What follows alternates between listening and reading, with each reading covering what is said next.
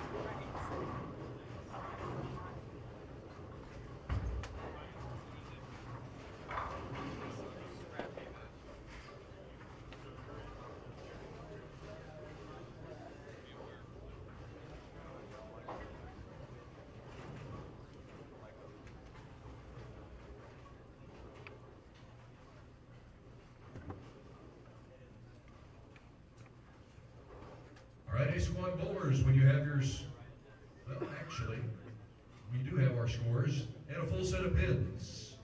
You may begin your competition. Bowling fans, how about a nice round of applause to kick off our first round of qualifying for the 2019 U.S. Open. Good luck, bowlers.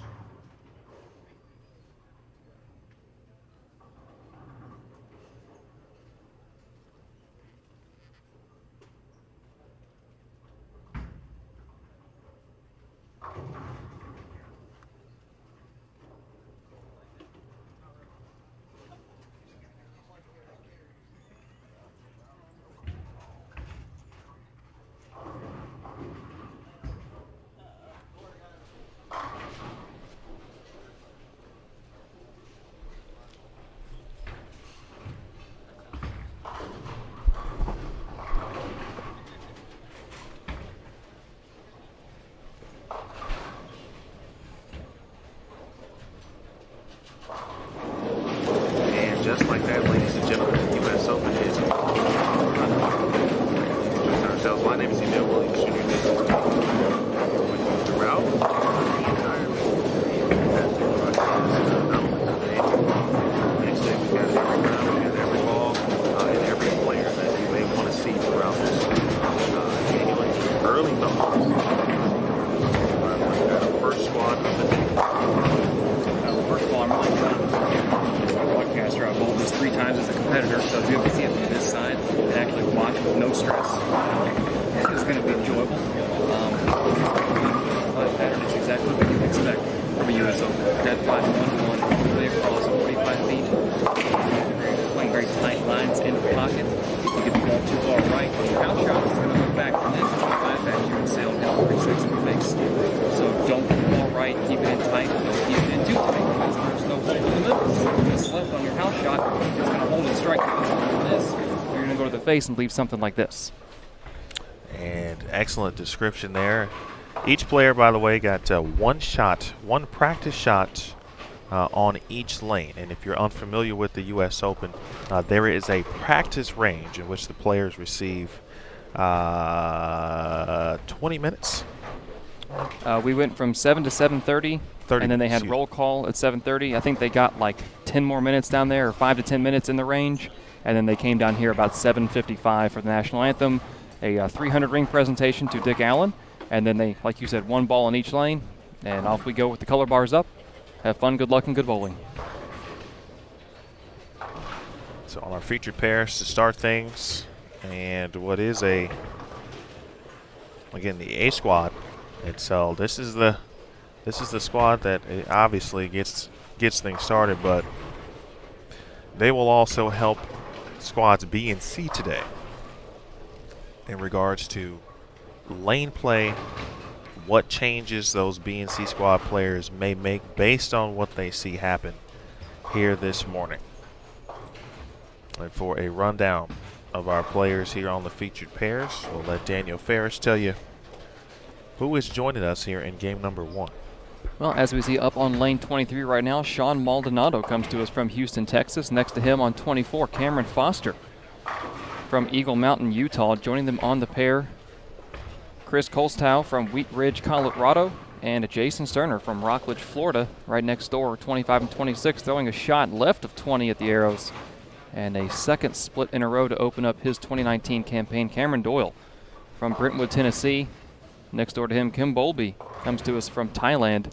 And then joining them on the pair, Marshall Kent from Yakima, Washington, and Nathan Roos-LaJoy, our neighbors to the north from Canada.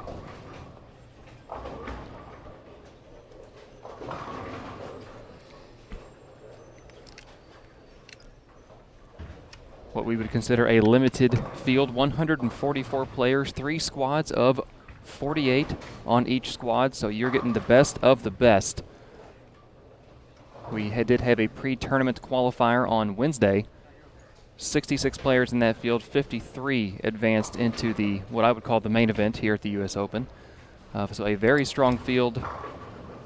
As I was about to say, we have 2 star-studded pairs in front of us, but Emil, as it turns out, with this format and the process for players getting selected into this tournament, every pair we see is going to be star-studded. You're going to have major winners on pairs, multi-time PBA champions, USBC Hall of Famers, collegiate standouts, and we do have a couple of players that come to us from the local area that made it in through the PTQ. So while you will see a lot of names you know, you may see some names you don't know, and we will fill you in as to who they are, what they've done, and why they are here. For all information, standings, results, rosters, pairings, you'll want to check out bowl.com/US Open. Again, bowl.com/US Open. Appreciate everyone joining us here on Bowl TV as well as Flow Bowling this morning. Our Bowl TV broadcast simulcast to Flow Bowling. Great washout conversion early by Marshall Kent.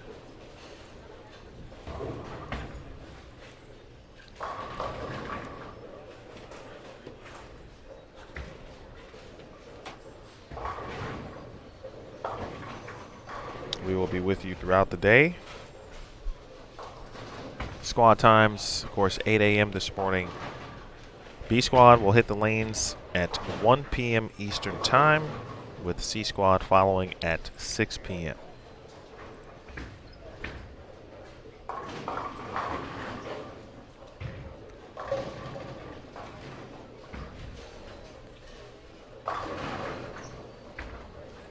I'll tell you one thing that I'm looking forward to is a lot of these players, I have not personally bowled a PBA national event in 6 years. So a lot of these guys, I haven't seen them in person.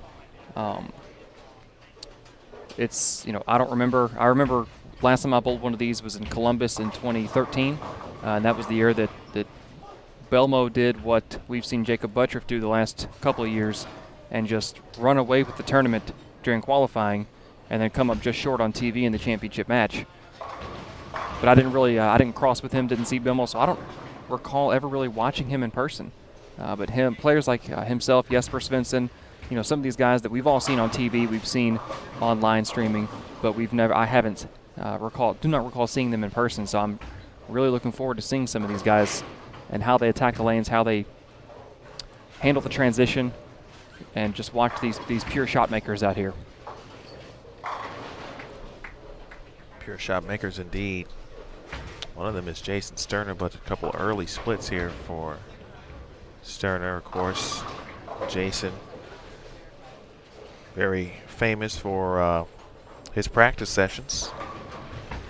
Talking about his regimen on social media, but right now this 45-footer giving some early trouble.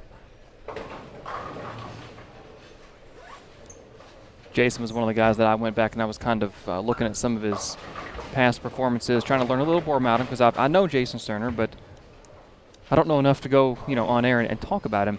And I did know from my time with the PWBA that he captured the 2017 PWBA mixed doubles tournament, also known as the Lucy, with Birgit Poplar back in 2017. And if you all have not seen the telecast of his first career win, I suggest you go back and look up the 2013 Don Carter Classic, when he shot 299 for his first career PBA title. And that 12th pitch was an absolute banger of a 10-pin. I mean, it was a great shot. Yeah, Jason, 3 PBA titles to his name, 22 career PBA 300 games. So when you say shot maker, he is certainly one of the players that comes to mind, but bad stretch to start the day, 3 straight splits. Same with Cameron Doyle right next door, 3 straight splits for Cameron. Converted one of them to 310 in the third. So both players finding this 45-foot flat pattern a little tricky here at 8:15 in the morning.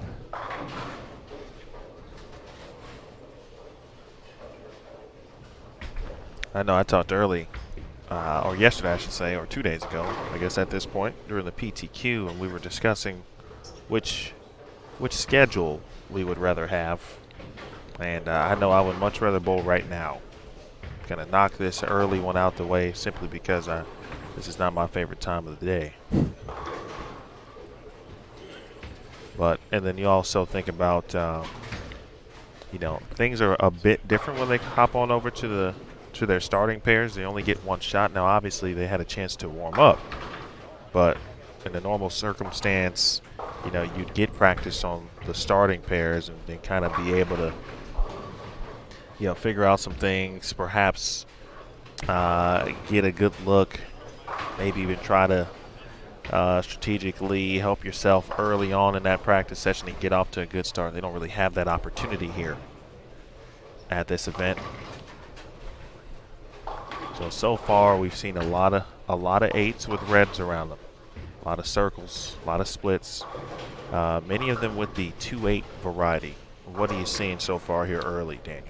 What I'm seeing is on let's say a typical sport pattern that has some shape to it. If you miss right, you might leave a 2-4, and if you miss left, you might leave a 3-6. But on these flatter patterns, you have no room to miss, and your mistakes are multiplied. So when you miss right, as we see with Marshall Kent here, and even if you don't miss right, if the ball misbehaves and pushes long or pushes right, you're not leaving a 2-4, you're going to leave a 2-4 and probably an 8 or a 10 with it. I know I'd rather shoot a 2-4 than a 2-4-8 and just forget about the 10-pin.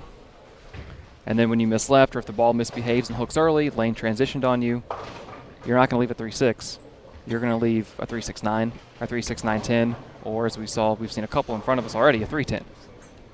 So this flat pattern multiplies a normal sport shot mistake.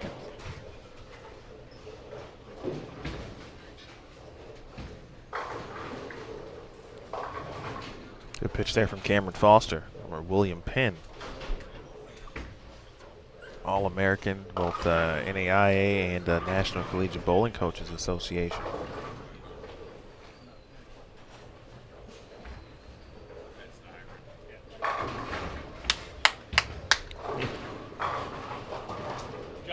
Now, for those of you familiar with collegiate bowling, Cameron Foster, 2 big college wins, singles wins to his name.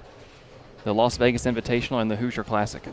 2 of the biggest tournaments in the collegiate bowling season. Excellent shot there from Cerner. You just saw an elated. He made a ball change, which seemed to get the job done. And Maldonado now striking in the 5th frame. Lane patterns is available, horsebull.com again /US Open. All of your results, everything you want to know can be found there, including the lane patterns. And you can check those out for yourself. If you follow social media, you saw a lot of the players talking about posting them during yesterday's practice sessions.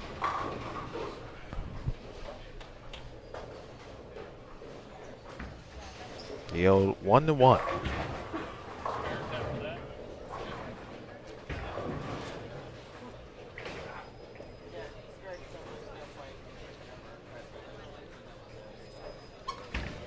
Yeah, there's no easing into the U.S. Open this year.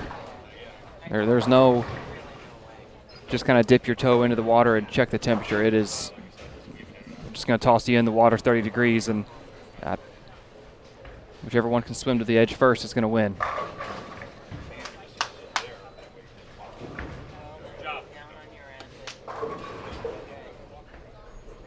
I want to say hello to everyone watching again on Bowl TV and simulcast to Flow Bowling.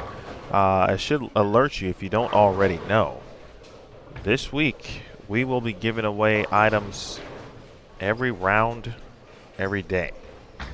Of course, on Bowl TV we often give away items ranging from, in the past, Apple AirPods, for example, to Bowl TV shirts and everything kind of in between.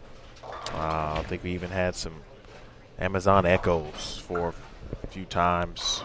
Might even given away an iPad, I think, at some point early on. Either way, this week we've got AirPods, we've got TVs. 50-inch TVs. 50-inch TVs, you are correct. Not just some any old TV. 50-inch TVs.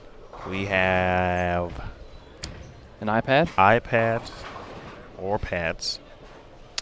If you're for the gamers out there, that's some gaming systems. What do we got? Xbox? Xbox One. Two of them. Okay. Two Xbox Ones. Wanted to be clear, we're not giving away an Xbox 2 because it hasn't come out yet. I feel that I may be forgetting something. That was it. Apple AirPods, 50-inch TVs, iPad, and Xbox Ones. So that's what's happening this week, folks. So be sure to be tuned in. Hopefully you will be rewarded for your coolness and certainly for subscribing to Bowl TV. So early hellos to Jennifer, Larry, Ramon, Chris, Nolan,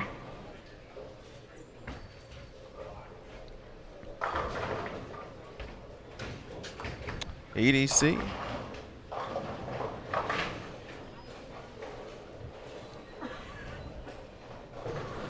Jennifer, I don't believe we will personally deliver them, but that would be cool. If they, they say, hey, let's go ahead and just personally deliver these gifts to the subscribers. Someone suggested, I think it might have been Aaron, just to have dinner with me. I don't know how good that would be. He did suggest that. Someone would be upset, I'm sure. Like that? Really? That's it? That's a pretty good prize in my book. Have a nice dinner. I mean, a real dinner, Tim. We're not going to take you to. I mean, no disrespect to fast food. Now, if you wanted that, sure, I'd be happy to do it.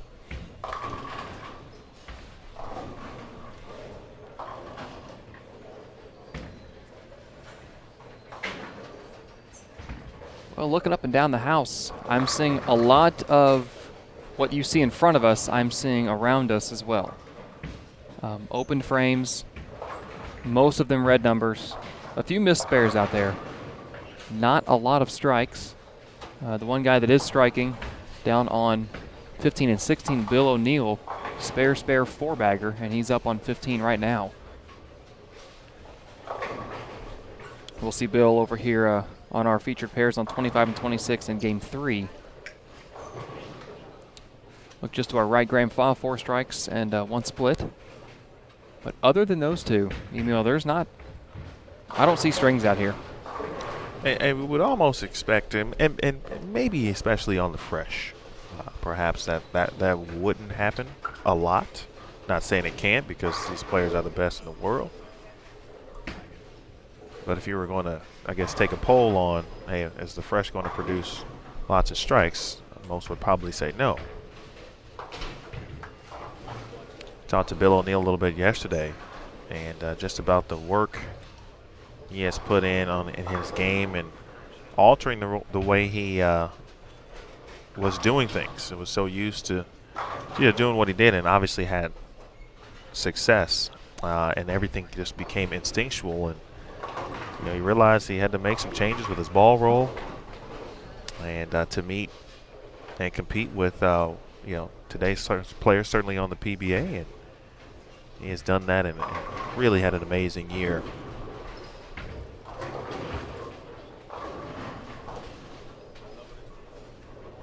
Won this tournament in 2010. We've got 3 winners, 3 past winners in this squad. Bill O'Neill, Chris Barnes in 2005, and of course the 5-time champion, PDW, Pete Weber.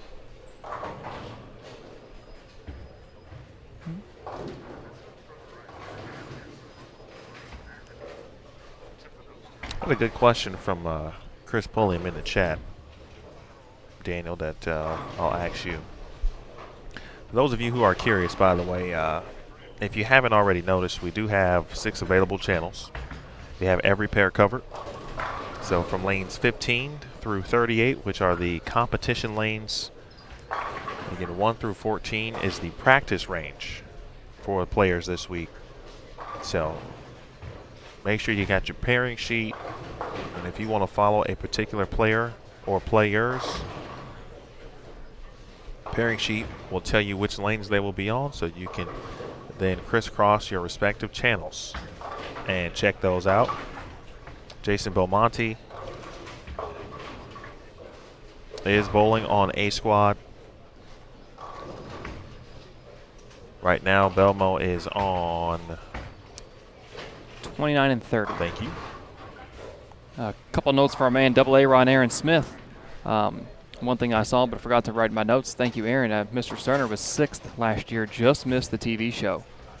So looking for a little bit of redemption here. And maybe a 4-bagger gets it wide.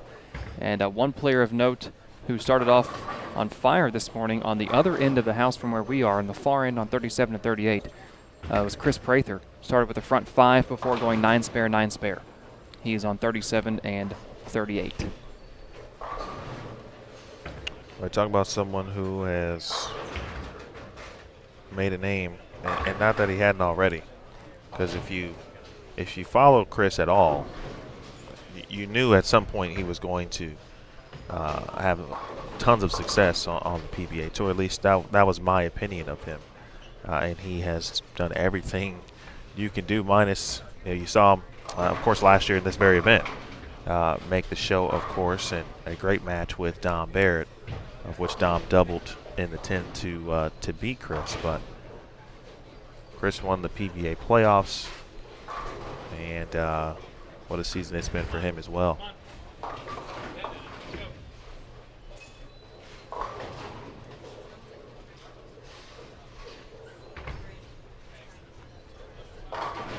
Wow.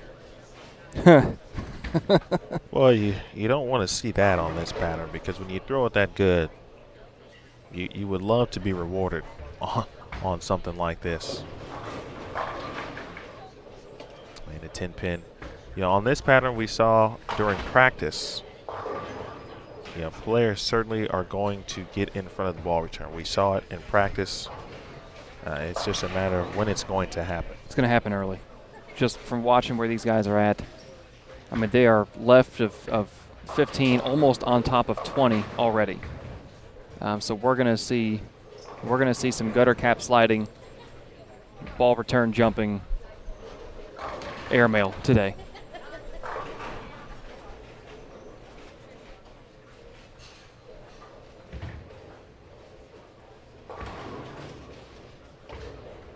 Aaron letting us know that Prather down on 37 and 38 has already left a fourth arrow. So we're already seeing guys. It's a race. Typically in a tournament, it's a race to keep moving left on a long pattern to find the hold. This is a flat pattern. There is no hold. So the players that are moving left early, they're trying to find the right angle down lane, and they're trying to get away from an area of lane that's getting beaten up by everybody else. So it's a race to get it, to find that fresh oil in the heads and just get whatever skid across the middle you can find. But soon enough, that skid is going to be, well, the ball doesn't hook if it's in the air. And that's how they're going to get the ball to get down the lane.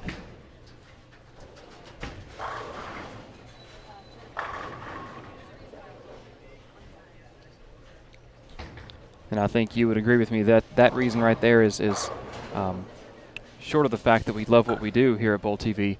That's one reason why we aren't out there, because you and I, as well as most of the bowling world, we don't have the skills to do that lofting thing. It's just not something we have in our repertoire.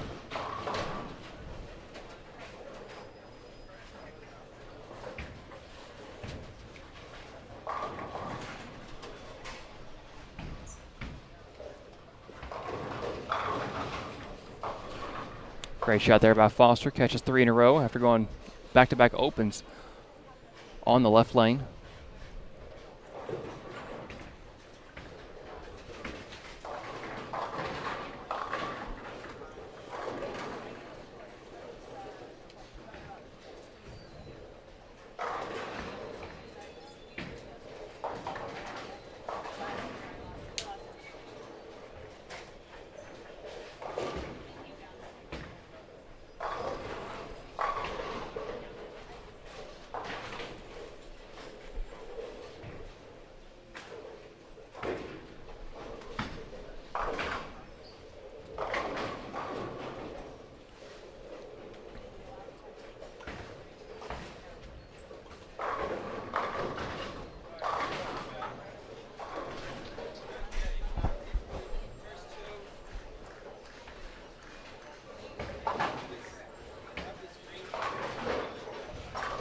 While we got a second, Daniel, let me get back to that question. Oh, you mentioned, yeah, Chris had a question. He did, and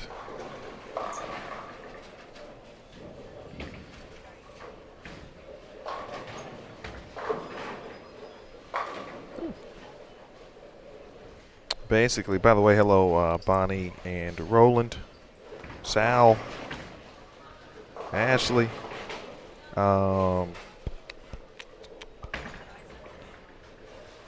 He asked about basically, would you recommend a willing bowler try to compete in a tournament no matter their experience, specifically a regional event? So if you're a decent league bowler, little to no sport pattern experience, and you find out a regional is coming to your town, would there be any benefits for said bowler to participate in that regional with an understanding that they have little to no experience in a sport, on sport, I should say, sport conditions in that environment? So long as the player has that understanding going into it, they can benefit from it.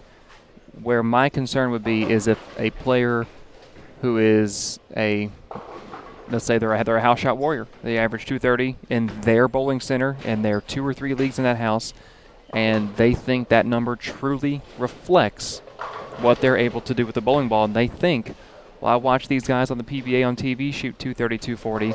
I can do that. That's the person that I would say, no, they will not benefit in a positive light. They will go and bowl with them not having that understanding going in. The minute that things go awry, which would probably be frame 5 of game 1, they would start to fry out because they would see things they have never seen before, and they don't understand what they're seeing, and it would be a miserable experience. So as long as said player has the understanding that I don't have experience on this type of oil pattern, I'm going to struggle, but I want to get something from it, yes, they can benefit. That's a good answer. I would only add, if there's any slight hesitation before that, if there is indeed a sport league near you, that might be a good opportunity to begin. And then you could at least develop some expectations, and then kind of learn more about your game before making that step. So I think Daniel's right, but if you say, I'm still not quite sure, find the nearest sport league. That shot there from Marshall, it's been a bit of a struggle early, but for that's the same for several players here. And game one can be obviously a bit tricky. And most of the players' opens that you see are splits.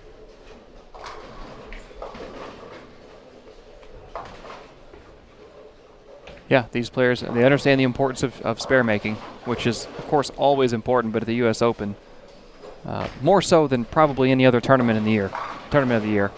So they're going to fill their frames when they have the ability to.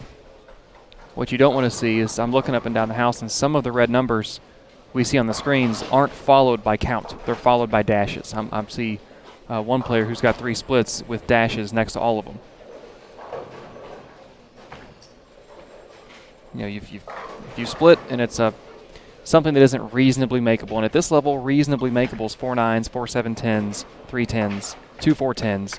But if you're leaving 7 10s, 4 6s, Greek churches, you know, get the 1 if it's an 8 count split. You know, get the 3 if it's the Greek church. Get your count. Oh, good Lord. 8 pin. 8 pins follow me no matter what event I'm doing. Hashtag team no 8 pin here at the U.S. Open. Good shot there from Sean. And all of Houston watching him. A couple of years ago, 2015 actually, I thought it was more recent than that. Sean went on a run of 4 straight regional wins down in the Southwest region.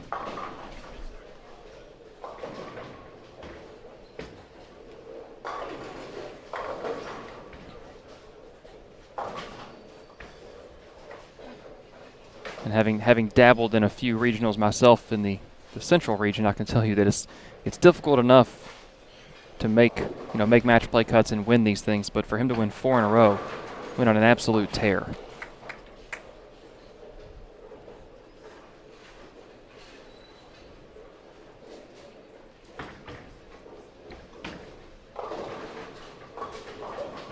Sean made the TV show 3 years ago, 3rd in the 2016 U.S. Open. That was the year that Francois Lavoie shot 300 in the title match out in Las Vegas. For a piece of history, young man. The words from Marshall Holman prior to Francois' final shots.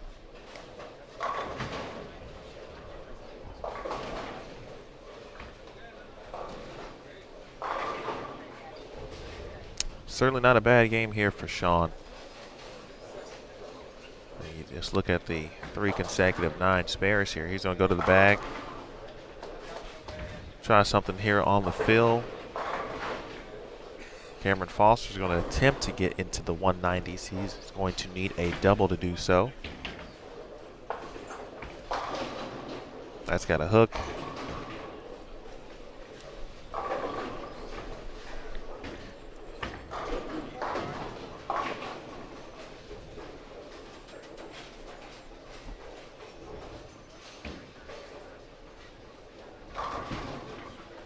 Team Rookie of the Year Cameron Doyle.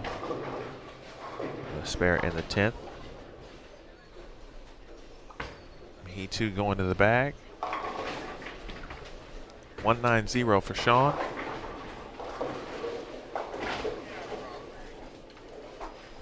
You see Brandon Curtis, the southpaw, doubling in the 10th over on 19 and 20. Looking to get into the 2-0s. Someone you know very well also on that pair, Daniel. Mike Kahn from Louisville. Yeah, Mike minus a big 4 in the 8th is clean. Just struck first shot in the 10th, a chance to punch out for 201.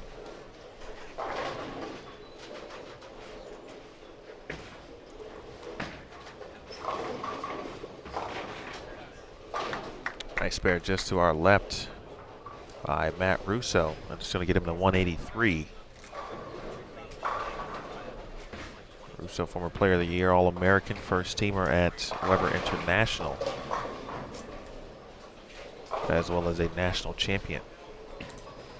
Speaking of national champions, here's one in front of us. Marshall Kent working on a double.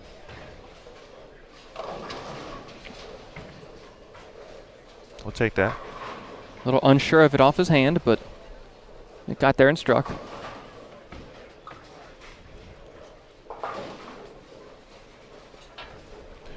We talked about we were talking about players and just kind of doing some due diligence on our part. And I know you spent some time yesterday doing a little research, but Marshall's success at this event is, you know, I'm sure the players out here certainly know and understand, but it's one of those things that, like, if you're not following the tour on a consistent basis, you can forget about things like that.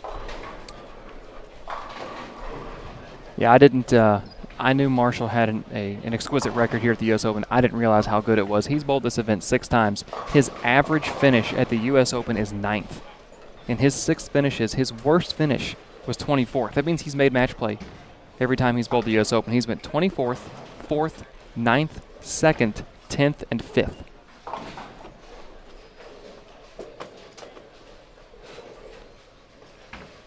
And really, I think it was a 7-10 away from that runner-up finish.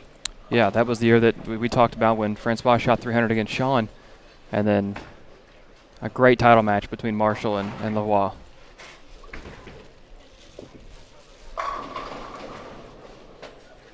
Well, Bowlby quietly doing his thing over here.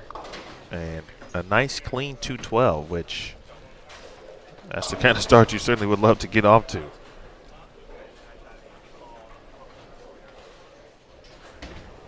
And just like that, game 1 is in the books. It went by so fast. 1 game down, 23 to go, just today. 3 squads scheduled today, 8 a.m. as you're watching in front of you, 1 p.m. and 6 p.m. all Eastern time here in North Carolina.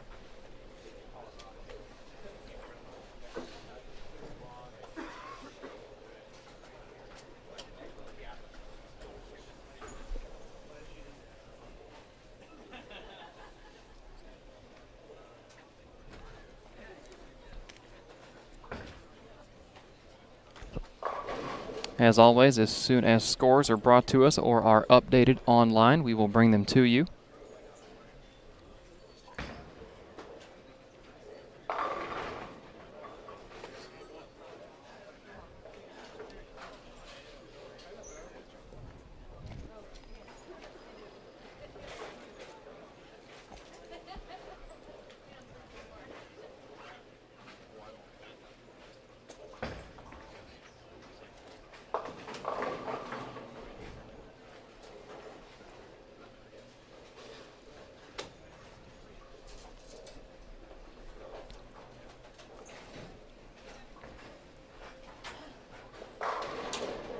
Take a look, introduce you to who we're going to have on our featured pairs here for Game 2 of Squad A here at the U.S. Open. Over on 23 and 24, Brandon Curtis from Manson, North Carolina, William Hibbard, Mukwanago, Wisconsin, Chris Warren, Grants Pass, Oregon, and Mike Kahn.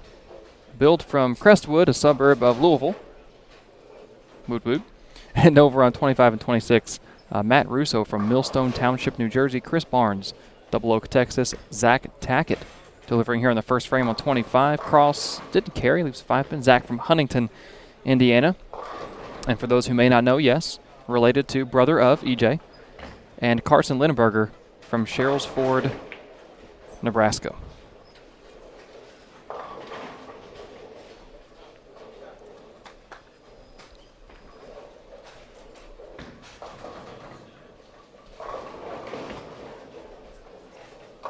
Already rough going here for Curtis, opening with a Greek church. 203 his first game. Hibbard had 171, Kahn 190, and Chris Warren, rough start. Good thing is he's got 23 games left at 127 the first game for Warren. Zach Tackett had 201. Carson Lindenberger had 167. Matt Russo 183, and Chris Barnes 199.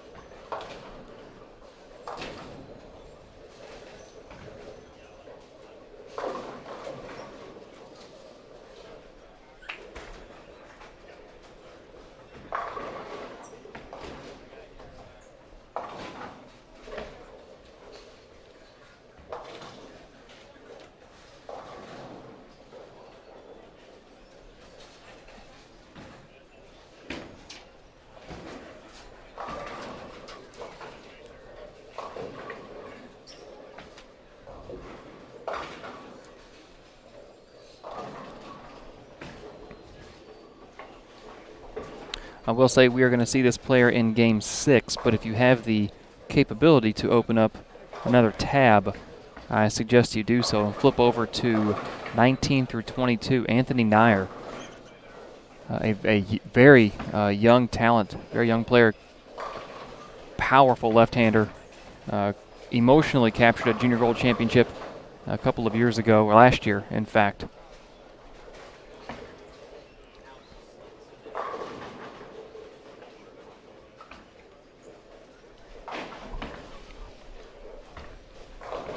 Captured the U20 Junior Gold Boys Division at Junior Gold, the U20, again, the U20 Division, 2018 champion last year. Very powerful, strong lefty.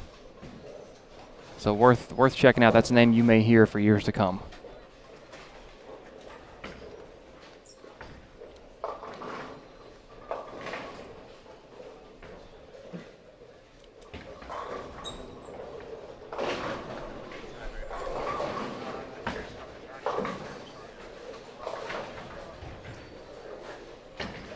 That's just a family that it's in the blood.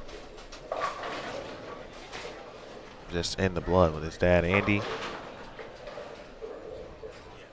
and his sister, Alexis, who made a very nice run at the U.S. Women's Open this year in Las Vegas.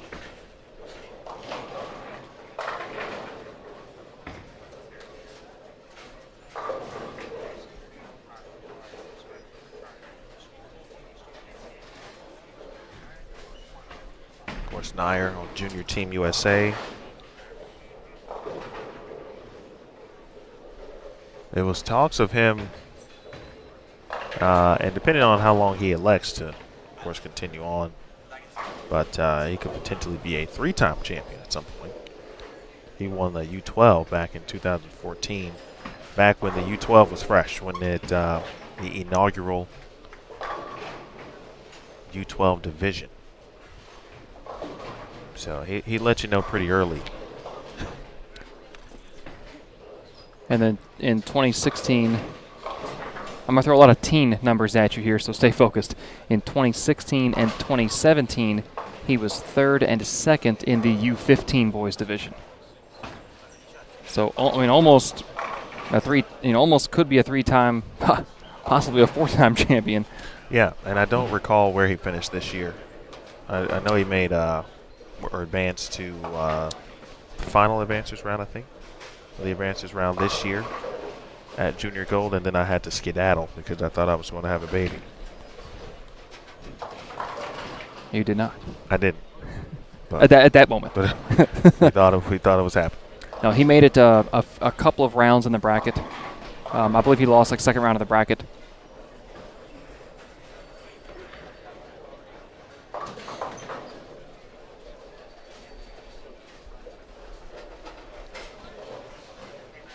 Nice little nugget of information for some of our, what I might say, are more veteran viewers of Bowl TV. And by veteran, I don't mean longtime viewers of Bowl TV. I mean people that are older than me. If you pay attention, Mike Kahn, who unfortunately just chopped the bucket, his spare ball is a Lady Ebonite urethane ball, which to people of a certain generation will ring some bells. And he told me before we came out here a couple weeks ago, he said, man, I'm really hoping I could throw this Lady Ebonite on a pattern like as a strike ball. I said, Mike, I'd be more concerned with throwing a ball that's going to like strike than worrying about really wanting to throw this ball. He goes, oh, I know, but I really hope I get to throw it. And the one pattern that he was hoping to throw it on would be the shortest of the three, which is the 37-foot pattern we will see on Sunday. And after a couple of shots, he came back and looked at me and he goes, "No, it's not strong enough." So it's resigns to being a spare ball this week, which will get more use than any strike ball. And that goes for every competitor in the field.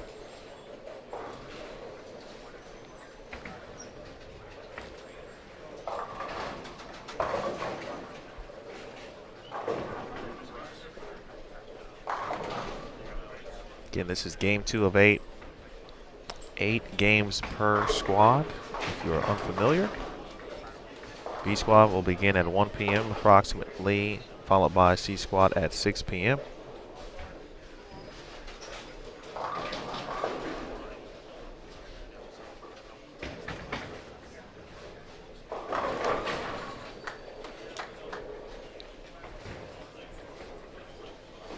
Some good combos in the chat regarding, of course, just the game and the sport in general, which is not uncommon certainly with our Bowl TV viewers.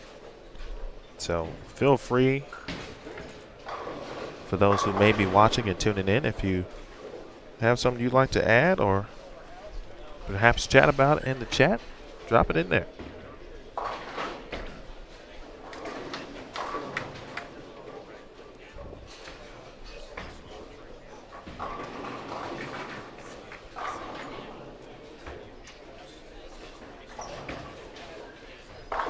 That's a leave I often would leave. No emphasis on the wordplay there, but The 258. just the bucket or some Okay. type of bucket combination on this. It's my history, I briefly touched on it at the PTQ, but on a flat pattern in general, because of my general inabilities when I was bowling consistently to, if I needed to get in to be able to carry, I would often leave combinations like that.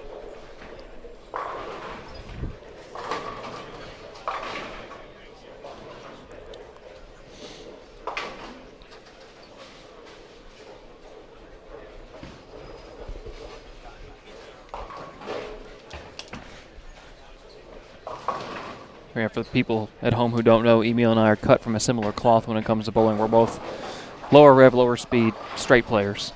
Like to attack the lanes more north to south. So yeah, when we have to move in deep, carry becomes inconsistent. But to your note about leaving a lot of light stuff, I know for a fact my stuff's not going to hook back. So I tend to miss more left when I'm playing in because I know it's not going to hook if I miss right. So my tendency is miss left.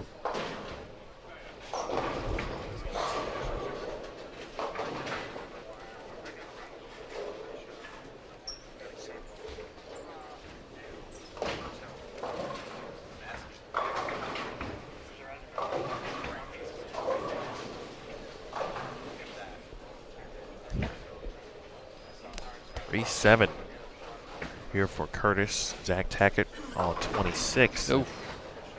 Through the nose of Greek Church. For Tackett, I think we got a very good look here, I think, throughout this squad of lefties and righties. We've already seen a few lefties through a game in just a few frames here. It's Chris Warren. Crosses over, but leaves something makeable.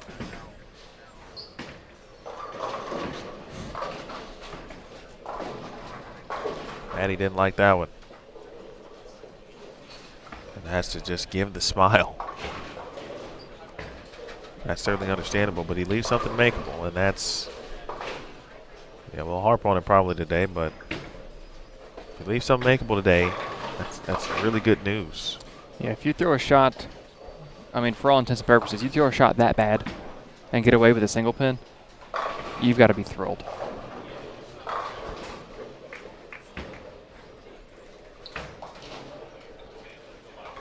Something the left-handers are going to have to deal with today that they don't typically have to deal with is Well, first of all, we see a lot of left-handers on patterns. They play the outside part of the lane. That's where the pattern shape allows them to play. But with today being, 1, being at 45 feet, and 2, being flat, there is no shape. So they've got to play a little closer to the head pin. Well, what they're going to encounter today pretty quickly, if they haven't already, is their ball path is going to cross the ball path of all the right-handers. And that's a lot of traffic they're going to have to go through. So where they don't see a lot of movement in the heads in the first part of the lane, typically speaking, they're going to see that today because they're going to be crossing the area of the heads where the righties are playing. And then they have the pattern itself to deal with. So the left-handers are going to have, I think they're going to struggle today unless someone can find a way to stay left of all that traffic and find a way to get some motion outside. Talking about a lefty, that's where we're going to see, I think, some success come from left-handers today. I believe Chris Barnes made a ball change. Just tossed 10 back on 25. Of course, players had to whittle down their ball selections to 10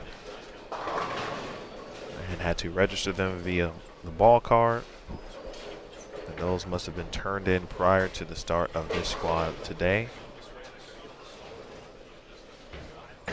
So throughout the day yesterday, three patterns for some 4. For those who elected to attend last night's optional pattern 4 practice. Working their way down the process, filling gaps. If they needed to drill a couple balls prior to turning the card in.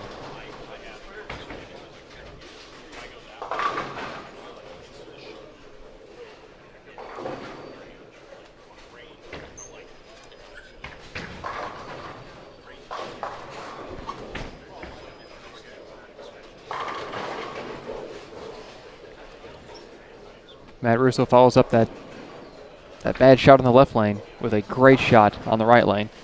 And if you didn't see it, as soon as you look up and see what he left, you'll know why I looked immediately at you. That just automatically means an 8-pin. Yep. And now back-to-back opens, unfortunately, there for Zach.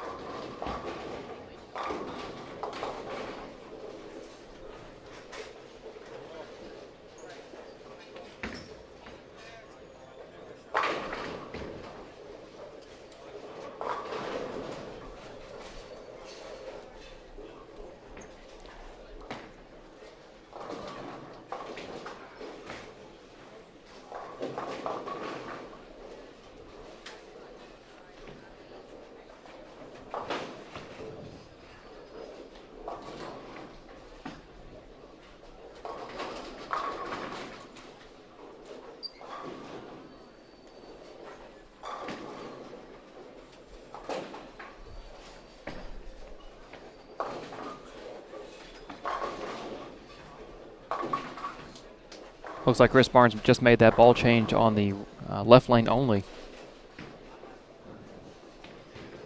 Staring down a flat 10 on 26, Russo. Back-to-back single pins, smash 8-pin in the 5th. And gets the half pocket carry. Nice shot there by the two-handed lefty.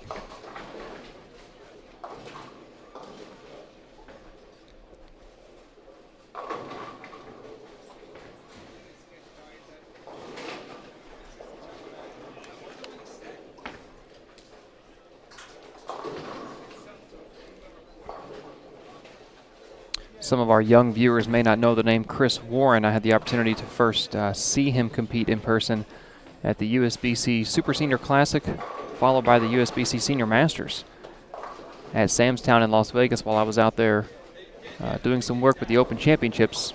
My first venture on the Bowl TV was at the Super Senior Classic.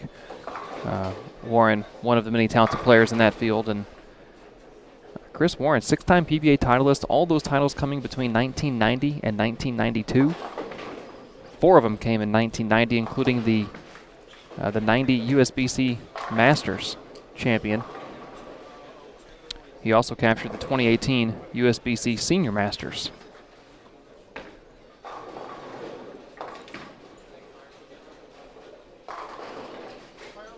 And it's understood, I know, that all the pins are the same distance from one another on the pin deck that are side by side. The 1 and the 3 are as close to each other as the 7 and the 8, and so on and so forth. But the 2-5 is always one of the more choppable spares.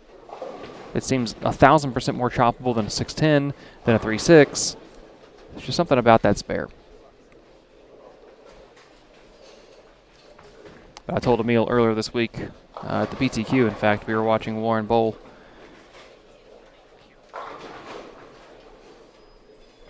Or no, it was the practice session. Excuse me, it was the practice session yesterday. I said if I can be a 10th as good as Chris Warren when I'm half as old as he is, I'll be a happy man.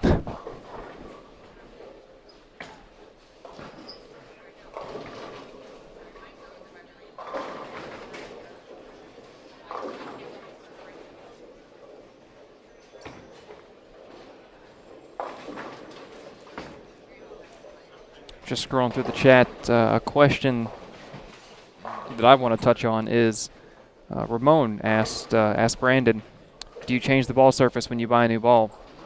And Brandon, I am 100% on board with your answer. That's what I tell everybody in the pro shop whenever they my dad, who runs a pro shop and has run for over, coming up on. He's worked in a pro shop for over 30 years, but run his own pro shop for north of 25. But I tell everybody, I said, absolutely take the box surface off, because no pro shop can recreate a factory finished surface. And with as important as the details are, and as small as the minutia can be when it comes to ball surfaces, no pro shop can exactly create what the factory finished surface is. So yes, I would absolutely suggest changing surfaces on a bowling ball.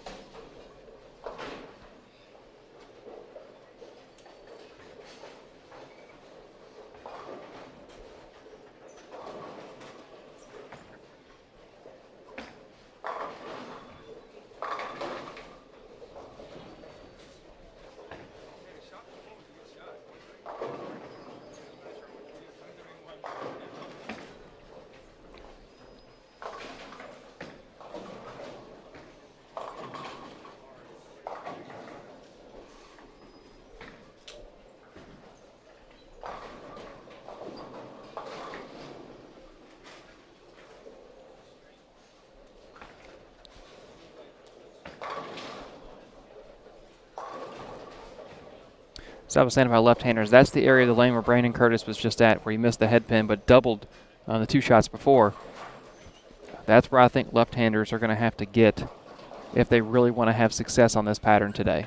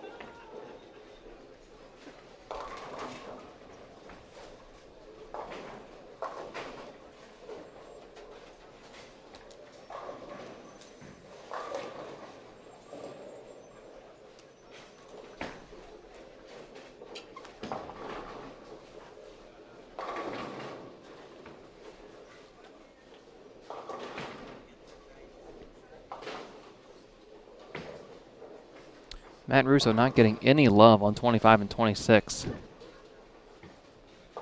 2 stone 8 pins that I can count in the 5th and the 8th on really good shots.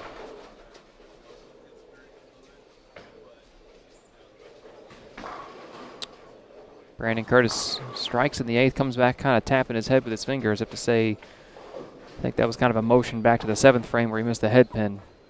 Just saying, look, pay attention, use your head. If you had, you'd have 4 in a row right now.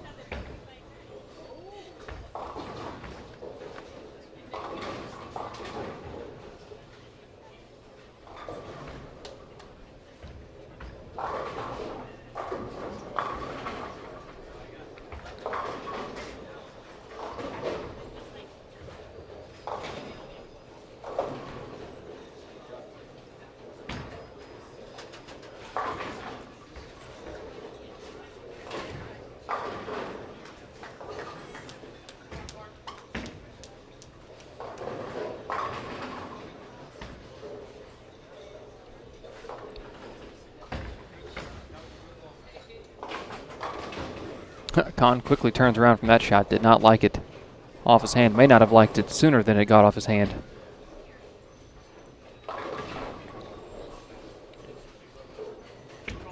Mike, quite a bit of success, at least back in his youth career. The 2009 Boys Junior Gold Champion. Was on Junior Team USA in 2010. For anyone from my area of the country, you'll recognize this tournament name. He was the 2016 Kentucky Open champion. 190 game 1 and having a tough go of it here in game 2.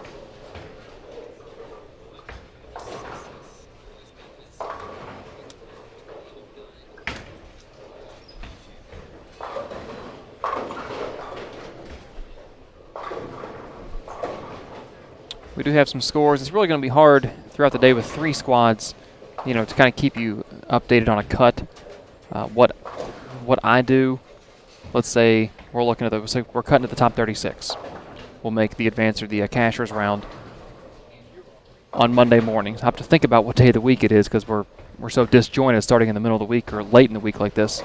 But 36 make the advancement. So with 3 squads, I would divide that by 3.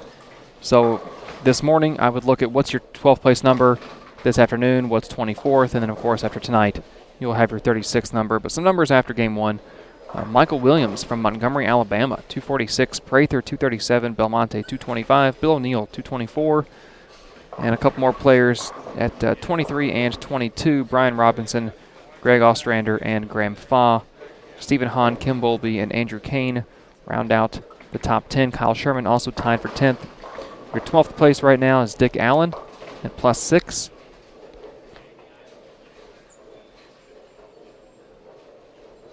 And then you can do the same math for the top 24 cuts. We'll look at 8th place right now was Stephen Hahn at +15.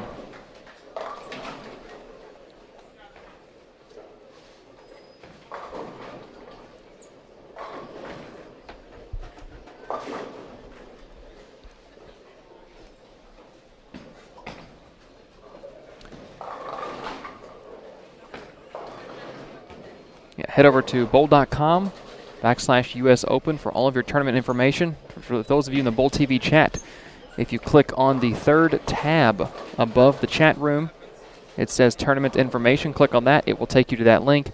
That's where you can see tournament schedules, scoring updates, lane pairings, the entire roster.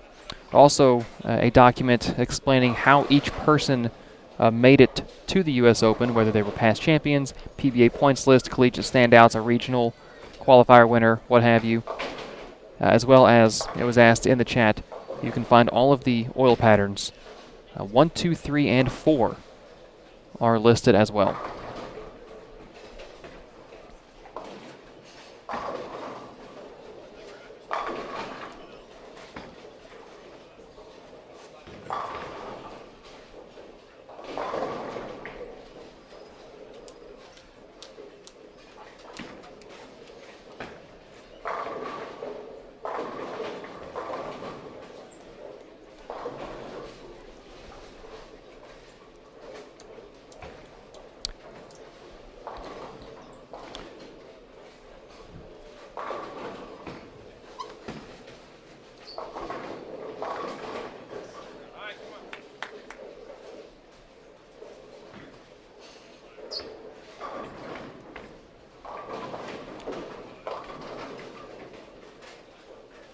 Yeah, Brandon, 45 feet.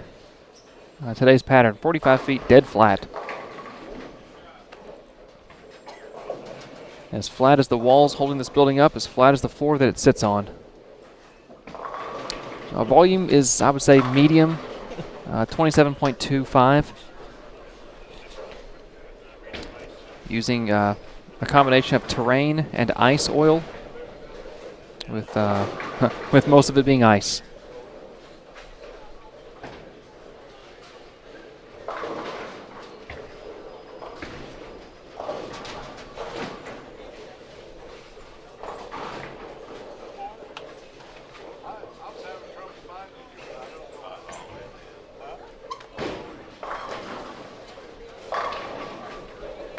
One other thing, not to get into the the inside baseball minutia of oil patterns too much, but it was explained to me by the pattern creator, Nick Hoagland. He said, if you're looking at the graph, and you're looking at the box on the left-hand side where it says buffer, it has all threes. He said 3 is normal. It's the speed of which the machine is buffing. And on the last run, you see a 4. And he texted me, he said, note that the 4 buff speed at the end of the pattern, it dumps more oil at the end of the pattern. A faster buff speed equals more oil that is removed from the brush to the lanes. So not only is this pattern 45 feet long using Kegel ice oil, it has more oil dumped at the end of the pattern than normal.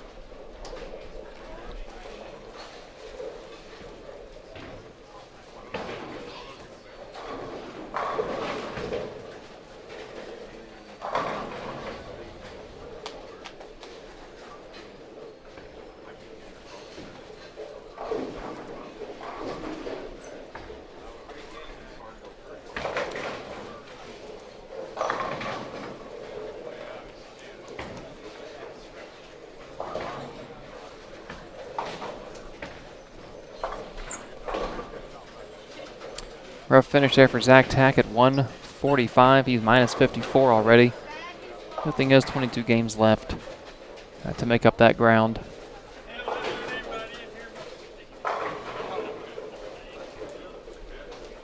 Matt Russo, very nice clean 224. Finished with 4 in a row. +7 on the day. That's the kind of U.S. Open game you want right there. Barnes clean through 9. Looking to double to get into the 2 teens here. Crossing right around 22 at the arrows.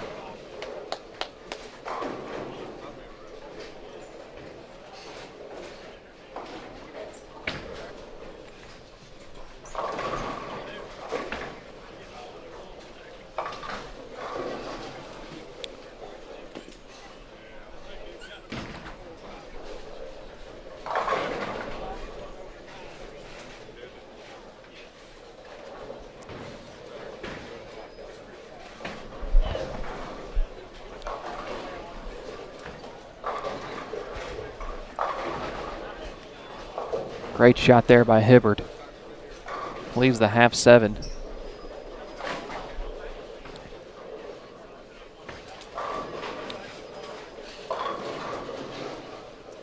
Barnes on that shot, he crossed to 22 on the previous shot, and it was kind of a high flush. The pins kind of went straight back. On that one, he crossed right around 23 and leaves a 4-pin. That is how demanding this pattern, these flat patterns are. One board difference. Just one board difference will cost you carry. 2 board difference, he's looking at probably a 3-6-10.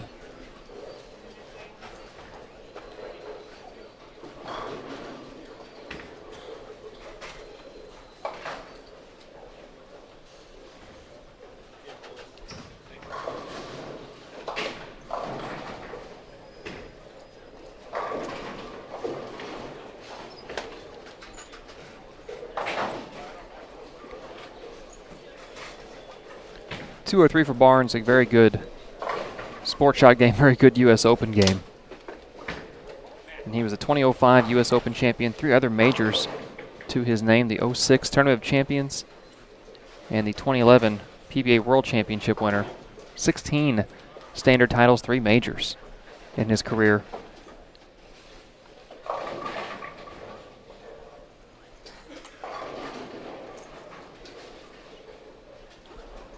As well as a longtime member on Team USA. So Chris Barnes, he's one of the names we all know. Sometimes you have to sit down and actually look when you see their resume in print. Like, you know, okay, Team USA, gold medals, PBA majors, PBA titles, you know all that. When you see it in print, that's when it really blows your mind.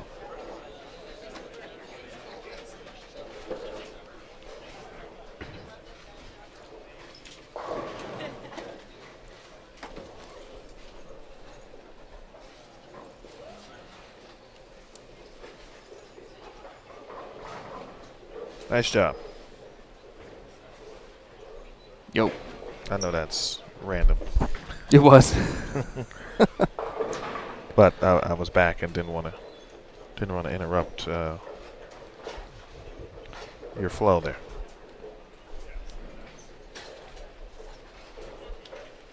The game 3 is on the way.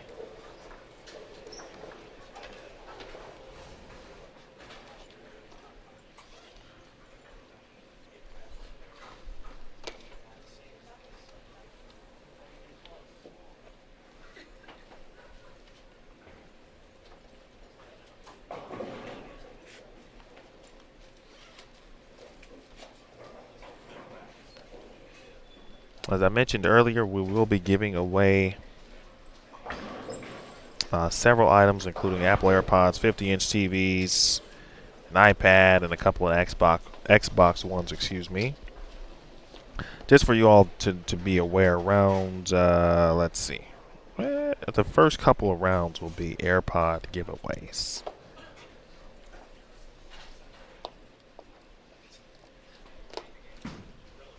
So with game 3 on the way,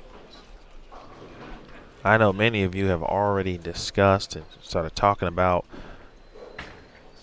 professional schedules, whether they be PBA schedules, whether they are the PWBA schedules, and making sure that you can go and visit and check things out. Well, we certainly hope you are. And you will. And a good place to do that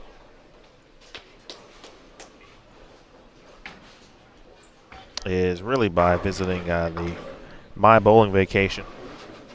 And simply put, mybowlingvacation.com. Especially if you plan on competing in tournaments like the Open Championships, the Women's Championships. Perhaps you or someone you know, you have a student athlete, a young athlete who will be competing in Junior Gold in 2020, make sure to visit mybowlingvacation.com for all of your hotel needs.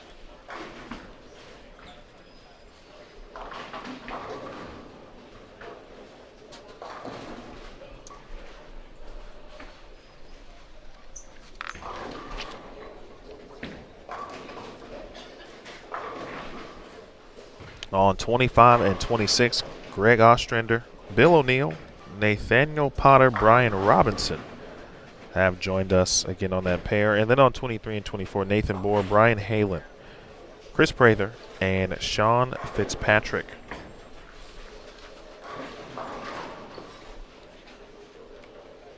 And there is the real deal himself. We talked about collegiate bowling. Of course, Bill, a former collegiate player himself at Saginaw Valley.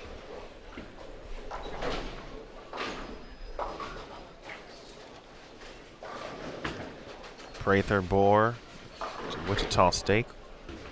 Brian Halen, McKendree.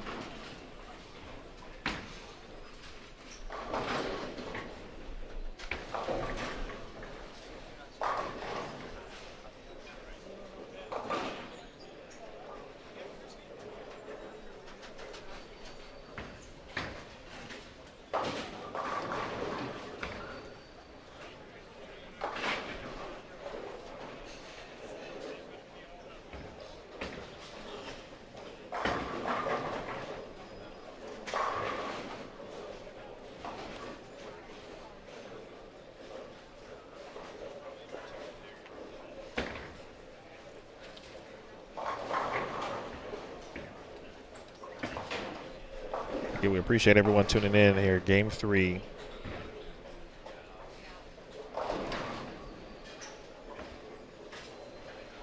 Yeah, Brandon. Hey, not playing around here for the U.S. Open.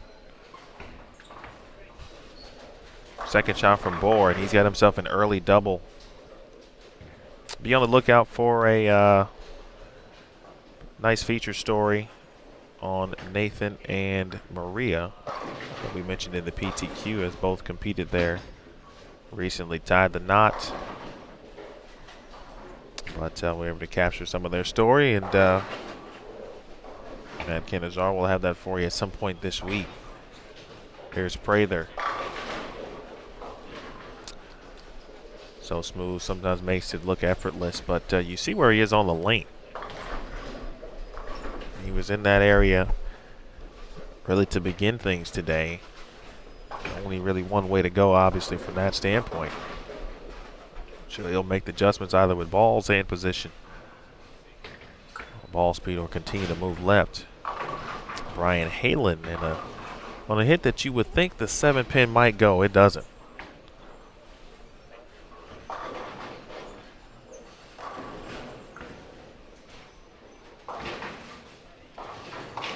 Saw Brian Robinson on Wednesday during the PTQ. 53 players advanced to the PTQ. To join 91 players who are already in the field via direct entry, and that could have been top 75, the PBA, money list, for example. Junior team, Team USA members from last year. Last 3 Masters winners, for example. So really, and other categories. So I always encourage you to check that out if you are curious exactly how players qualified. Some of them actually won the local qualifiers that were held throughout the country. You can check that list out. It's in the information tab. Bowl.com/US Open Qualifiers list is the first one available.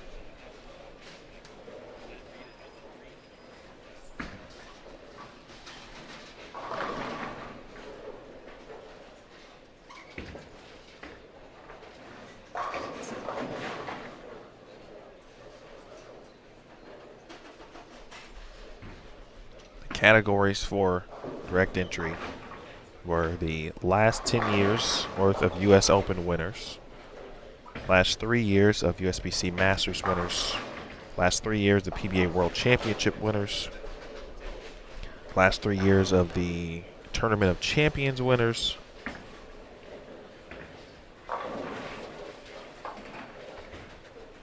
again, obviously these are based on lane performances.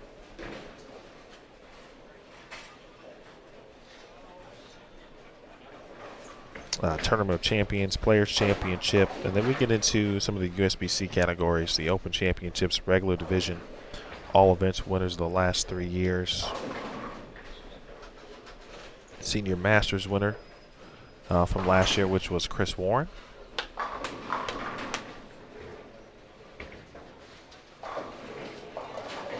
We can get into the Senior U.S. Open Junior Gold single intercollegiate singles championship men's winners of the last couple of years. Last year's top 5 finishes at this very event, top 75 at the PBA money list. The National Tour, WBT, mentioned junior team, and Team USA, top 3 of the U.S. Amateur. There were 20 U.S. Open regional qualifiers, and of course, one winner from each of those.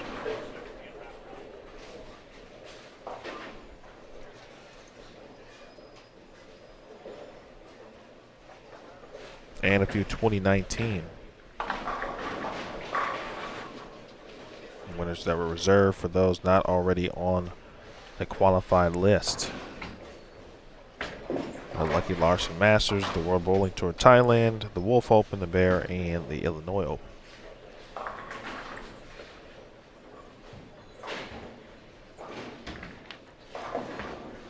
My man Jeff is back and not wanting to go to work. That's what I love to hear.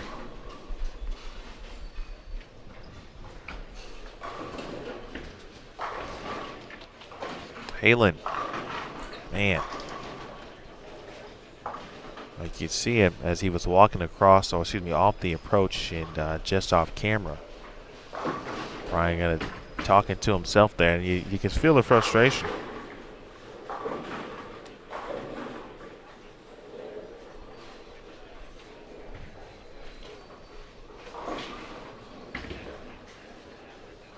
Throws a good shot on 24, 7-pin. Throws another one, and then leaves a 4-pin as Nathan Bohr.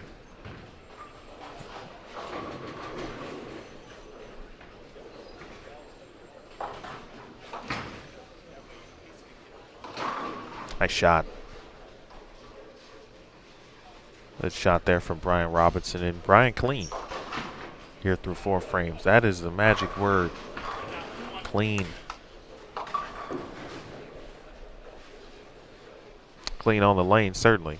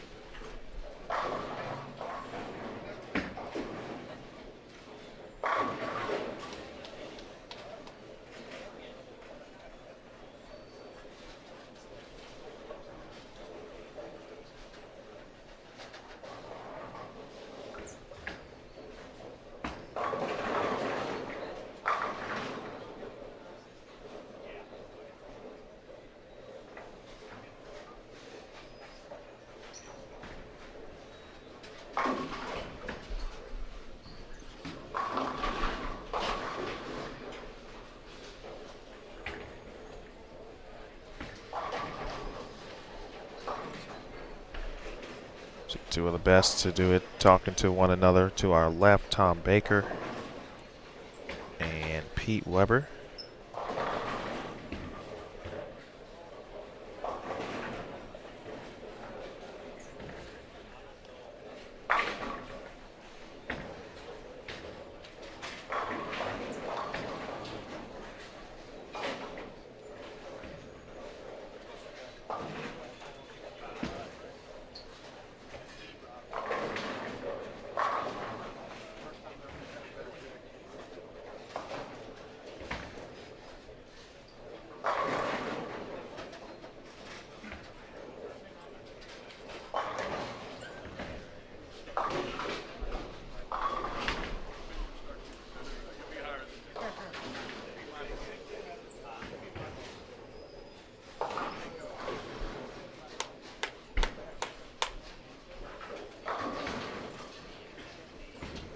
Ostrander clean as well, as Bill O'Neill about to step up with the front 4.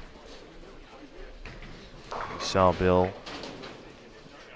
going to step not on the approach, but you see him kind of get visually lined up where he's looking to toss it, where he's looking to Want to see his ball go through from release point through the target. As Brian Robinson steps up first on 26.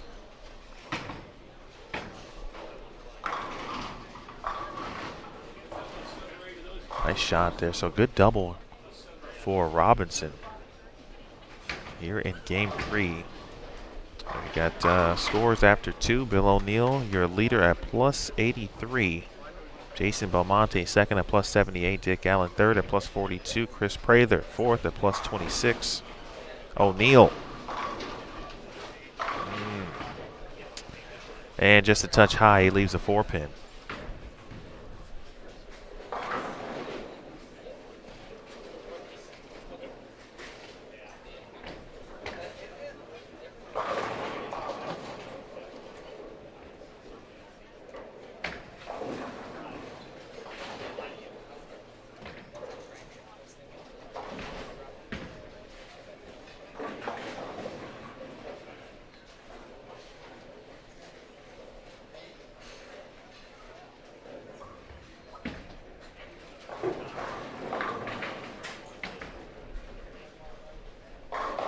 Finish that update on scoring. Graham Fopp plus 19. Sean Maldonado plus 15. That was 5th and 6th respectively. Brian Halen at plus 9. Matt Russo plus 7. Ken Bowlby 9th at plus 4. Kyle Sherman right now 10th at plus 3. Chris Barnes 11th at plus 2. And a couple players who are even after a couple. Michael Williams the second, and the aforementioned Brian Robinson, who is off to a great start here, game 3 through 5 frames.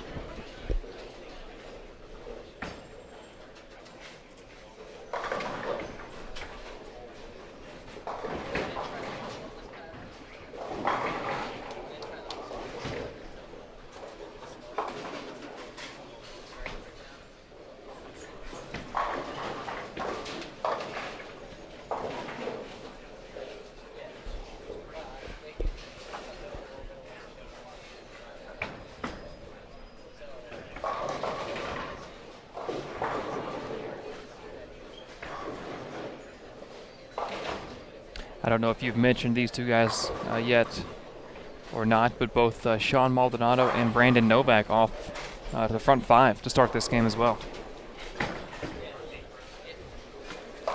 Did not see them. Thank you very much. Yeah, Novak specifically was minus 83 coming into this game, so a pretty bad start, all things considered. And I saw him walking back to the paddock with a 3-ball bag and walking back out with another 3-ball bag. So making some wholesale changes. The balls he brought out, he did not like. And whatever he found back there and brought out with him has worked so far, front 5 this game. First open of the game for Bill O'Neill. He leaves the big 4. Gets the count, but obviously good shape here for Bill with that great start.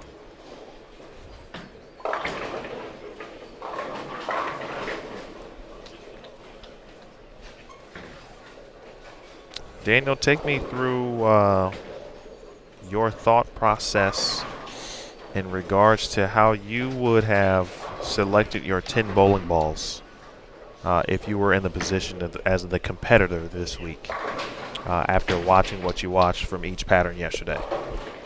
Oh, nice carry from Brian Robinson. Getting some love up there on the Brooklyn side. Well, I'll answer your question with a quick question. Would you rather me answer you how I would have before I spoke to the players I spoke to yesterday about their process for selecting bowling balls, or give you my answer after I spoke to them? Because I learned some things talking to them yesterday, and I think we may have hit on this a little earlier. We put together a little package that we're going to play throughout the broadcast of the guys I talked to. But which way would you want me to answer? Since you said that, I would like now both. But I would prefer you give me the original. Okay. Prior to learning your knowledge, and then I think it's important that you said that you then learned something. So then, how would you certainly apply what you learned and what you might have changed? What I would have done beforehand has treated me well over the years in situations like this. but there's always room to grow. And what I would have done is when, okay, I'm going to find a start ball and a go-to ball on every pattern. So 2 balls for each pattern, 6 total. I've got my spare ball, that's 7. And then I'm going to have 3 bowling balls that maybe each of them is a third ball on each pattern, or one of them might just be very unique. Like I would probably have one ball that I knew for sure would be a short pattern ball, because that's where I excel, is on shorter, drier patterns. And then the other 2 in the bag would have just been whatever. After talking to all the players I talked to yesterday, oh, great shot from Bill O'Neill. A lot of them talked about, and once they said this, it made sense, is the fact that all 3 patterns are in the same house. And despite the patterns being different, the house is going to play the way the house plays. The characteristics of the lane beds aren't going to change. And if a bowling ball looks good on the long pattern, it's probably going to look good on the short pattern, that whether it's that cover stock, that core, or maybe that ball, that individual ball itself, they may be able to throw on 2 of the 3 patterns. So what I would do instead of my original plan is I would still like to find 1 ball for each pattern that I know for sure I'm going to throw on that pattern. But after that, it would be about selecting 5 or 6 bowling balls that just fit well in the arsenal as a whole, instead of earmarking them for one pattern or another. Because if you earmark a ball for a long pattern and it is specifically set up, let's say, for a long pattern, you've already taken it out of consideration for the other 2 mentally. And that's not a good place. You want to go into a tournament like this, into a block, knowing that every ball you have in the building, for the most part, is applicable on that pattern.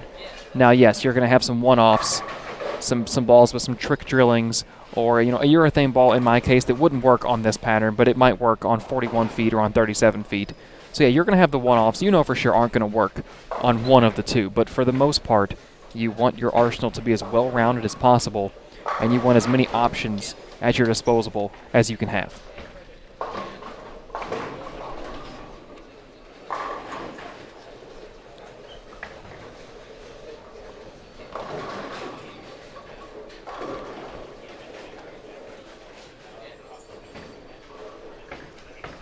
We do have some numbers after Game 2. Have you touched on these yet? After Game 2, yes, I did. Okay, good. Unless they changed. I'm going to go with they probably haven't. I hope not. Doesn't hurt to go through them one more time just in case we've got a new viewer. I'll just hit some highlights. Bill O'Neill's your leader, plus 83. Jason Belmonte is at 78. Bit of a gap down to third is Dick Allen at plus 42. Chris Prather, plus 26. Graham Fine, fifth at plus 19. Of the 48 players in the field, 12 of them are even or better. Make that 13 of them are even or better. 2 of them are even, the other 11 are plus. Let's see, about half the field averaging north of 290. 23 of the 48 are north of are north of 190.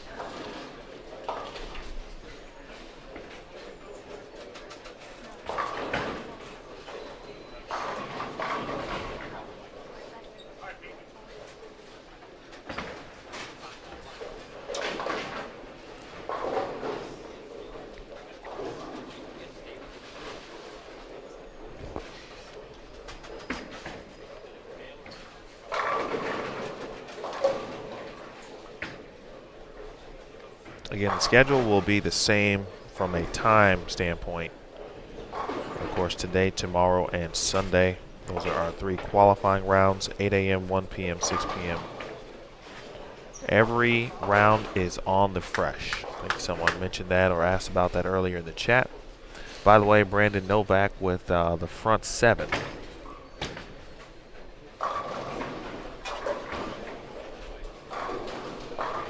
Maldonado has 7 out of 8. He's split in the 7th frame.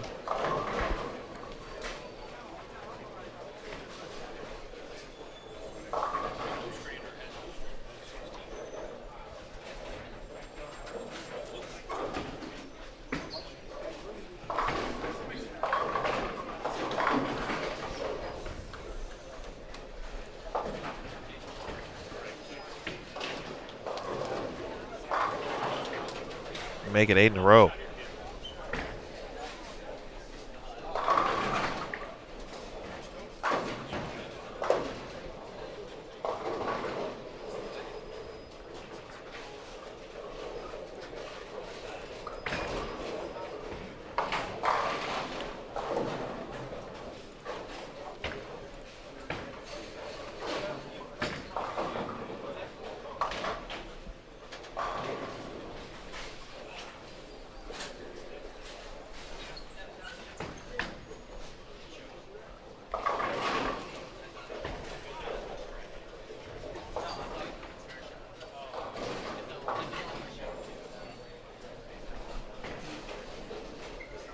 I'm curious now, Daniel, and obviously, depending on how things go, but probably worth a question at some point if we get a chance to talk to Brandon later.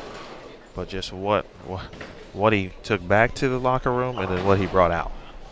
Because, not seeing his first couple games, but as you mentioned, based on the score,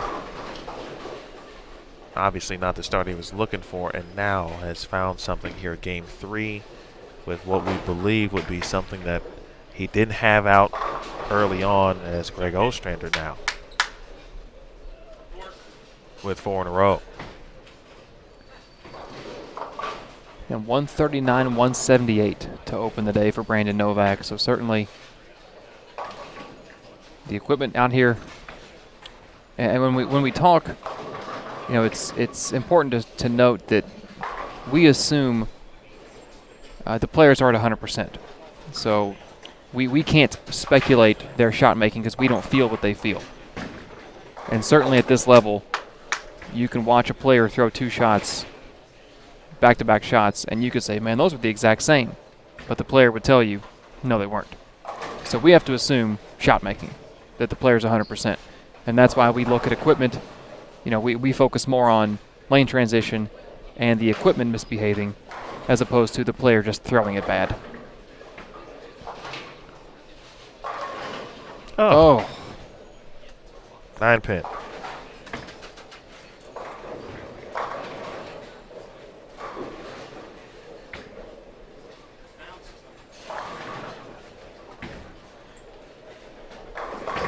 Talk about bouncing back, though. Well, the mental toughness that you must have at this event, could be a bit different, in my opinion, than any other event. And maybe just simply because it's the U.S. Open. A major event itself would require, any major would require the mental stamina and toughness. But, everyone knows the U.S. Open is just a bit different. It's a little bit of a different beast that you must tackle with so many entities. Almost a restart every day, not only from, one shot at a time, but, it's a new pattern every day you walk in the building. Now, until we get to match play, of course, that's a little different, as well as the cashers round. But for qualifying, it's a different situation daily. I forget who it was I was talking to. I mean, this was 10, 15 years ago. But someone equated your memory in bowling in a situation like this. You have to be like a closer in baseball.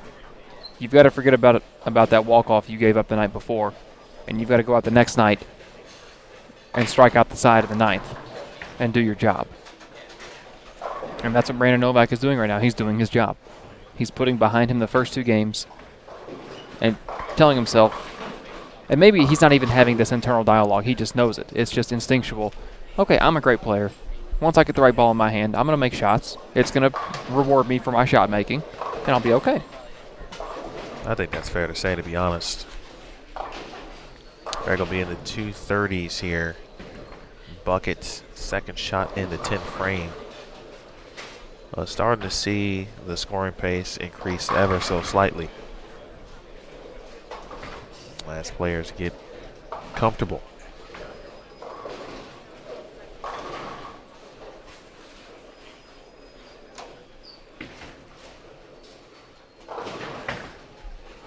Now, going back to Chris Pulliam's question in the chat from early in regards to, a player with not a lot of experience on sport conditions.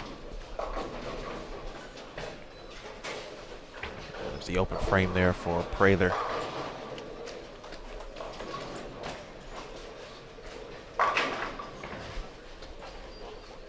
If you can find a league with sport conditions, and some, there's typically they change the pattern every few weeks, a type of format.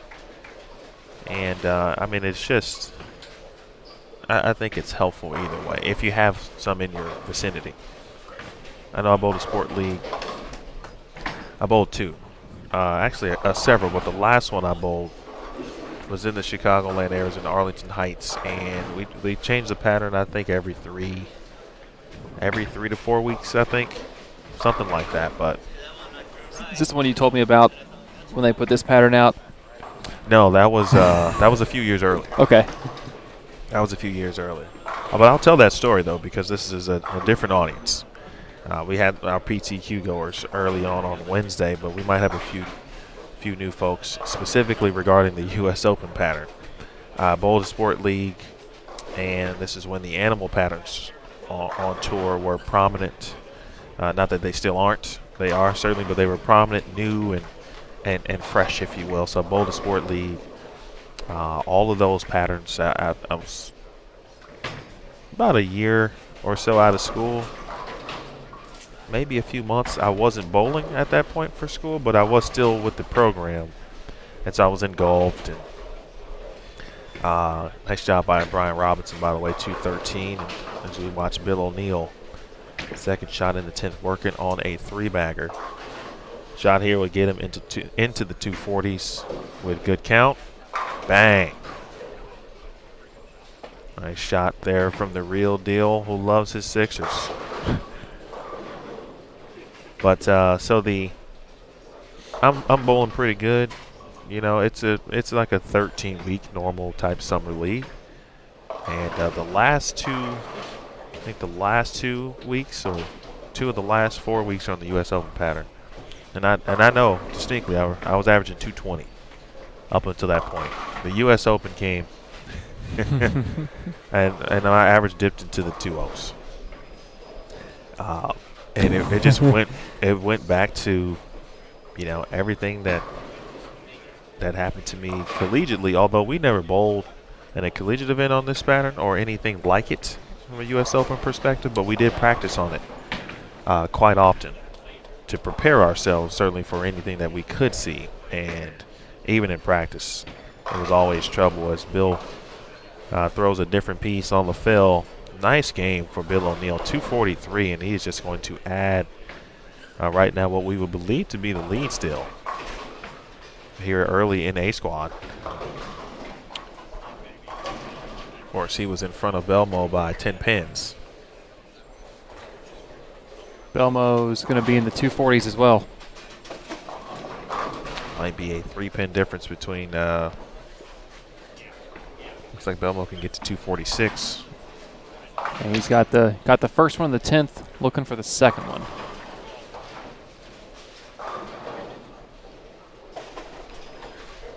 So I guess the moral of that story is there's 2 morals. One, practice on the U.S. Open pattern. Or patterns at this point, of course, in the event where we are in 2019. And definitely bowl a sport league if you can.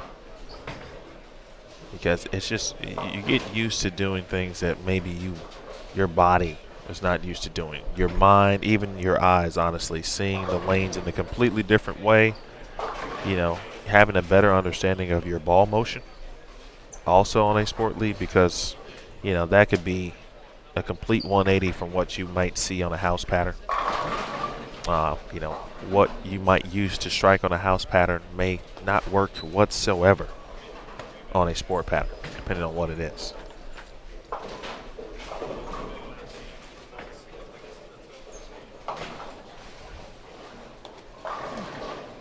Perhaps this week, Daniel, because just talking about things so far, I feel like I want to bowl. You do. And, yeah. So, Aaron's watching or listening, so he knows I didn't make a resolution I made a plan. I set some goals to bowl 4 tournaments in 2019 prior to the season or the year being over. And I don't have that much time left. I only got 1 in. That was the OC. That was the OC. It didn't go well. But that was to be expected. What is going well right now is Sean Fitzpatrick. He's been into it this game. A non-member here of the PBA Tour. We'll have to ask him about his jersey, mainly because his name says Ditto. That's what he goes by. Okay. I like it. I'm curious as to how he got that name, that nickname.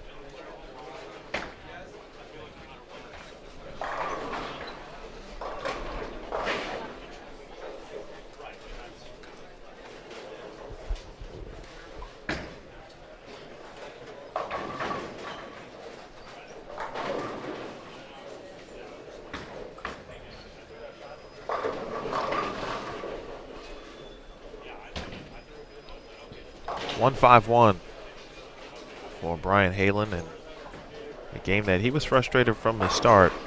When you throw a couple of good shots, 7-pin, then 4-pin, 1 on each lane. He went through a rough stretch in frames 4, 5, and 6. Fitzpatrick will shoot 217, and game 3 is in the books. We are halfway home here in the A squad.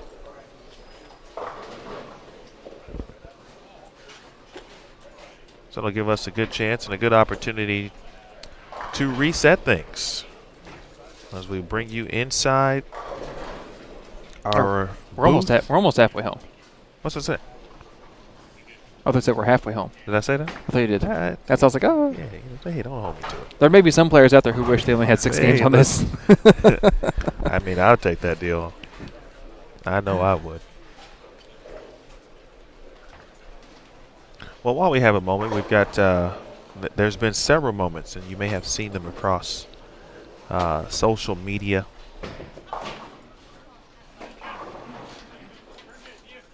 And some of the interesting and great moments in the PBA history, specifically regarding the U.S. Open.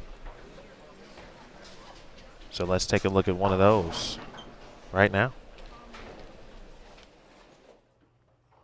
He knows he needs at least 9 spare or a strike to win his first major. Less Patrick out will win.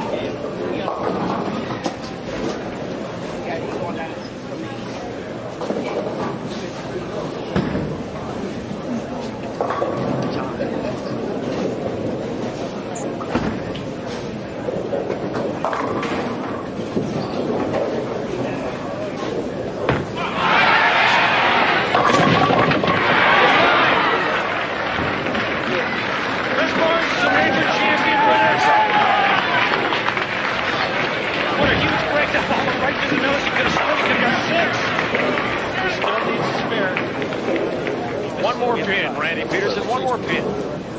Chris Barnes, his first ever make it. Break 8-match TV losing streak.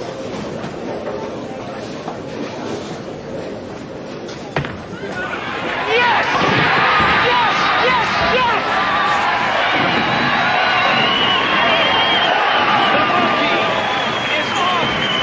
Chris Barnes back. Finally. That was awesome.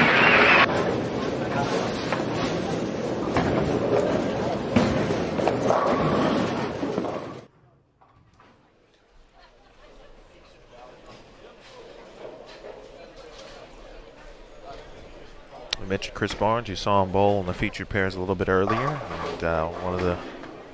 one of those moments that not only, of course, he remembers, but you remember, we remember watching, and winning his U.S. Open title back in 2005. 2005 was a good year all around for a lot of people.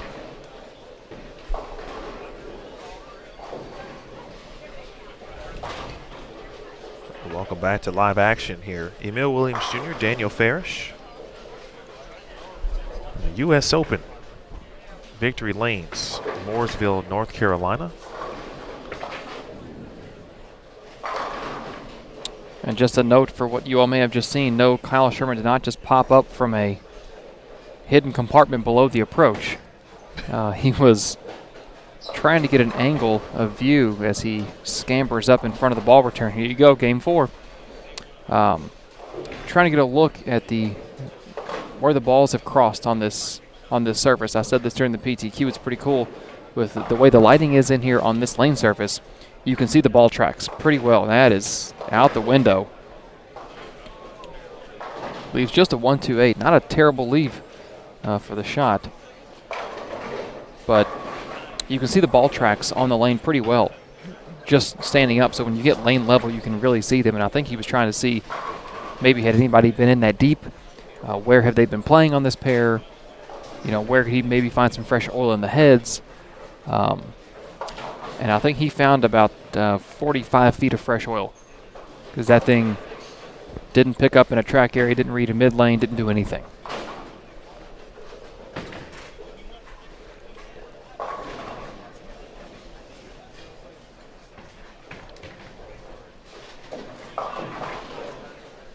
What we got on our featured pairs here, Daniel? We have to start off, start off game 4 over on 23 and 24. Of course, Kyle Sherman, former Lindenwood University student, alum, bowler. Joining him on that pair, Clay Rees from Lehigh, Utah, Alec Carr from Fremont, Nebraska, and stepping up on 23, Jason Belmonte from Australia. And over on 25 and 26, Gene Perez from Greenwood, Indiana, David Hooper, Greenville, South Carolina, Dick Allen, Columbia, South Carolina, and Michael Tang, San Francisco.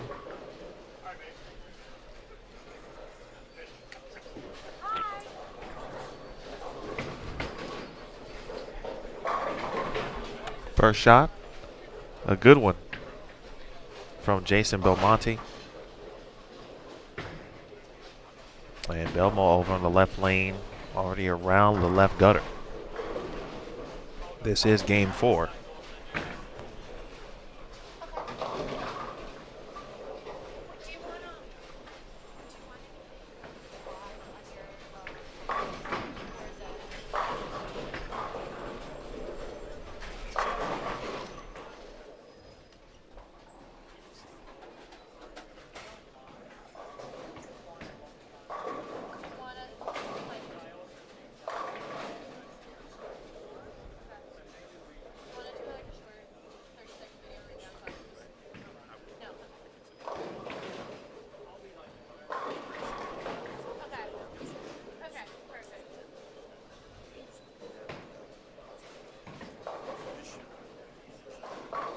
Gene Perez, heavy-handed lefty from Puerto Rico by way of, I think he's billed from, Greenwood, but that is a suburb of Indianapolis.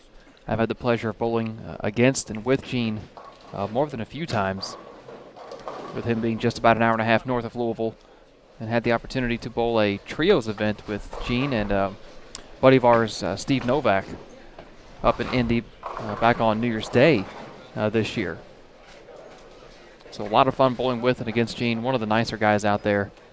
And I'm not used to seeing him curve the ball this much. Although you did say in the PTQ that you were talking about his urethane use and being able to just kind of get urethane to hook often and a lot, right? Did you mention that? He can and he does. Today, not throwing urethane, at least not on that first shot. I can't imagine that it would work too incredibly well on 45 feet. But players at this level, as we're about to see, 1 on 24, can do things that the mortal man cannot.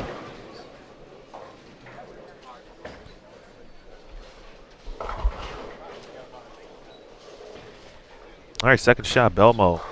Right lane. Bang.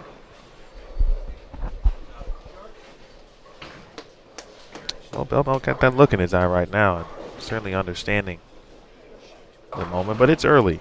And what I mean by that is you can't win the tournament today.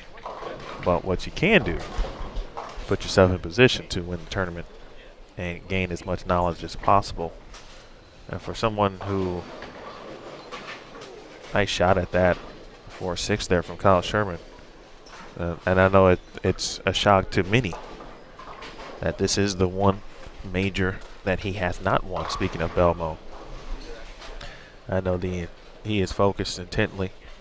And at the same time, of course, also will be filmed this week. And it's a part of it's already begun.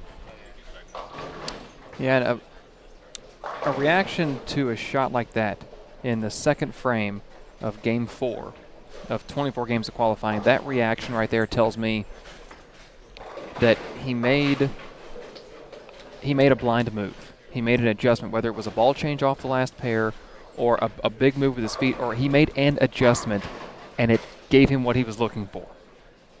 When a player makes a move like that and it strikes and it gives them perfect motion, it's just it gives you a little extra, on that reaction. It's not something you'd quite typically see in a situation like this.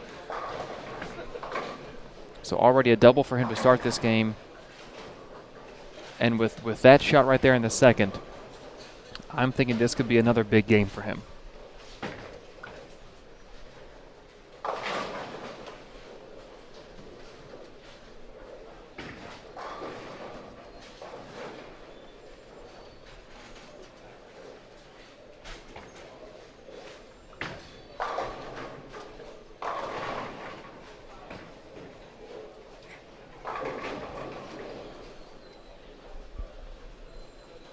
Kyle Sherman, of course, of the Brad and Kyle YouTube channel. If you haven't subscribed to that, I certainly encourage you to do so.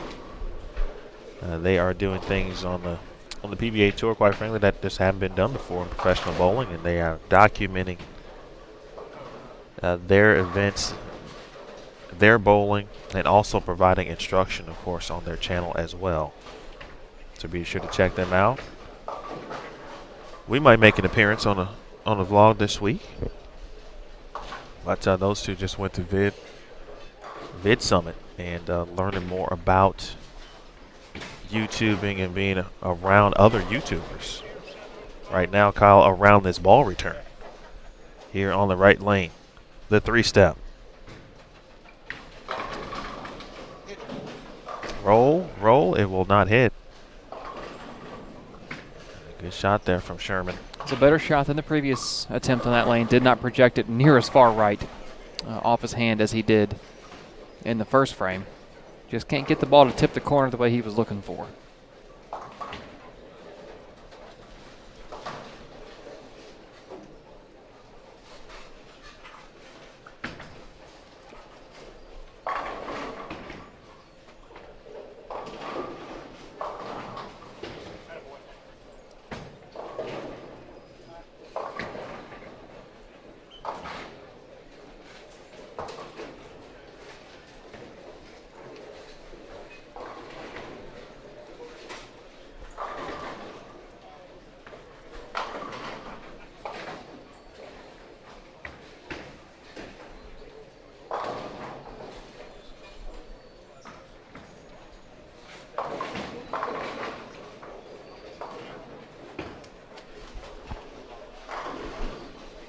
Alec Carr, I believe, went to Midland.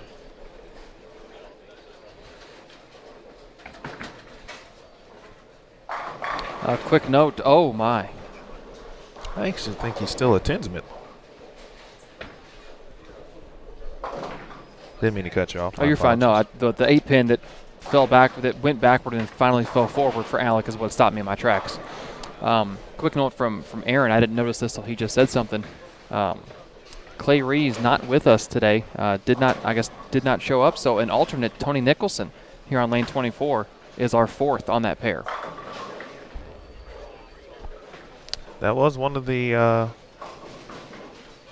rules. I heard Kirk mention that for players who did not advance via the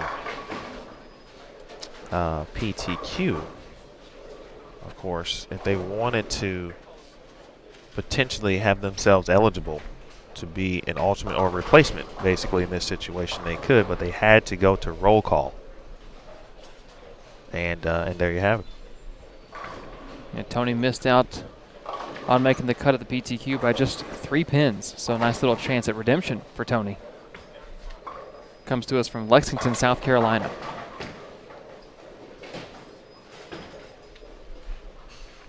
Brandon Cruz checking things out. Appreciate Brandon. Alec, formerly of Midland, now at University of Wisconsin Whitewater, on the tutelage of Coach Sean Walkner. Here's Belmo, looking for 4 in a row, right lane. Oh, that one squirted a little bit. It got down to the break point. And at the point on the lane where in the last frame, on that lane, it just checked in red. That thing just pushed a little bit. I'm not sure if it didn't pick up the mid lane as soon as the last shot, or if it got to the end of the pattern and caught some carry down. But that thing quite drastically took off on the back part of the lane, not in a good way.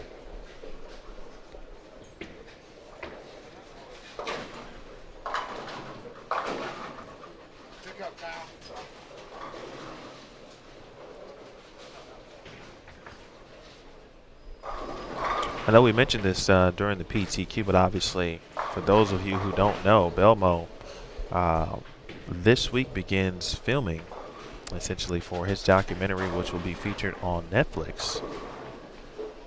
And so if you see a young lady, for example, Olga, taking photos, that is what she is doing, photographing and getting some video of Jason. It'll be happening throughout the week. For more information on that, be sure to check bowl.com. And also, of course, on USBC social channels on Facebook. That story was shared maybe at this point near 400 times. But all of the details are in that story. And Belmo not only looking to share his story, certainly, but also continue to promote the sport. And what better way to be able to do that on the type of platform like Netflix?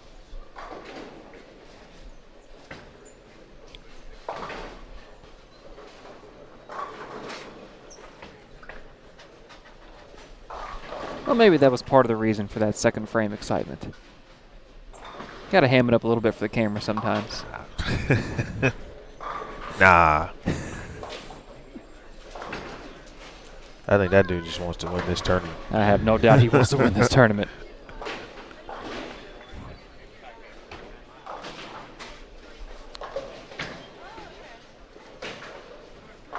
I mean, he certainly had an amazing season up to this point. Captured the Tournament of Champions, the PBA World Championship, the Japan Invitational, and the PBA versus the World this year. Half of his titles are majors. 22 PBA titles, 11 standard, 11 majors. Yet his average U.S. Open finish is just, and I say just, is just 27th.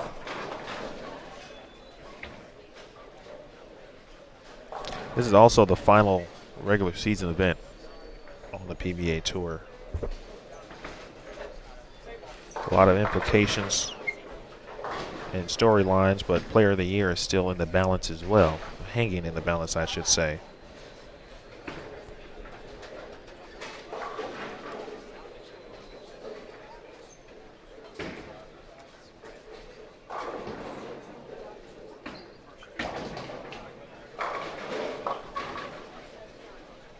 Just a bad shot there.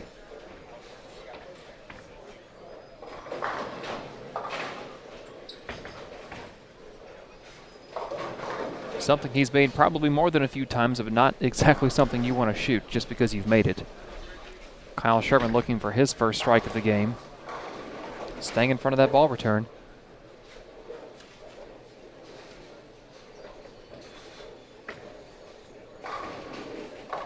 There you go.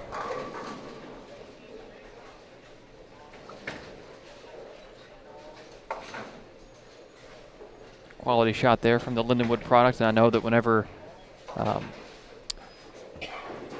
his name has come up on previous telecasts, even when we were doing PWBA or other Bowl TV events that I've been a part of for whatever reason. I'll tell the story that when we would practice on Thursday nights at Lindenwood, when you and I were bowling. Now, this was circa 2005, 2006, 2007.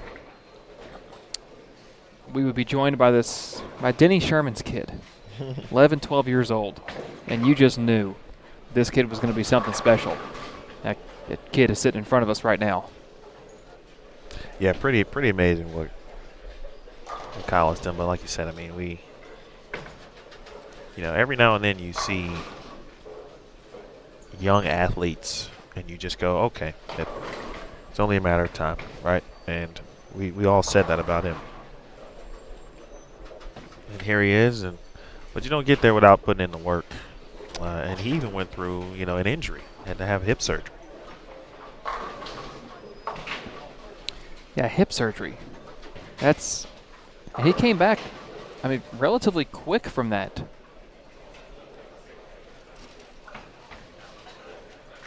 Well, that one read extremely early there for Carr. In the chat, good morning to Neil Milligan.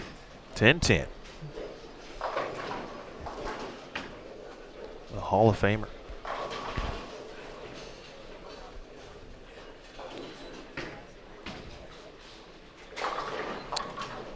Get a look at Dick Allen over on lane 26, a 7-time PBA titleist. He was awarded with his 300 ring, PBA 300 ring this morning before competition started.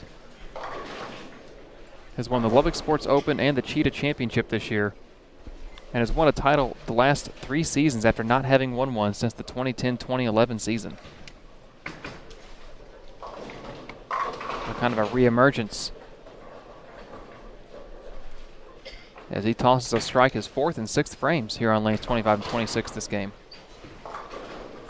Well, you watch Dick, and I know the last few years, certainly in the PBA League competition as well, just dynamite.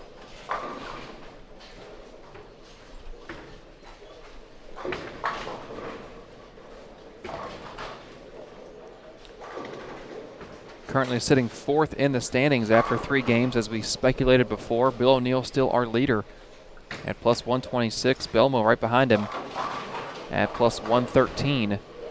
Sean Maldonado plus 45. Dick Allen at 34. Greg Ostrander at 27. Sherman 26. Graham Fod 19. Kim Bolby 16. And then Prather and Kent. And Barnes as well. 3-way tie for 9th place at plus 14. We have 15 of our players R plus on the day. And if you're looking at some extrapolated, very stretched out cut lines, a possible 24th place cut could be a 205 average, and the cashier's cut hovering around a 204 average.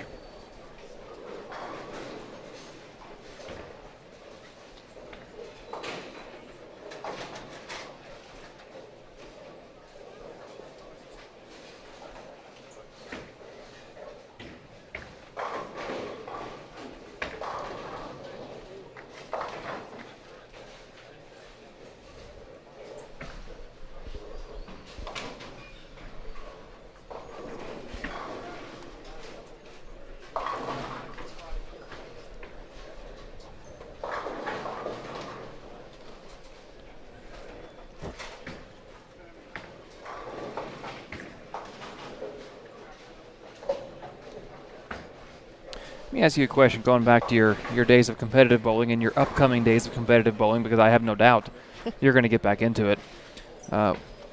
We see a lot of players, and I'll say this because I've got Belmo standing next to me talking to 2 of his ball reps. As a player, would you rather have somebody you can come back and talk to after every shot, or would you... Let me rephrase that, because we would all like to have a second pair of eyes behind us. When you're struggling, would you like to have someone to come back to and bounce things off of, or would you rather just kind of figure it out yourself and not make things complicated by getting another opinion or 2 into the equation? I think, it might depend on who the voice or who that person is. If it's a rep, for example, I think that's just an important part of being successful Even if it's a player, I mean, sometimes there could be just a general thought process amongst players who maybe are on the same staff or friends, et cetera, who trust one another with that type of information. So it certainly could depend. But just thinking out loud right now and maybe being in the situation, nice shot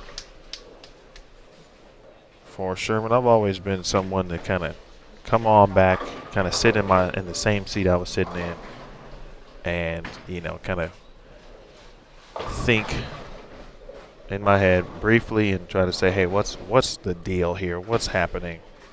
And figure that out.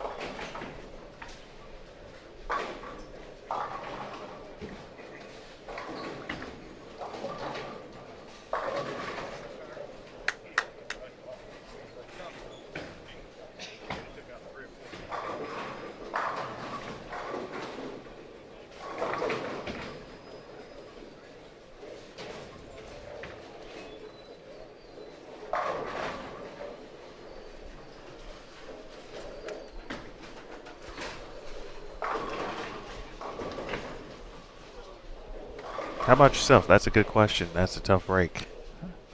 I like the word you used, trust. Because at this level, if you're going to turn to someone for advice, you have got to implicitly 100% trust what they tell you.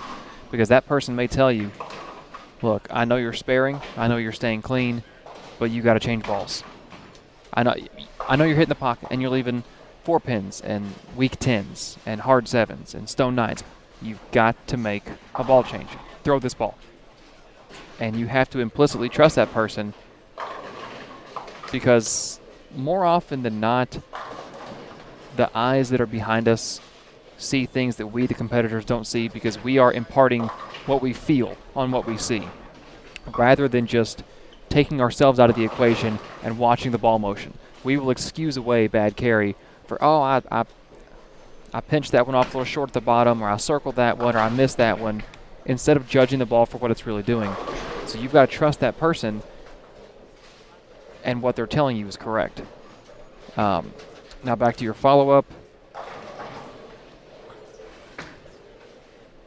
It depends on who it is. And again, I hate to keep going back to that, but I've got to trust who it is. But as the years go by, I find myself turning to people I trust more and more when I'm competing. And really, that's a very small group of people.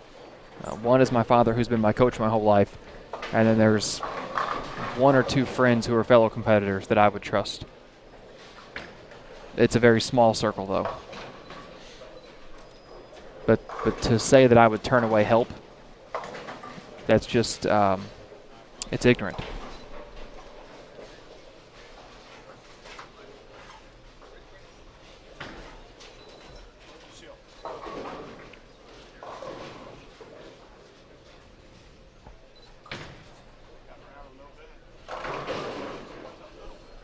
Big shot there in the 8th from Belmo. I think simply because the last couple shots in the right lane have been a little weird, and he's got to finish on that lane. Michael Tang about to step up clean through 7.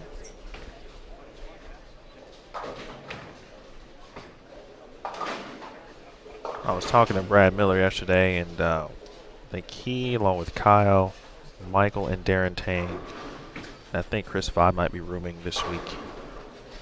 And I said that group, along with several others, like a Chris Prather, for example. We saw Matt Koob, we saw Michael Davis, and players like that. That there's not the young and the restless out here. They're the young and talented. I mean, because I like that. It's everything you would want, certainly. We see it on the PWA tour, but obviously here on the PBA tour as well. Just the ability of the players who have put in the time, the work, and having success. And you see the young players, hopefully looking to have the sustained careers of many of these Hall of Famers that we see out here, still doing their thing. Excellent shot for Tang. And I think Michael made a ball change. I didn't see the shot on the lane 25, but he left a weak 10 on the right lane last time up. Makes a ball change. Something that looks something that retains a little bit more energy. You saw that one go through the pin, certainly with power, with energy. And he has got himself a first double of the game for Michael. Making his third U.S. Open appearance. The last 2 years he's cashed. He's finished 32nd and 31st. So certainly he knows what it takes to make money at this event. Now he's got to find a way to get those extra, 20, 30, 40 pins, whatever it is, that separates him from just getting a check to making top 24 and having the opportunity to make a TV show.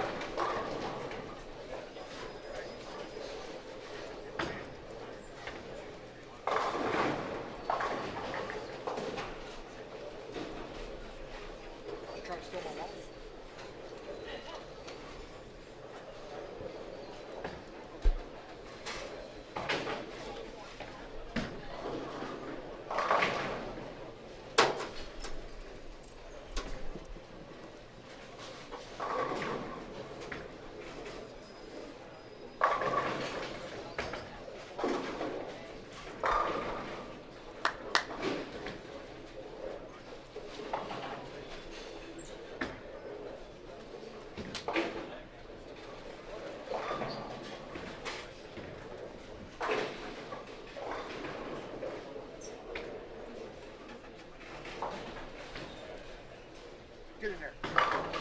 Shot. You know, Chris, you bring up a good point in the chat, and I'm going to look at the mirror image of what you said. Chris in the chat said, perhaps most importantly, going back to the coaching discussion, not every good bowler is a good coach.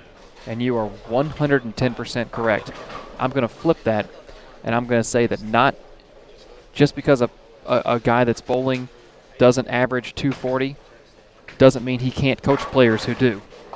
Again, I'm going to rely on my own experiences here. My father, 63 years old. At some point, we all get there. You get to a point in life where your head tells you this is exactly what you need to do physically, and your body says, you know what? You're not going to do that today. Just because you can't do what you know needs to be done doesn't mean you can't coach players who can do that and get them to do it. So I'm very much on board with that. A person who is an amazing bowler doesn't mean they need to be coaching. And a player doesn't have to be an amazing bowler to be one of the greatest coaches in your life, in your circle.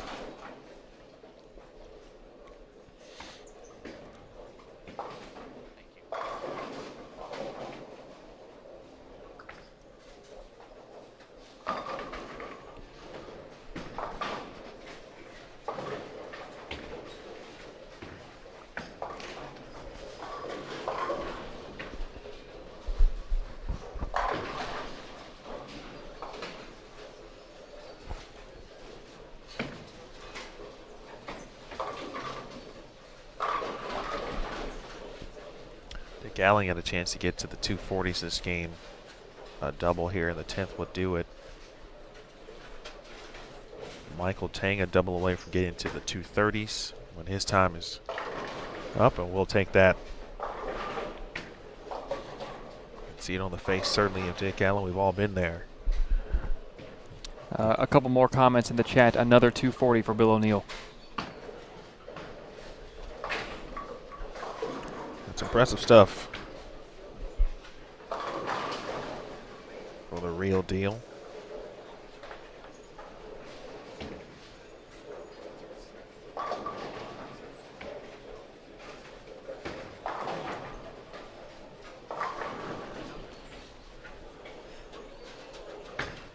K-Sherm. Bang. Yeah, he gave it the double tap, the double look, really. There was a pin that was kind of slow to remove itself off the deck.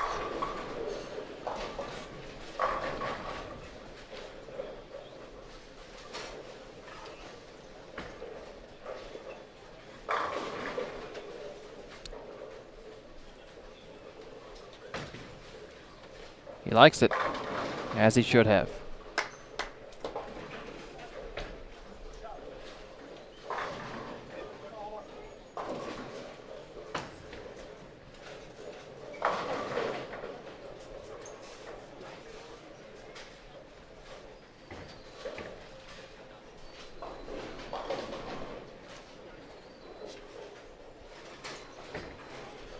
Aaron Smith alerting us that Chris Barnes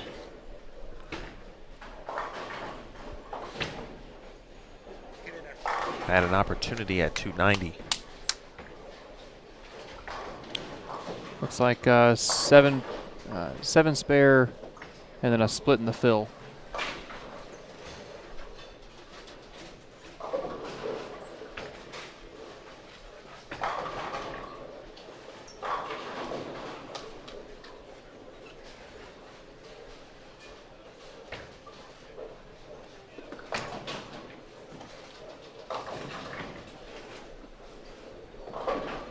Lost some pins on count there.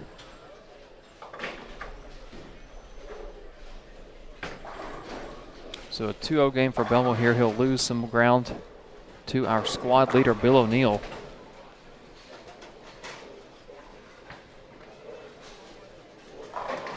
Who has been on fire to start.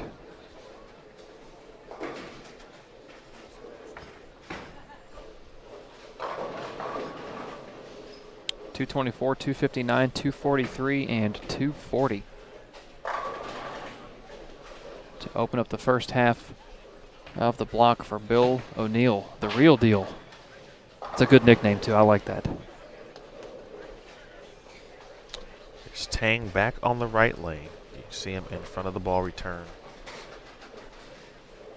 1, 2, 3. Ball in the air on the lane. And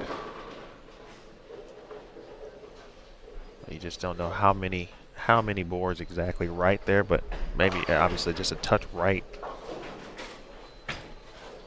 Same thing for Sherman from a where he's playing on the lane, but certainly not as far right. Got into a roll very early. Nice job for Kylo. 203.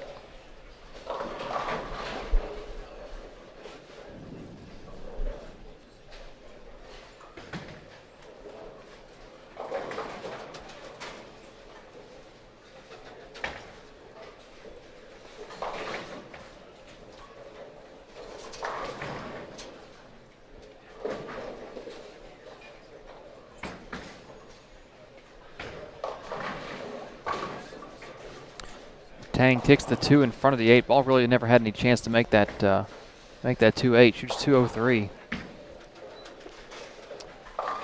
Just off to our right, following up his 279 game. Brandon Novak 224 this game. To get back to plus 17.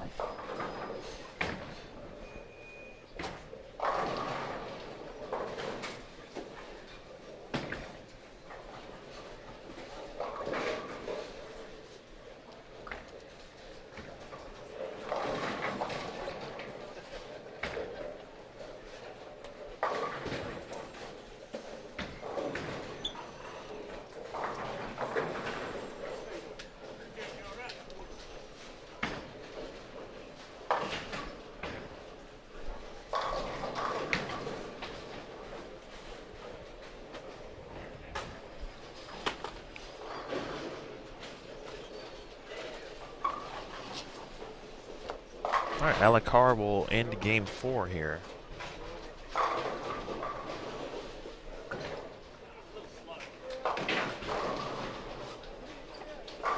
Just right at the 245. And that will give him a fill shot. And he is going to utilize that, already making his way back to his equipment.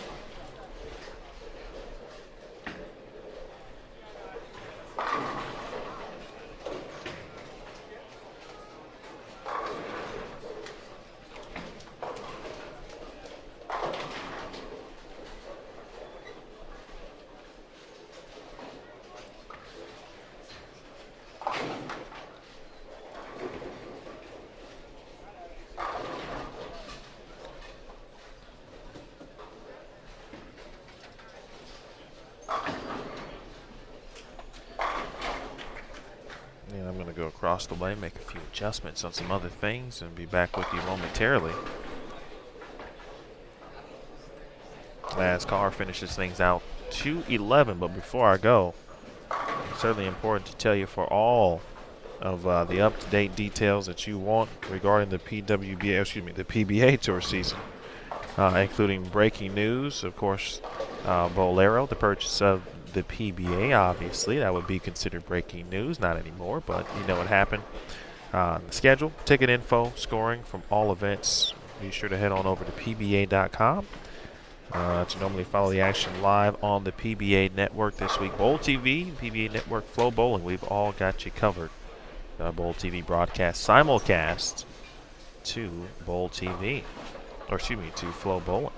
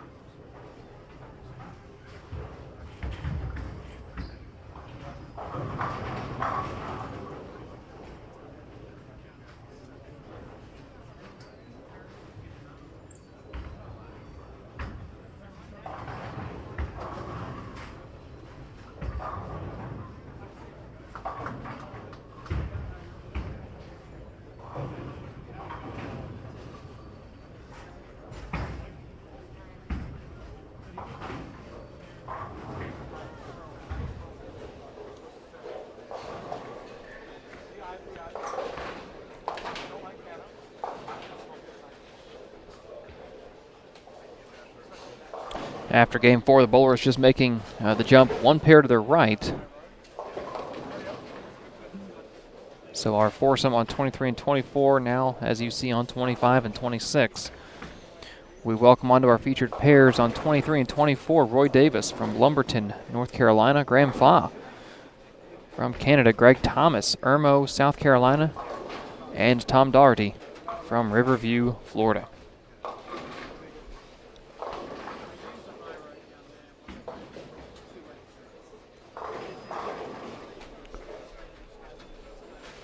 Graham Fa, a major winner here on the PBA Tour.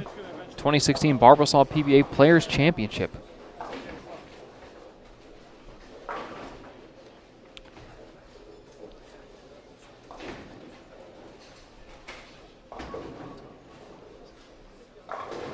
He also, this past July, added to his resume, I would consider to be a much smaller accomplishment than a PBA major, but an accomplishment nonetheless, the 2019 Kentucky Open.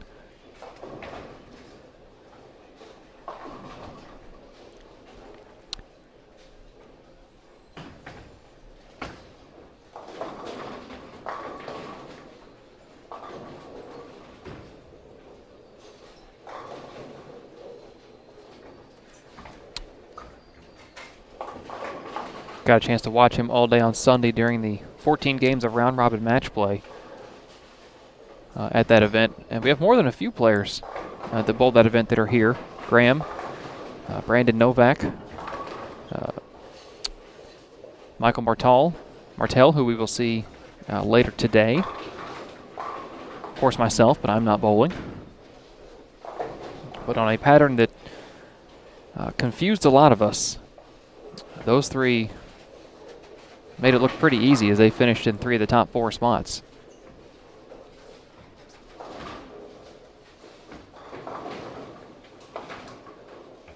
Sherman trying to do the same thing with the 6-7-10, make it look easy, but can't quite get the 6 over there. Cuts it too thin. Yeah, gets it over there, but not with enough gumption to get over to the 7. As we talked earlier about players trusting one another, Brad Miller, who is not bowling this squad, comes down, just has a couple words for Kyle.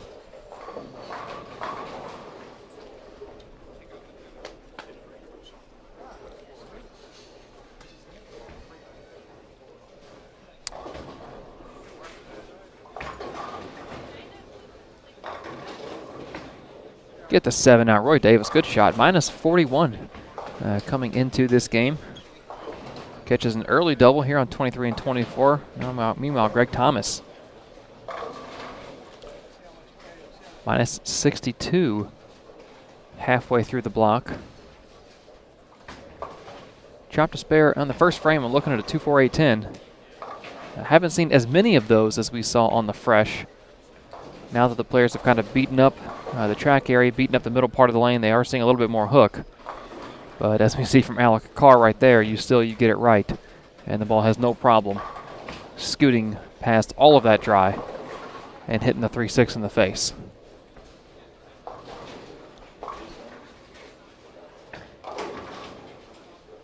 Graham, minus 21 coming into the game. He's out in an area of the lane that I thought the lefties would have to kind of be in if they were going to have any kind of measurable success on this pattern.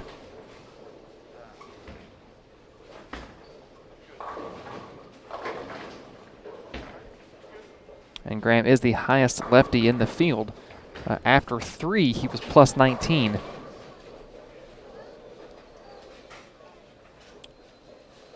So if he's minus 21 coming into this game, that means, do the math, he shot 160 last game.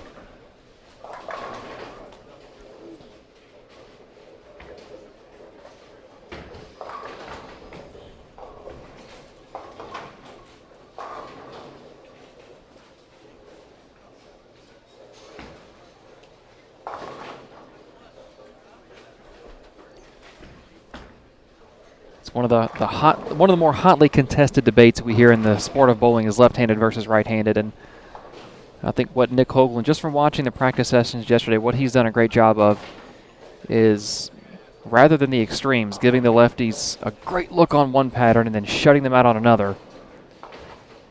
They might have one pattern where they might have a little more success, and then one pattern where they struggle a little more, and the other 1 or 2 are kind of in between. You know, it's fair game for everybody. And that's really the best that you can do. It's hard to make them, when you're bowling a multi-pattern tournament, it's hard to create 4 patterns that make it 110% fair across the board. And I urge those of you who think it's possible, take some training courses, create some patterns, put them out for some tournaments and see how things go. It's difficult. The science behind it, as we learn more and more every day about oil patterns and how they react to the variables inside the bowling center, it's very difficult.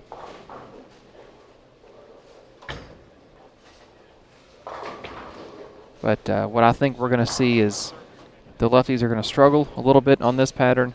I think tomorrow they're going to have a higher chance for success.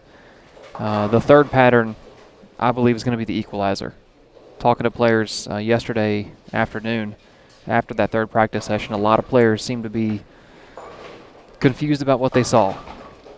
And then last night's optional practice for the 4th pattern, I'm going to be honest with you, I haven't even looked at the 4th pattern yet. So I'm not sure what we're going to see.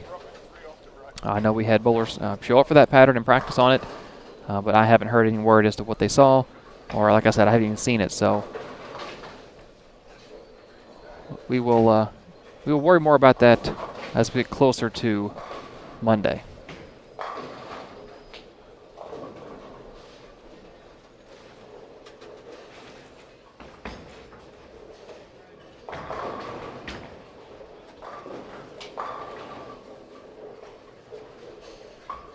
You know, Saint, you're you're probably not wrong.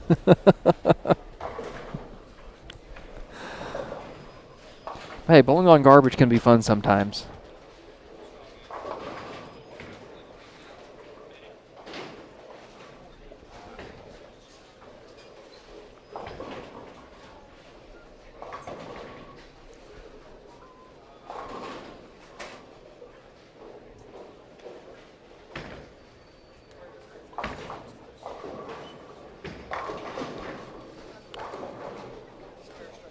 Just a reminder, all throughout the week here on Bowl TV, we're going to have some great giveaways. Every block of qualifying, every block of match play, the cashier's round, we're going to be giving something away. We've got Apple AirPods, we've got 50-inch TVs, iPads, and Xbox Ones to give away. So stay tuned.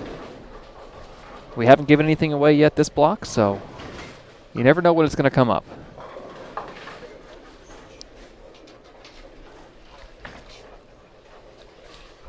It kind of takes me back to my days working in radio. We'd always have these great giveaways, whether they were concert tickets or one radio station I worked for, we had the Chopper Shopper, where the winner would get like a $5,000 shopping spree for Christmas and stuff. And I always wanted to win those, but never could because I was an employee. Of course.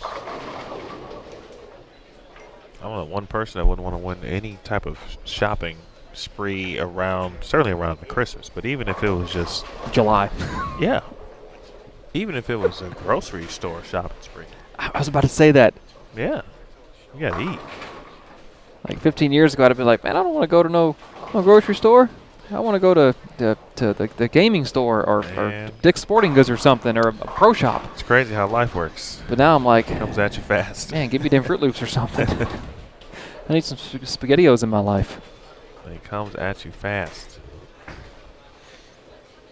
I can tell you what, if my son eats anything like me and it looks like he already has that hereditary type appetite situation, I'm in trouble. You better keep the fridge full and the cupboard daily. stocked. Yeah.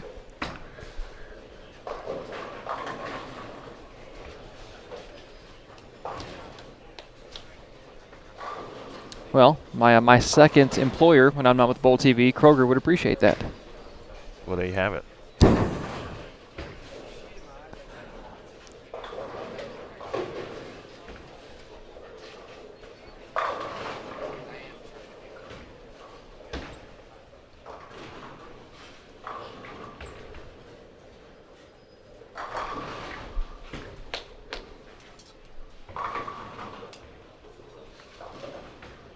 As Daniel mentioned, again, don't forget, giveaways will be taking place. This round we will be giving away some Apple AirPods. This round we will be giving away one pair of Apple AirPods.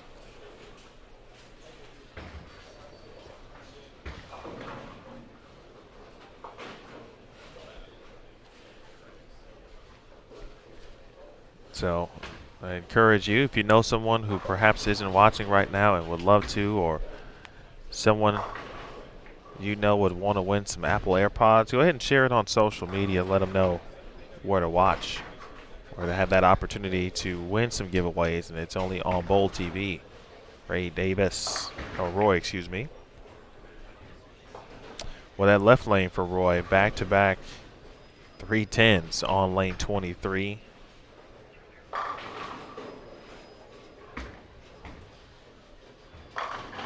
And still no double for Belmo. Wraps the 10 on an excellent shot. Michael Tang to his right. Yikes. 4.79 for Mr. Tang.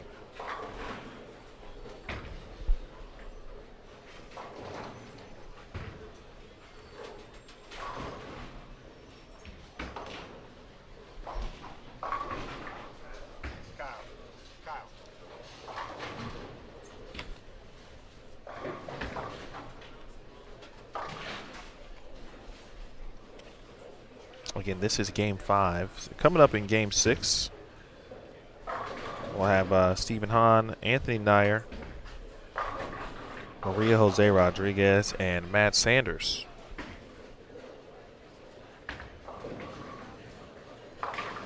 It will be on 23 and 24.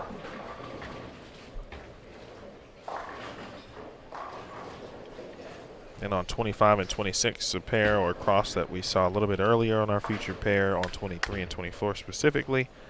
They will move to 25 and 26. That'll be Brandon Curtis, Billy Hibbard, Chris Warren, and Mike Kahn. That is coming up Game 6.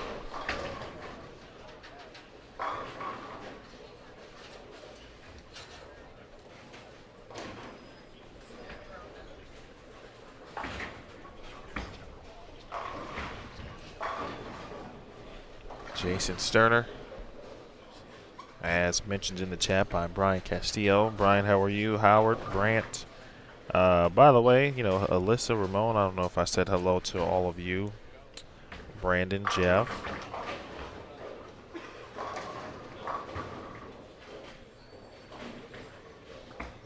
Saints 04.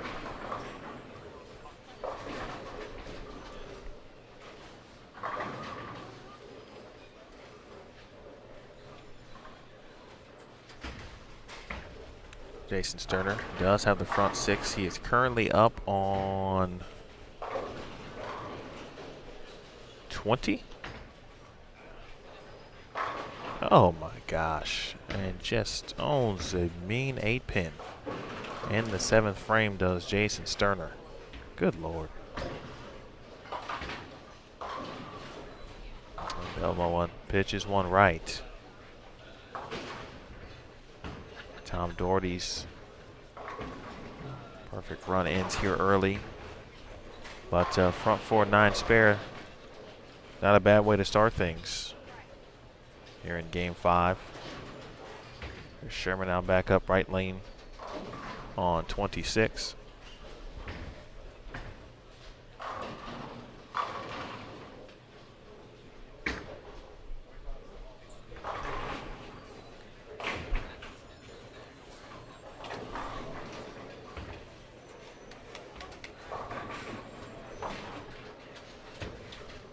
The one thing about bowling is no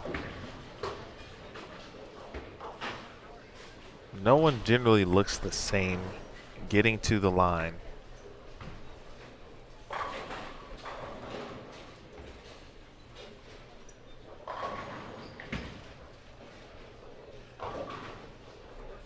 Arm swing length, the distance, arm swing height, 5 steps, 4 steps. Some people take 10 steps. No backswing, extremely high backswing, 90-degree backswings. It is about the repetition, and if you happen to repeat what you do to the best of your ability and it doesn't hamper your ability to throw the best shot possible, then you're going to be good to go. No perfect way to do it in our sport.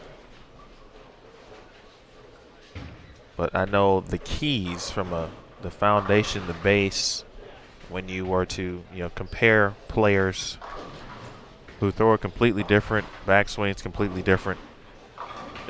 All of the top players who do different things generally do the same thing at some point in their approach that allows them to be very good.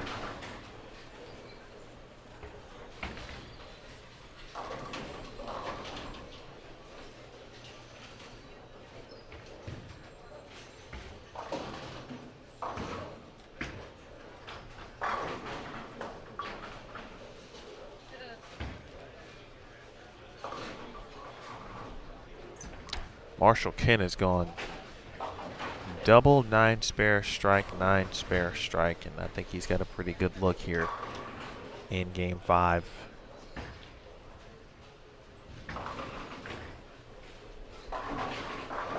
He's next door on 21 and 22. Those curious and may want to check him out.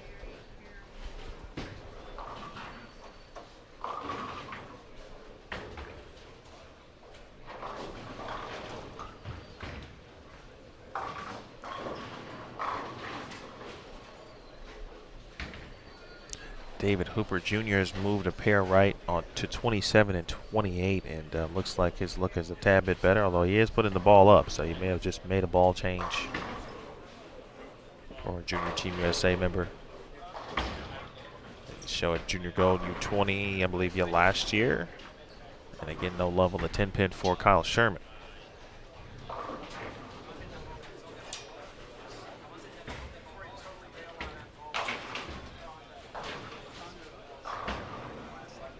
Good shot there, Roy. Wow. The left lane for Roy Davis. After starting with the double. So he went strike first frame, then he went 3-10, 3-10. That one looks to be better. And then leaves a 2-7.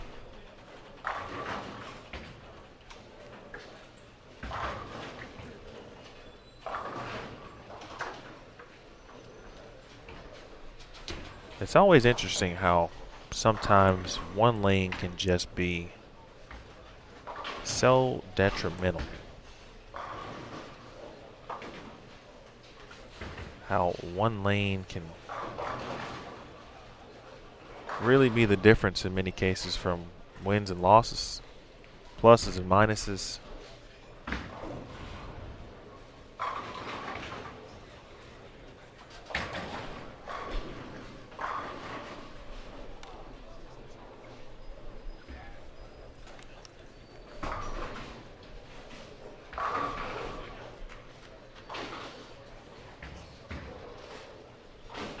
Well, the old Brooklyn here for Belmont. He'll take it as Greg Thomas.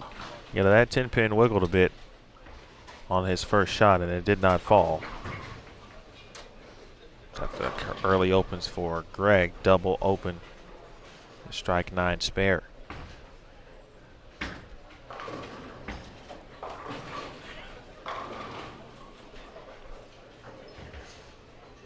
Bill Williams Jr., Daniel Farish here with you. This is, of course, A Squad. Day number 1 qualifying. The week began on Wednesday with the PTQ.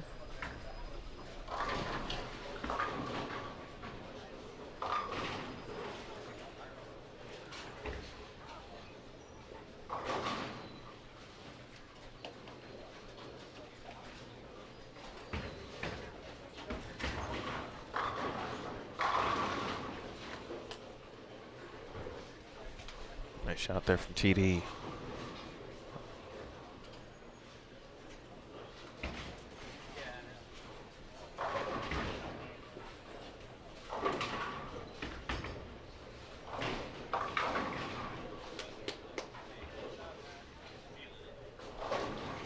All right, double for Belmo. And look at the PTQ on Wednesday, then practice sessions all day yesterday. Ball card selections. Ball card eliminations. All to get down to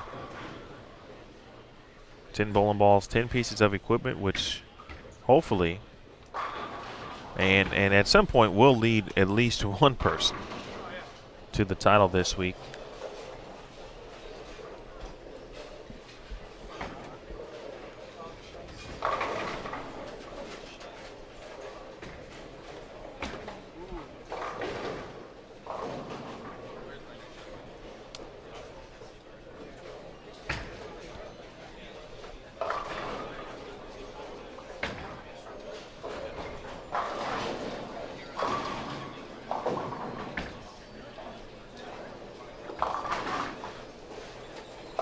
Jason Sterner, by the way, after that 8-pin in the 7th, with 8 spare, strike in the 9th, so he can punch for 267.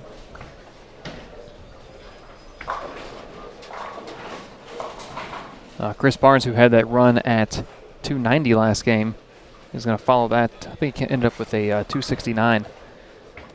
Let me find that for sure. 265. He's going to follow that up with a nice 230 game.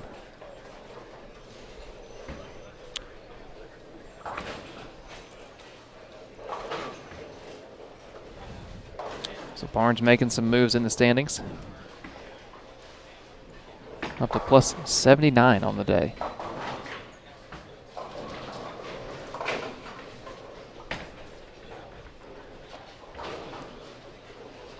The 310, never my friend, but friend of Kyle's. Still takes care of business in the 8th. Thomas to spare in the 8th as well.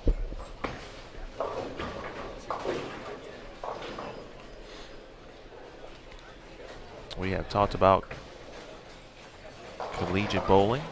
Grand Fi went to Urbana. Made an ITC show as well. Chops to spare, but Bowl TV will be, and has been already prominent this season across the USBC Collegiate Tier 1 schedule. So be sure to check that out if you have not already. On bowl.com, visit bowl.com/collegiate for the full schedule.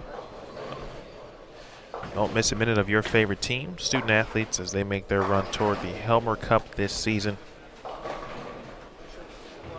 We'll have a couple of NCAA events that we will be streaming as well. One at Maryland Eastern Shore, and Caleb Bandy's group will be hosting. We'll also have the Prairie View A&M Invitational, the SWAC Championship, as well as, of course, 2 Tier 1s in the book, but we have all 10 in the schedule, or on the schedule, I beg your pardon. So again, bowl.com/collegiate. And of course, you can visit bowltv.com. You can check the live stream schedule and know exactly where, when, and what time we'll be beginning. A learning experience for me here. You were in Wichita, was it Mid-States? Mid-States, yeah. That's a Tier 1 now? That is a Tier 1. How about that? That is indeed a Tier 1 event. Also a 2-center event. I've noticed a lot of collegiate events are going to that now. Yeah, it's really the growth of the respective events, and the ability to, or more programs are now, of course, in collegiate bowling. And so more programs, there are more teams that would like to enter. And then all of a sudden you need more lanes at a respective center. You can no longer hold both men and women's divisions. Now you need separate centers. So I think just about every event that we'll have for the first part of the schedule will be 2-center events. There was actually a 3-center event in Louisville a couple of weeks ago. How about that? The men were at one house on Saturday, Sunday. Nice shot. Great shot there by Belmo. And the women were at, on Saturday, they were at Fern Valley, which is where the PWBA was last year. And on Sunday, they were at Executive, which is where the PWBA was this year when Dasha shot 300 on TV against Liz Johnson.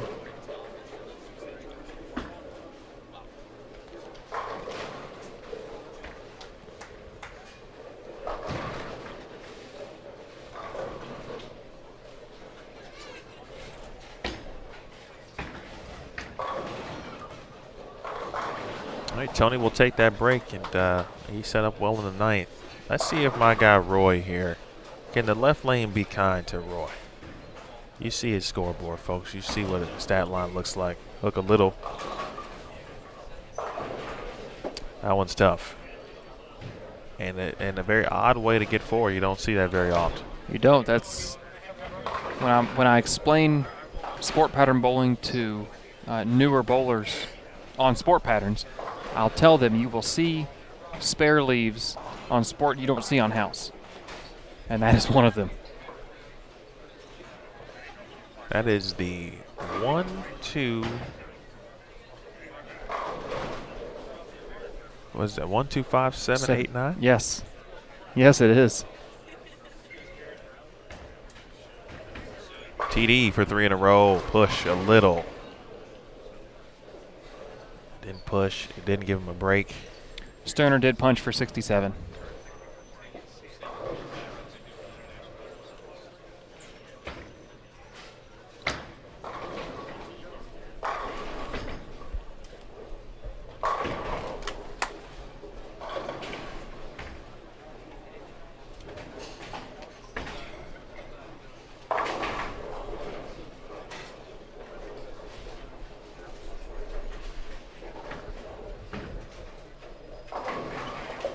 Nice conversion on the 1-2-5-7-8-9, however, for Roy Davis. Then that's bowling right there. The man worked so hard to throw a good shot on the left lane. Leaves 310, 310, then a 2-7 on a shot that looked really good. And just didn't quite make it up the hill toward the 1-3. And then kind of gets one away from him, right. Leaves something that you don't see, and he makes it. And to finally give himself a spare on that left lane.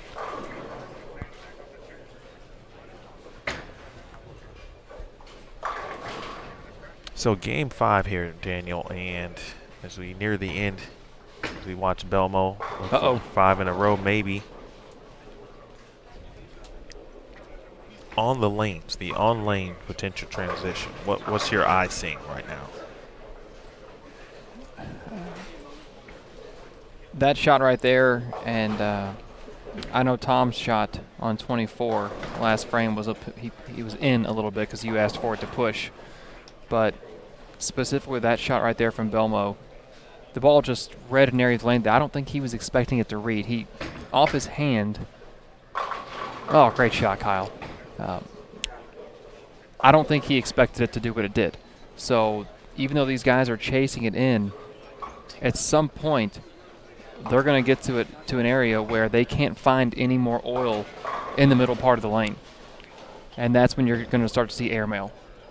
So the lanes at this point, anything left of probably, I would say, 15 is so beaten up that these guys have two options. Option A, which fits most of their styles, would to either throw it a little harder, loft it, one of those two. But stay in is option A. And option B would be move to the out of bounds. Move out to that fresh oil right of 10, which is not suggested, but if you don't have the game, the physical discipline to play left of 5th, 6th arrow, to loft it, to increase your ball speed without sacrificing rev rate, then moving right might be the option you have to take.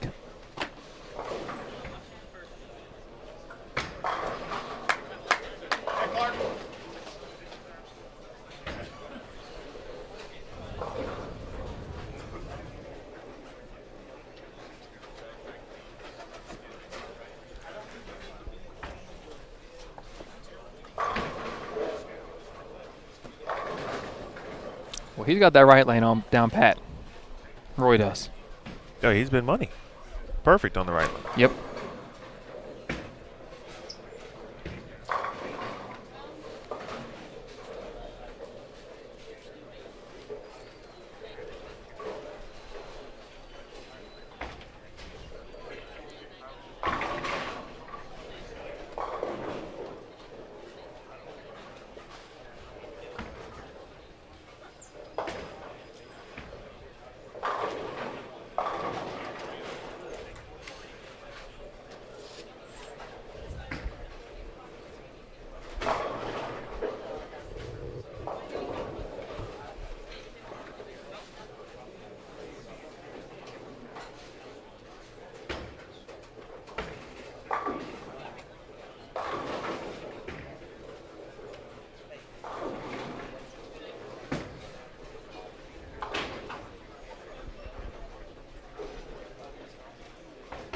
.181 for my man Roy.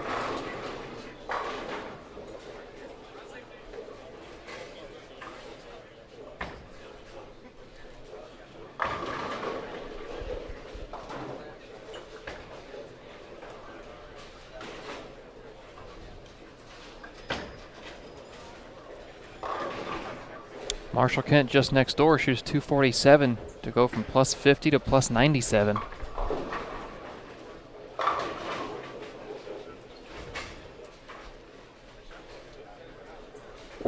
It'd have been tough sledding here for Graham.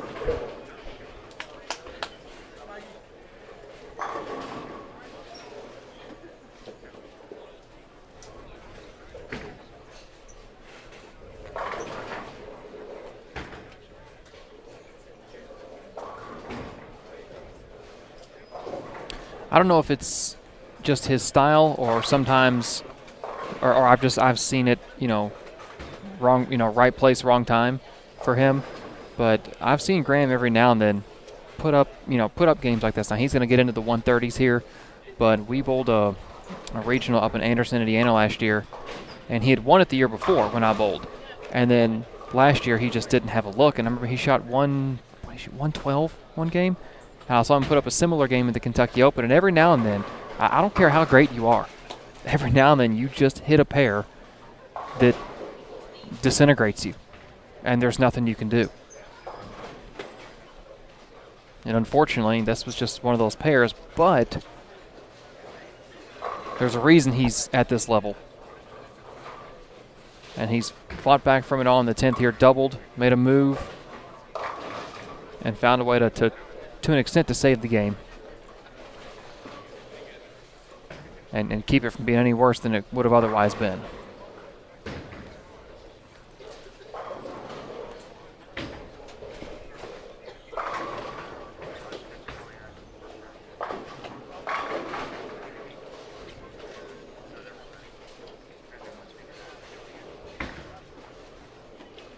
.212 for TD. And we are on to game number 6.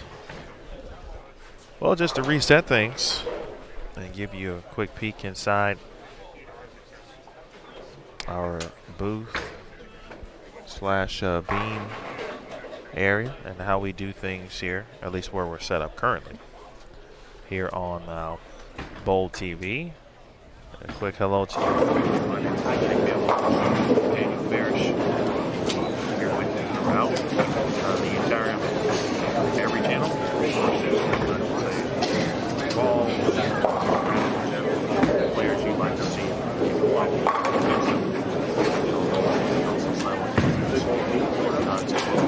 Giveaways galore.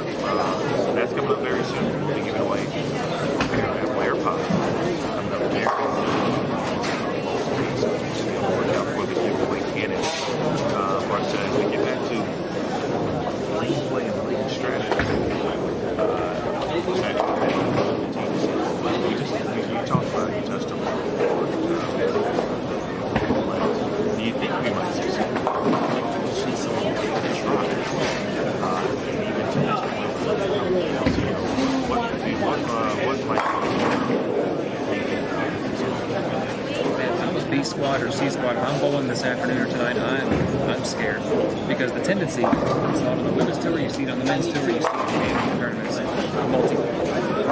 long tournaments.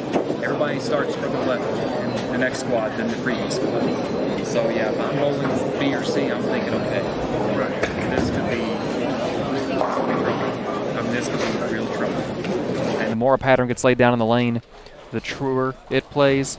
And I don't know how much more truer you want a flat pattern to play than flat, but if that characteristic, happens again, if that keeps, Mike Kahn, thin on the 6-pin. If that happens again, the afternoon and the evening could be tough sledding for some folks.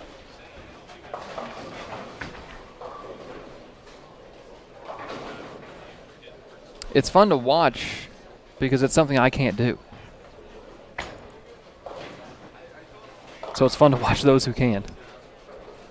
I think I just figured out something. I'll tell you what that is in just a second. Well, I'm going to tell you who we have in front of us here for game number 6, game 6 of 8 this morning. One pair we have already we've already seen them. 25 and 26, Brandon Curtis, William Hibbard, Chris Warren, and Mike Kahn. They were on 23 and 24, game number 2. Joining us on 23 and 24 this game, Stephen Hahn, shooting a 3.6 on lane 24 as we speak.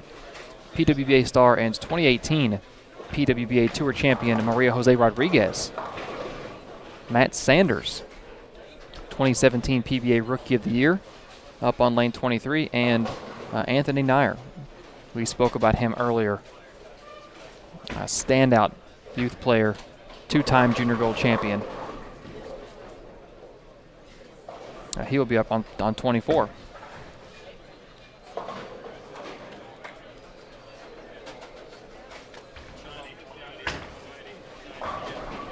Remember when I told you that on Wednesday during the PTQ that the one thing that you always must remember is to make sure you have one of the multiple shots that you may want to use throughout or go to, that you make sure you have all the same audio selected on each one? Yes. Of course, because I told you that because I knew I would forget to do it at some point, and I forgot to do it. And so no one really heard what we said. They just saw us on camera looking nice. And, yeah, so we'll do that again.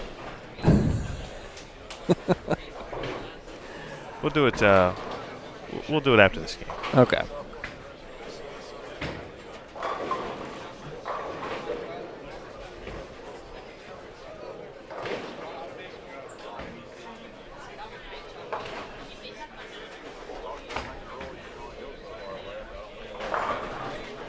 The building is starting to come alive with a bit more energy as well. I think more spectators starting to file in, certainly, and also we're starting to get some players here from B Squad. Also starting to take a look at what's happening, what's going on the lanes currently as well.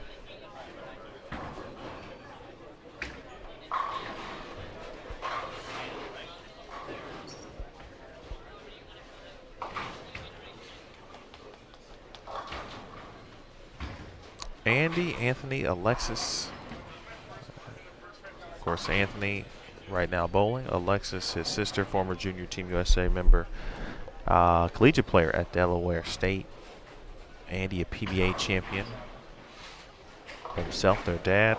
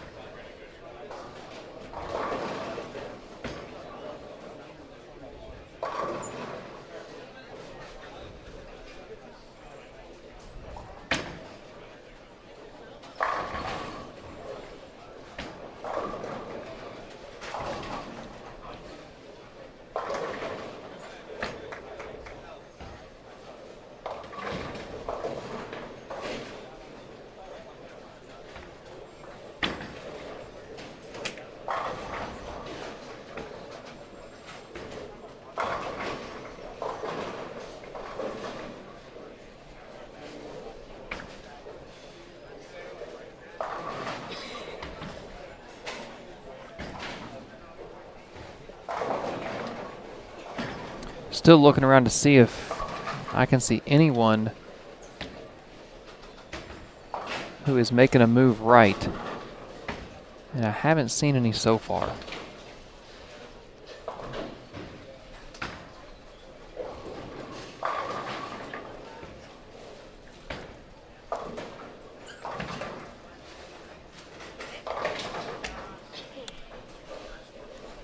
MJR wraps the head pin around the 10 on the washout attempt. You do everything right and don't get rewarded for it.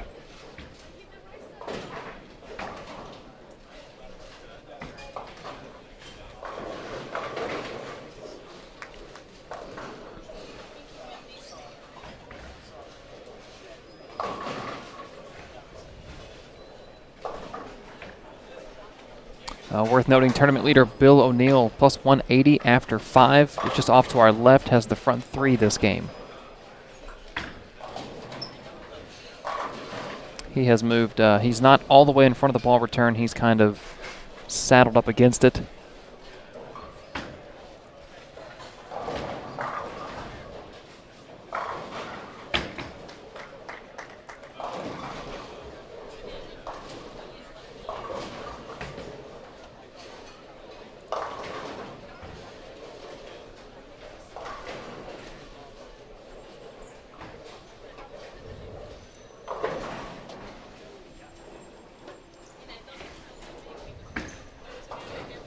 To go back to your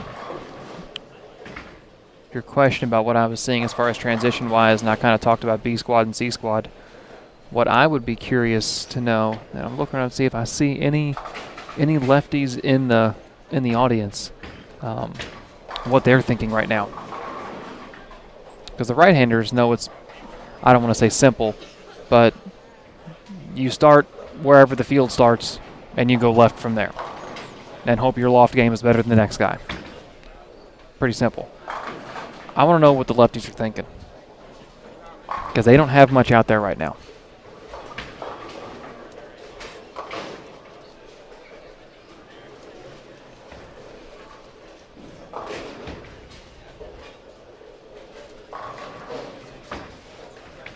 It's a good point.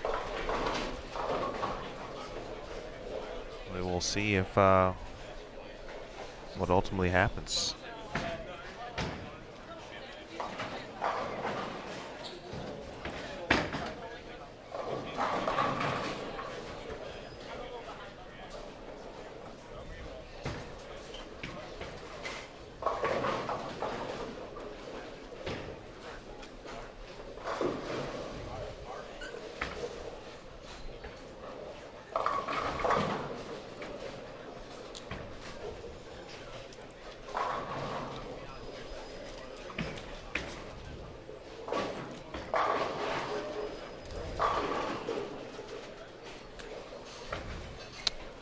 Well, it's safe to say that Bill has looked good here this round. Front four.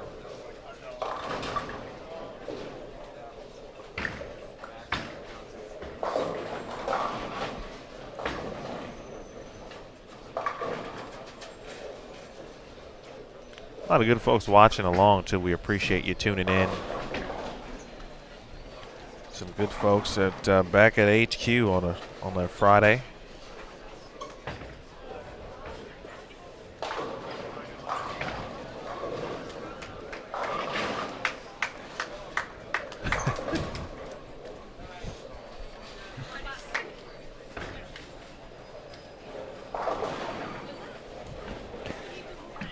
Maria Jose Rodriguez celebrating that 310 conversion. Not only was she the PWBA Tour champion in 2018, she was also 2014 USBC Queens champion, as well as a gold medalist as part of Team Columbia at the 2019 Women's World Championships at South Point in Las Vegas. That was just back in September.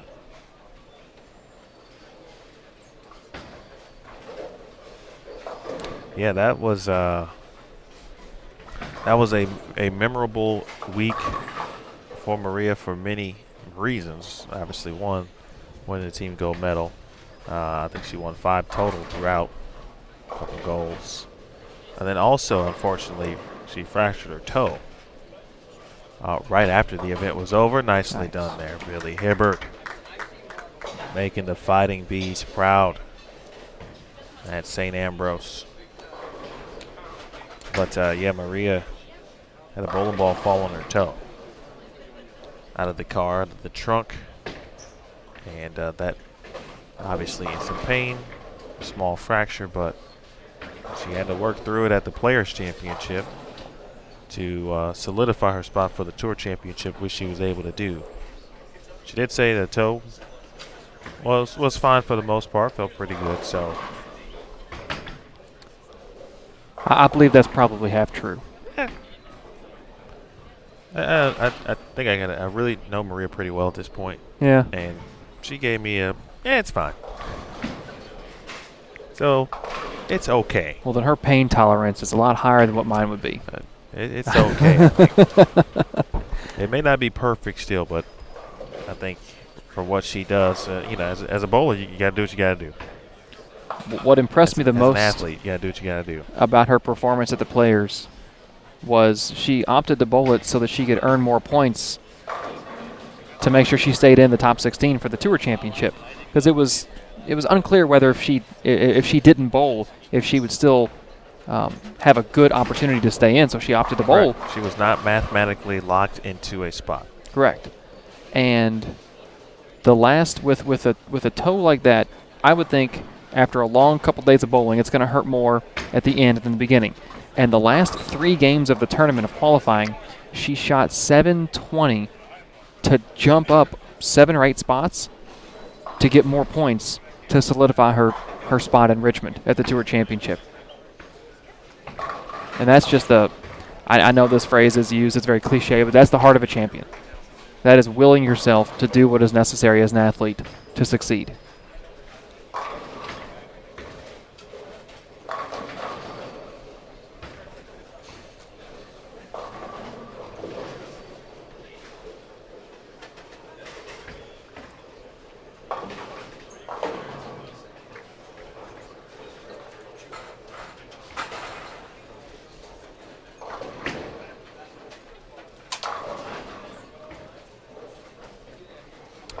To Daryl's comment in the chat, do lefties loft? Stupid question, but I don't think I've ever seen one in front of the ball return. Well, then you have not seen Mark French bowl. Mark French, a very talented left-hander from California, bowled with us for a year at Lindenwood. At one point, Mark was junior team, self-taught, and I forget which one it was, but at one point Mark held the record for most 3s or 8s by a youth player.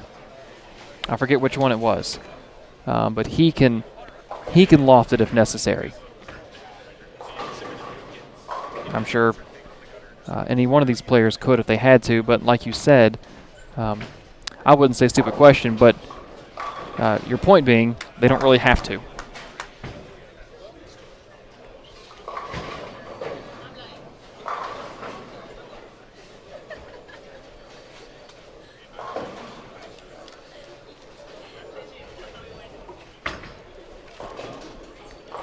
This is game 6, right?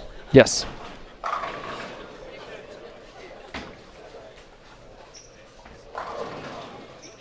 And to touch on that point real quick, I'm not going to tell Anthony Nair he can't do anything. So, I'm just not.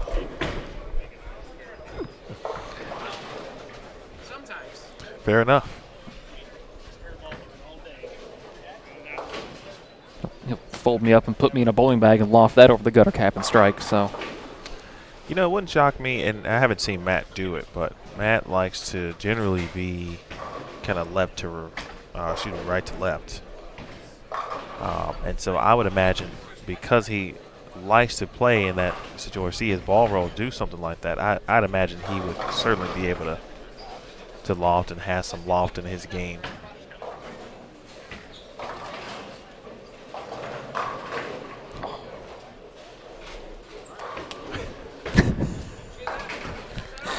we got that, Mike. It's really only one thing you can do. I'm sorry, buddy. I'm allowed to laugh because he's seen me do it plenty of times before. For those of you who may have missed earlier when he was on this pair, Mike is from Louisville, from where I'm from. We've grown up bowling together, so I don't feel bad laughing at him, especially with his reaction.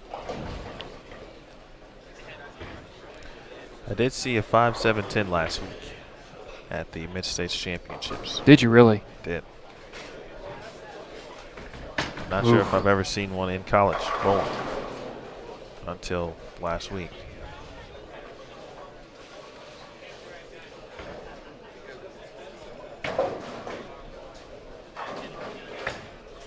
That's got to push.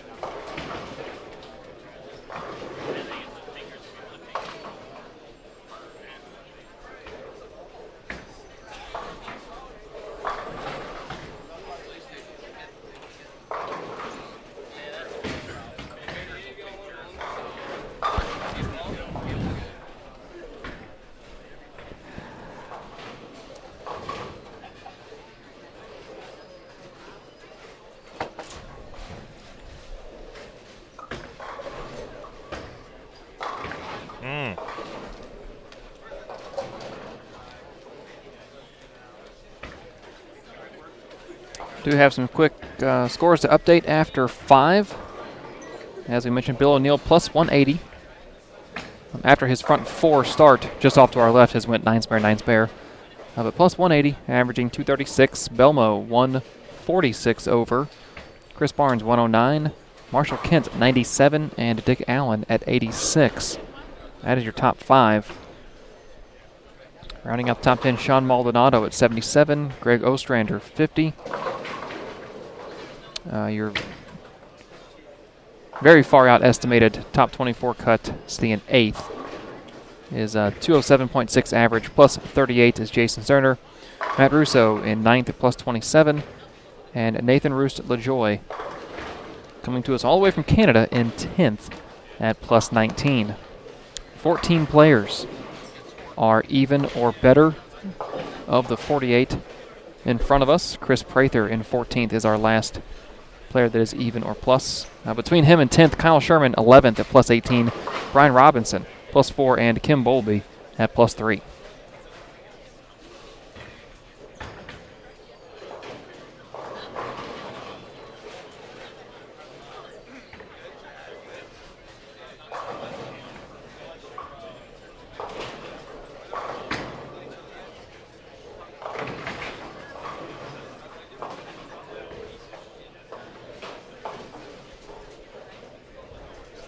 Hey, Tiff. Hope all is well.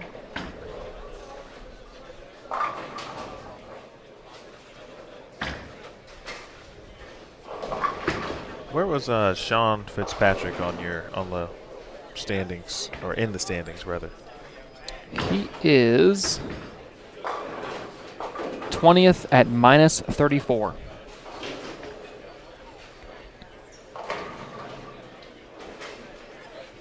Today, Sean has went 176, 210, 217, 179, 184.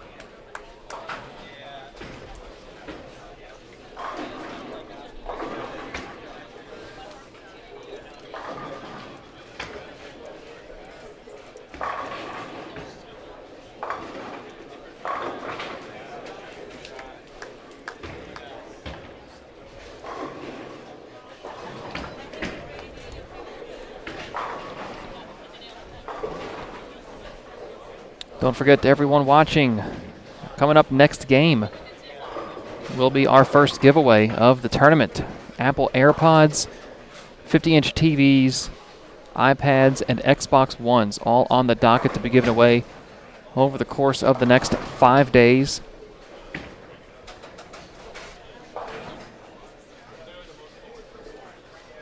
So make sure to pay attention, keep your ears up.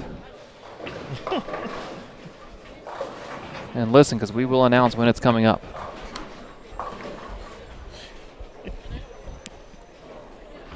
I don't know why that tickled me.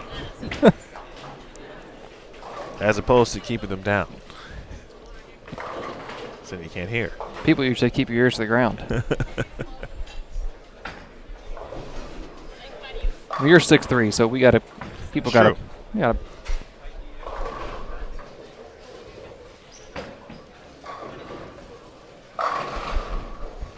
There's the powerful shot making we're used to seeing from Anthony Nyer.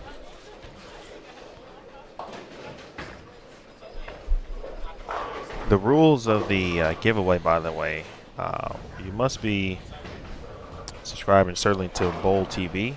It is a raffle that happens in-game, and so it's a very quick and easy situation. We will alert you that the raffle is underway. You'll generally get a 60-second reminder.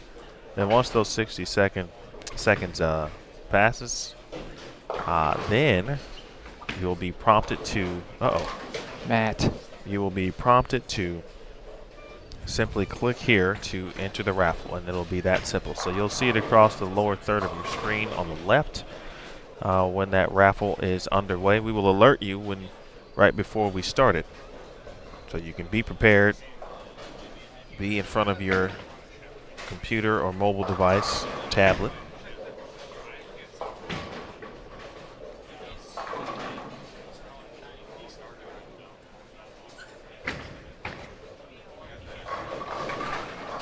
Keaton, to answer your question, coming into this game, Matt Sanders minus 54. Has went 180, 190, 180, 170, 210.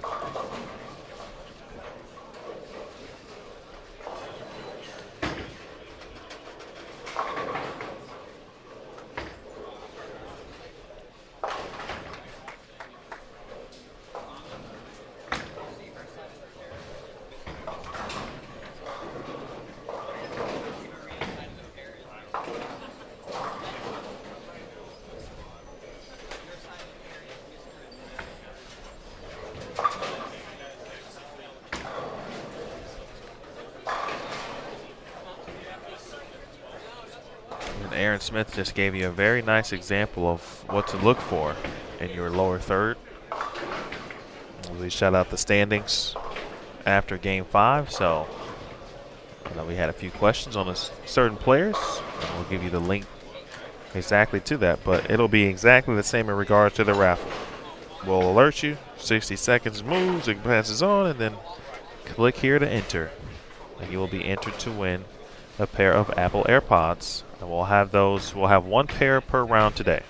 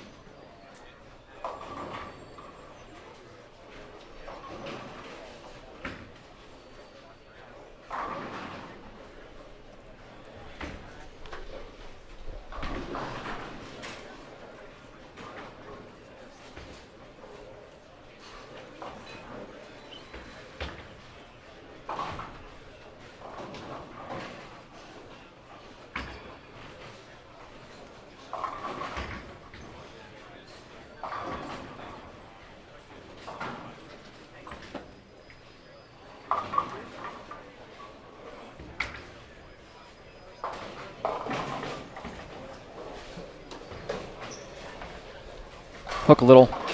Nice conversion on the 3-7 by Anthony.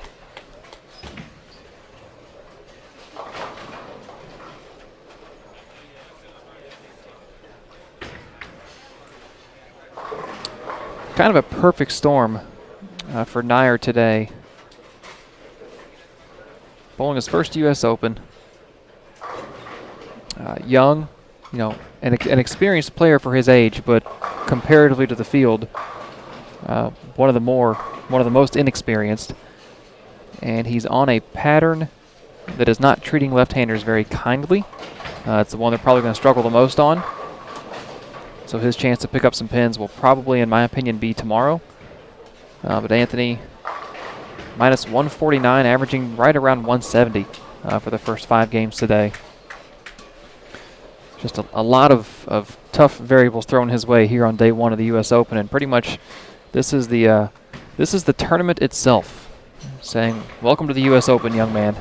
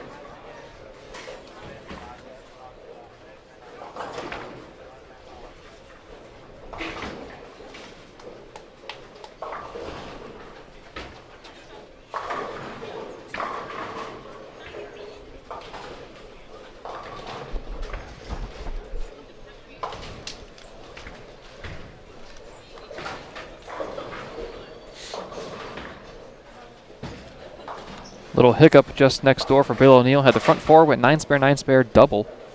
7-1 in the 9th frame. I didn't see what it was, so a max score of O'Neill for 231.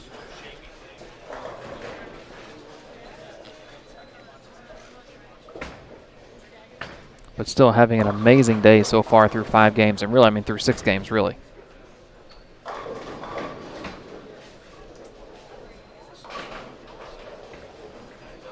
Chris Warren, very nice bold game. Nicely bowled game here on 25 and 26. Chance to be in the 230s. Where that ball checked up a little bit on him, leaves the 3-6-9-10. You've heard it before, we'll say it again. 3-6-9-10, the most difficult non-split conversion on the pin deck. Curtis goes runaway Brooklyn for an 8-pin, 188, minus 76 after 6 games.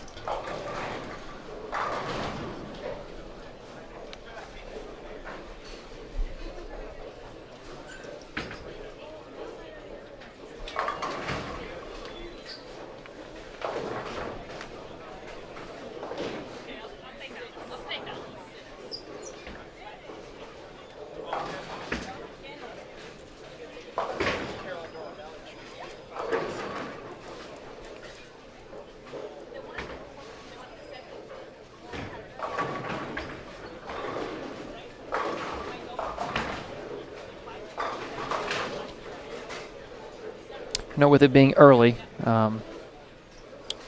still maybe worth taking a look. Last year, your cut for the advancers round was a 205.79 average. Plus 139 was 36th place last year. And then after the cashers round, the cut number to make the top 24 for match play was plus 201, a 206.28 average. So really the U.S. Open is as simple as this. Catch a double, stay clean, shoot 2-0 every game. In the grand scheme, I think, yes. I mean, these we, it, yes. You and I and the players and the fans want to make it sound like it's just so difficult at the U.S. Open. I mean, come on, y'all. It's just 2-0. Well, I told you what I averaged for my 2 league sessions on the U.S. Open back in the day, and every other time I practiced on it.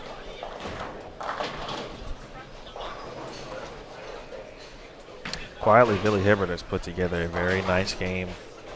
And really, since that 6-7-10 he converted in the 4th frame, and he went on a run. He went 8-spare double. That split stops the run. He makes it, gives himself some momentum.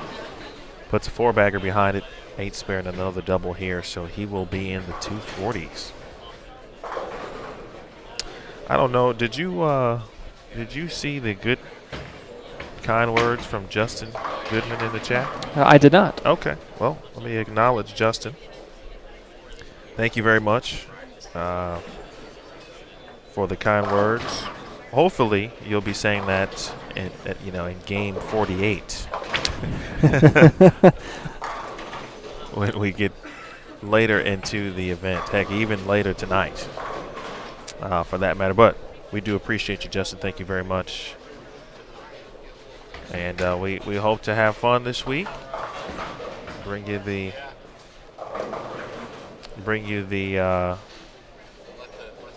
sights and sounds and what's going on. And at some point, hear some from some guests as well as we get into the day.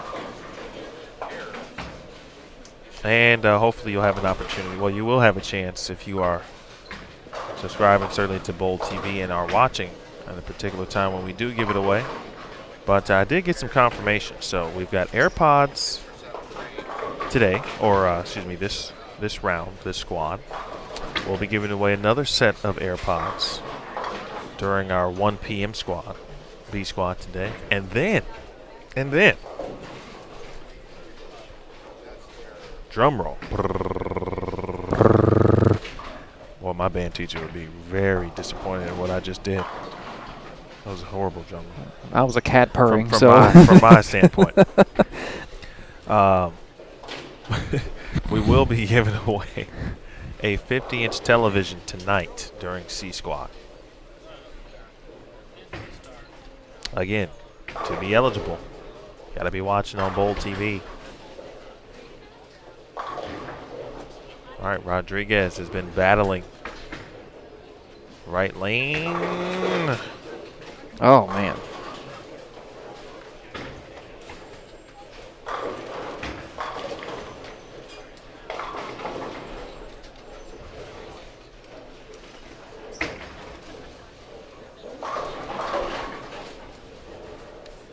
Well, you can only exhale so many times, right? After you work so hard to give yourself an opportunity to make something happen in a 10th frame and to lead something like that. There's only so many times you can come back and just take a deep breath and exhale, because most of the time, generally speaking, you may want to do other things or say something else. Mm-hmm. And that's a way to kind of curb that frustration. You only have, like you said, there's only so many times. I think you have a bank that you can withdraw those from. And at some point, you're going to run out of them. And it's your job as the bowler here at the U.S. Open to make sure you don't run out of those in Game 6 of Day 1. You need to keep those for the long haul. So to get rid of them all on Day 1, it's going to make for a long U.S. Open. Yeah, and that's the thing. I mean, you're spot on there. It's talked about that, the patience, the being able to remain in the event mentally. Yeah, you can't win it on the first day. You can't put yourself in a bad position. At the same time, you can put yourself in a great position to be successful throughout. Matt Sanders. First one, money. That one, that's a bit left down lane.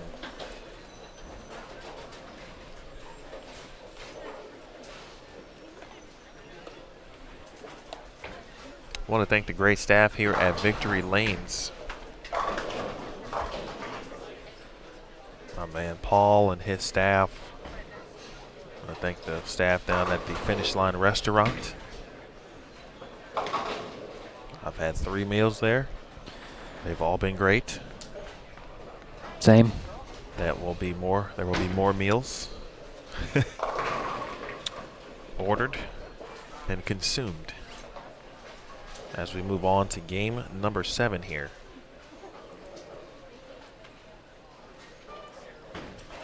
Here on Bowl TV. So now we got that whole audio thing situated. Let us try to reintroduce ourselves one more time, just in case for those who didn't see us early, because we did it twice, and both times were not for the fainted heart, if you will, from an audio perspective. So how about that? We're back again. My name is Emil Williams Jr. Daniel Farish is here with us, bringing you the action here this week. Victory Lanes, Mooresville, North Carolina. It's going to be a great event, certainly. Someone's going to win a major championship.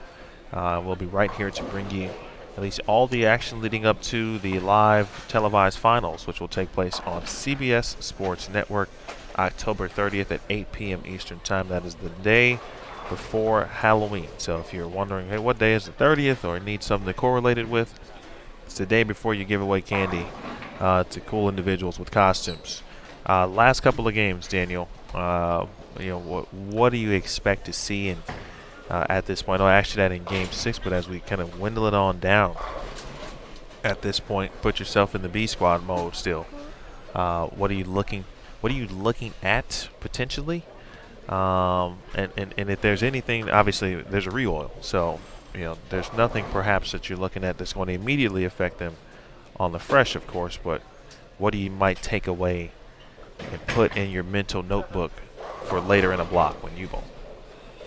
I think, the notebook for this block for these bowlers is going to be out the window as far as the pattern, because they're not going to see it again.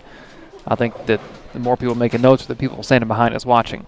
But for these players, it's important to, even though that they're moving so far left and they're lofting it, the lanes are still going to show you characteristics that you're going to see on those pairs moving forward. So you've got to keep paying attention to, okay, on this bit, on 25 and 26, is the left lane 2 boards drier. On 19 and 20, are the back ends tighter here than they were on 15 and 16? You've still got to pay attention to lane characteristics, and I think we're going to see players continue to move left. At some point, the pattern may even out, and it may stop transitioning, or it's going to keep going at a very gradual rate. I don't think there's going to be any in between. I don't think we're going to see small adjustments. I think we're going to see the pattern even out and just kind of stop. And where they are now, they're going to be for the next 2 games, or they are going to continue making moves, lots of moves left to catch up and try and stay ahead of this pattern. Unfortunately, this is one of the few times when it comes to lane play that I am out of my element, because I can't do this. I'd be relying on a smoother surface bowling ball, maybe even polish, which I don't throw a lot of these days. I don't think a lot of people throw a lot of polish these days. And I would be relying on trying to play the dry, because I can't do what they do as far as lofting and getting left, and even what Peaches said, it kind of did, just kind of help it over that left gutter. That's not something I have in my bag. So I would be asking a lot out of my equipment right now. Yeah, I don't think there's any question. I think being able to move left and, have some ability, I don't think it has to be great. I think it's got to be decent enough to kind of get you through a couple games in regards to being able to loft it. But it's definitely something now where if you're thinking about coming out on tour, it's something you should be working on right now. Yeah, the one thing that I do have in my bag that would keep me relevant these last 2 games is my spare game. No doubt about that. I have no problem saying that. The issue that I would have is, Daniel Ferris, you leaked one right. It's not going to get back. You're going to wash out. Oh, you got one left. That's a 4-6. Well, you've never made one of those in your life, so.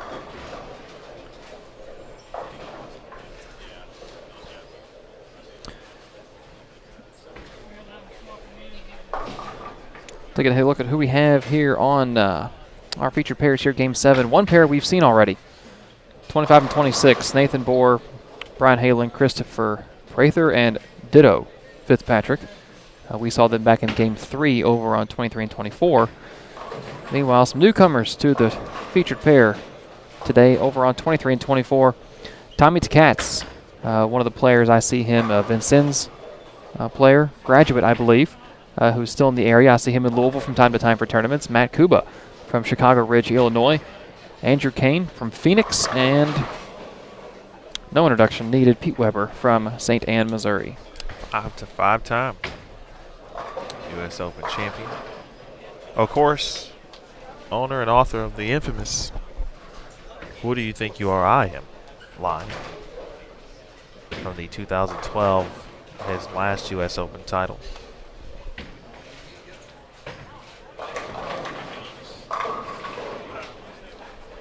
As a bowler, that's one of my favorite telecasts to go back and watch, not because of the "Who Do You Think You Are, I Am," and not because of the antics between himself and the crowd, whatever was going on over there, but because of the shot making between himself and Mike Fagan.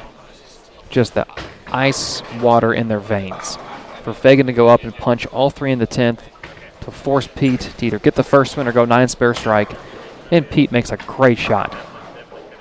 Hard ring 10. Converts it, and then just splits the 8-9 when he needed 10 to win.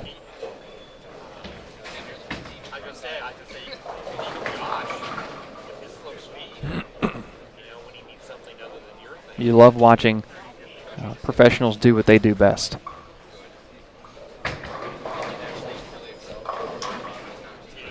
Well, we tried to do that on Wednesday night, but the traffic here in Charlotte did not allow us. We believe there was an accident. We should hope everyone was okay. For sure. Don't know exactly where it was on 77, but it did prompt a severe delay. So for those of you who were with us during the PTQ, we talked about we were going to check out potentially, depending on our time situation, the Charlotte Hornets and the Chicago Bulls. I'm a Bulls fan, and it's a good opportunity, opening game for both teams, et cetera, and hoping to see professionals do what they do best in another sport. But I'll have to make a return trip. Nathan Bohr looks to be in a good rhythm, early double. As you mentioned, we saw him earlier on 23 and 24.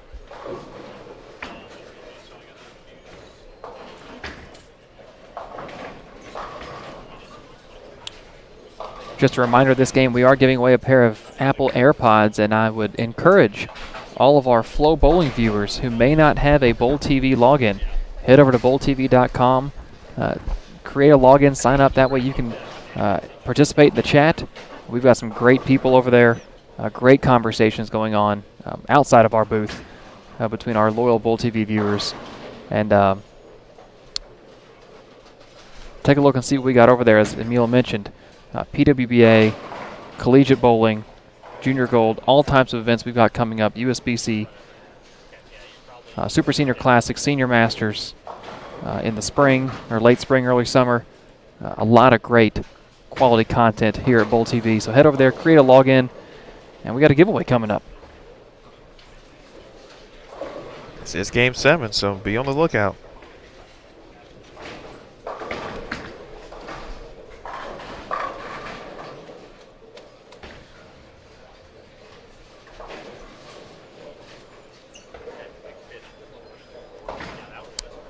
Keaton in the chat, you asked about Tommy. He is minus 36 coming into this game.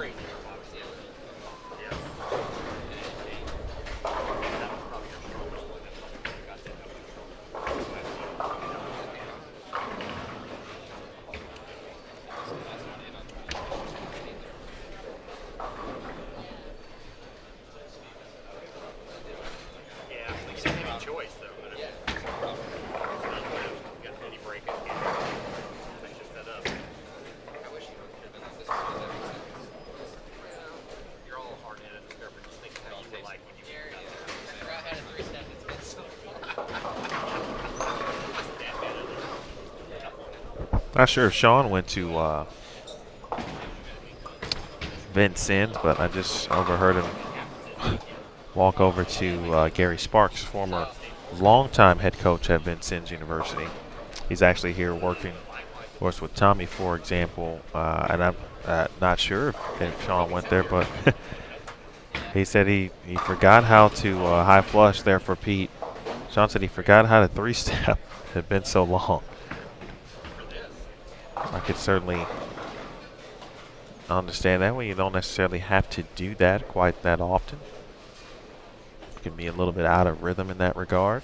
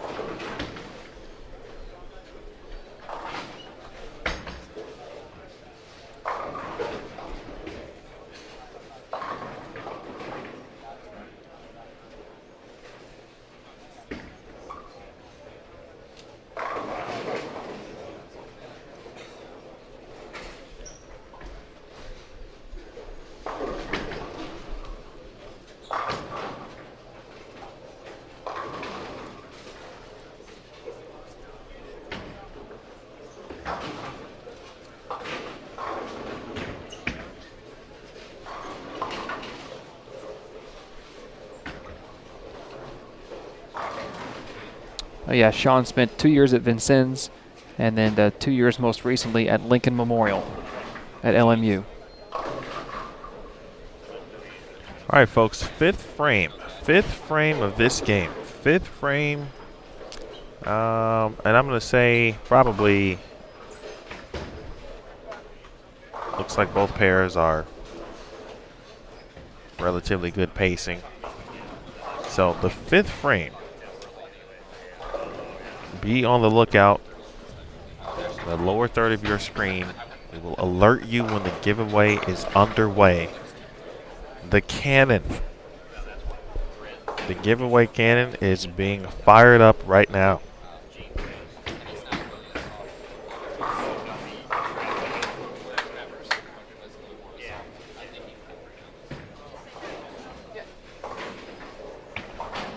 I think I heard after the PWBA Tour Championship in Richmond, it was going back to Arlington for a new coat of paint and get some new parts on it. So the cannon is ready to go.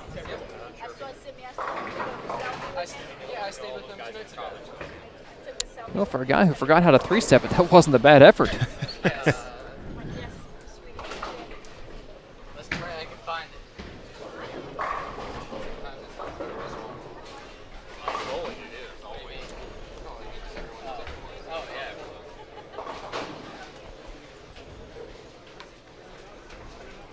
Thanks, Deborah, for the information as well.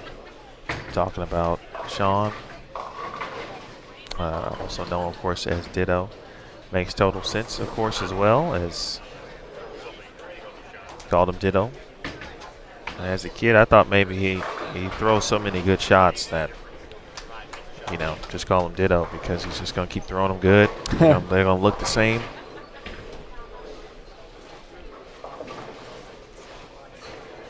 Pete with a double.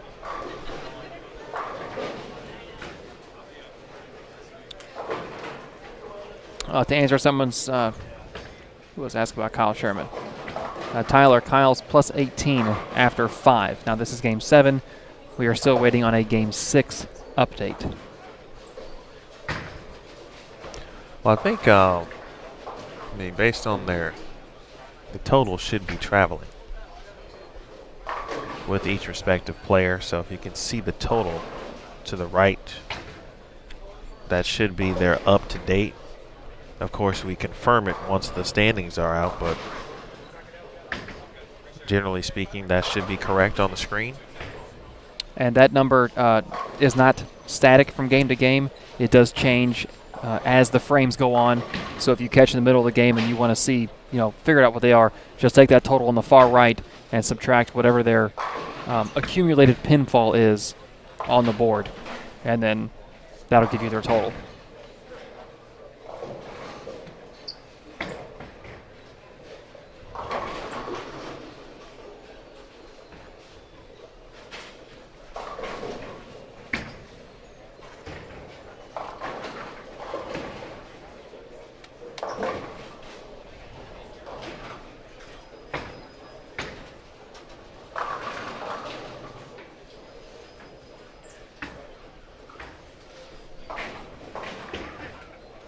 All right.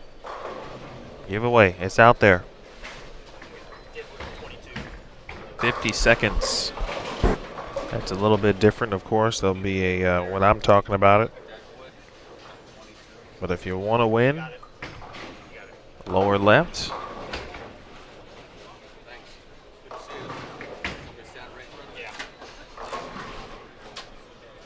Hopefully Daniel Farish is okay to my right. Perhaps he's just so excited that he had to take his glasses off about this giveaway. It's the first one I've been a part of in a while, man. It's shaking me to my core.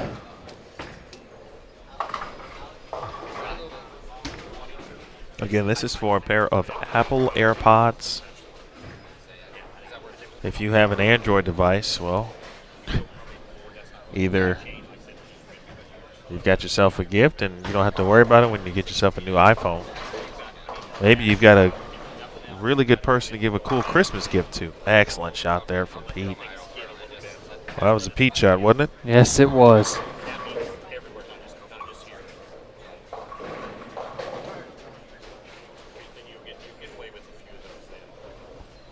By the way, all winners are selected at random.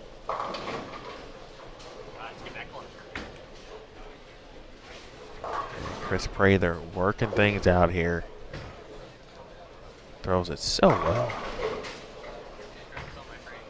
Makes it look easy from a loft game perspective. Everything about Chris Prather's game is just boom. Jasmine. Well, congratulations, Jasmine. You are the winner of some Apple AirPods. Our first winner of the day. There will be 2 more. So that was our prize for this squad. We'll have some Apple AirPods to give away at 1 p.m. during that B squad, and then tonight we'll be giving away a 50-inch TV. I can't believe I'm saying that. We're giving away a 50-inch TV. Not once, but twice, because we're going to do it again tomorrow. Right? Yes. And then on Sunday. Right. 3 days in a row. Yeah. So 2 AirPods and a TV. Every day of qualifying. We'll change it up during the cashers round slightly. Actually, we'll give away some AirPods there too. And then we'll change it up for match play.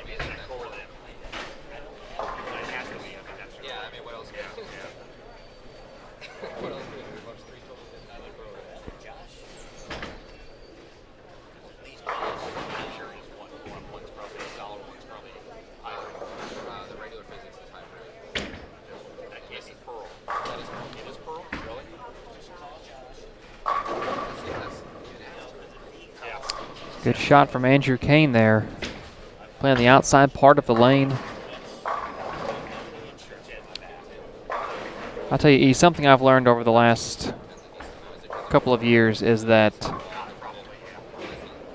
a bowling ball will tell you, even if you strike, if you're in the right or wrong area of the lane. What I mean by that is it's obvious by the ball motion. If you're in the wrong area of the lane, the ball's not going to do what you want it to. So you know, based on the motion, okay, it's the wrong area of the lane. But what Andrew just did, playing that outside part of the lane, which on a 45-foot pattern traditionally is not where you would play. The ball hit the pocket, and the 4-pin just kind of fell over.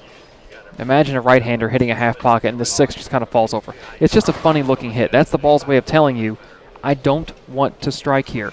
I want to be somewhere else. But with the lane play today from the right-handers and the way this pattern's transitioned up front on the left-hand side, the lefties can't get where the ball wants to be on this pattern, so they have to either stay there and grind or move a little further left like Andrew has here and just try and ace every single shot. And you almost have to ace it playing that area of the lane to strike. I don't know how big of a miss that was, but it was multiplied tenfold by the fact that he is in the what I would say the wrong area of the lane, but he doesn't really have a choice.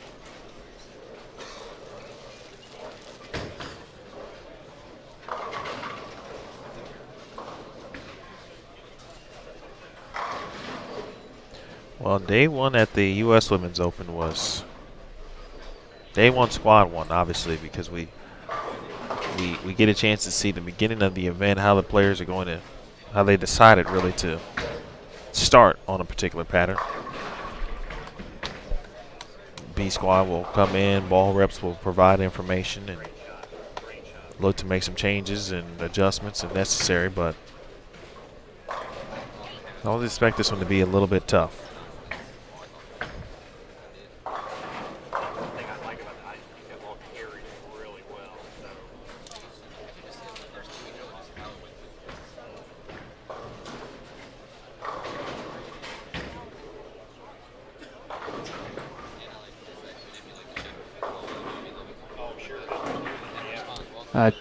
Daniel, to your question in the chat, based on what we saw in the practice sessions yesterday, I figured this pattern would give the lefties the most trouble.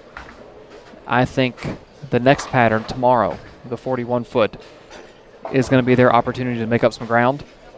And then the 37-footer on Sunday is anyone's guess. It's a very tough pattern, a very confusing pattern that a lot of players walked away from after practice yesterday scratching their heads.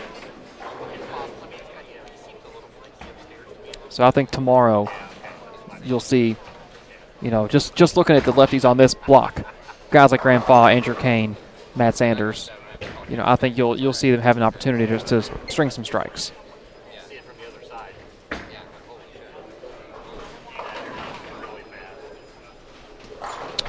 Game 7 of 8.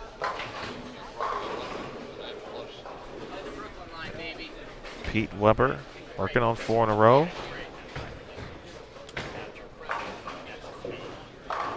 Wow. He's getting that thing to just tuck right there in the high flush. It just gets there and just jerks a little bit, just jerks left, and then hides.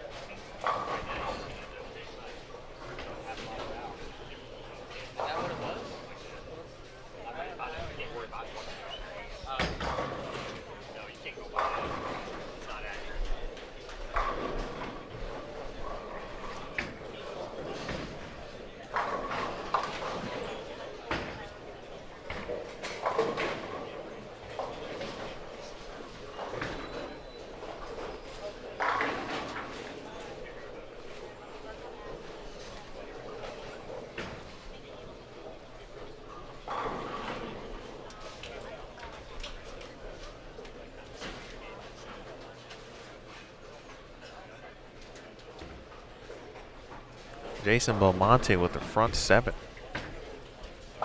on 17 and 18.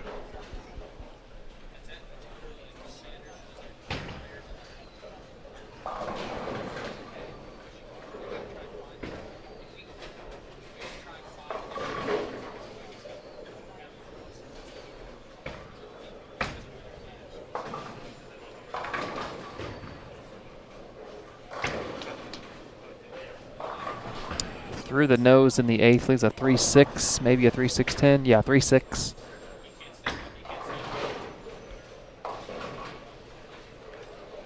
In a way, Bill O'Neill, just to our right, also on the front 7. That's the front 7 marks with only 1 strike.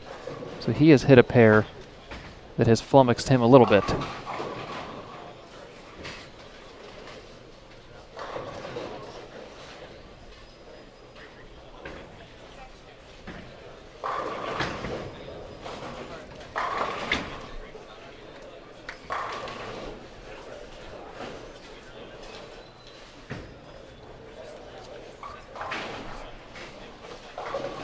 We did just get hit with a score update after 6 games. Top 2 haven't changed. Bill O'Neill plus 208. Belmo plus 130. Marshall Kent 104. Chris Barnes 96. Sean Maldonado 78. That's your top 5. Your top 10. Greg Ostrander 60 over. Dick Allen 51. Nathan Roos LaJoy 41 over. Matt Russo 38 over. And Jason Sterner is 30 over. 11th place, Brian Robinson at 9 over is the final player in today's field that is plus.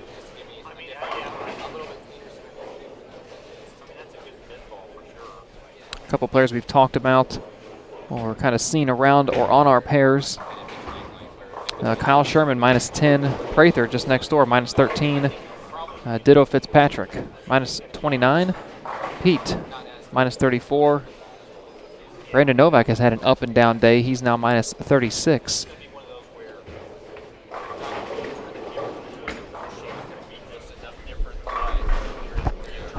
Well, depending on how Brandon finishes, his start, obviously, it could have been a much worse situation. Yeah, Brandon Novak started 139, 178. And then put 279 and 230 on the back end of that start to get to plus 17. So Novak had a very up and down day. He's just to our left this game, has 4 strikes and 2 splits. So if he can find a way to make up some ground this game and then have a good final game and get back to even, all things considered, I think he would call it a successful day after the first 2 games.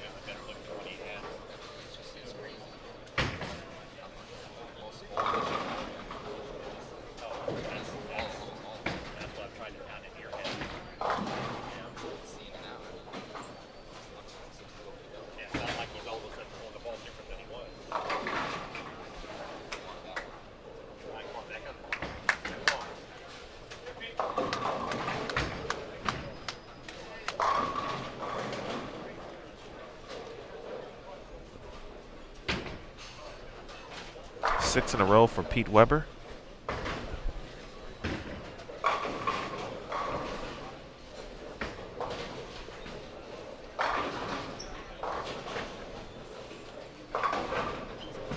Yeah. Andrew is. You're right. When he's, I won't say perfect, but he hasn't missed, certainly. All 10 down.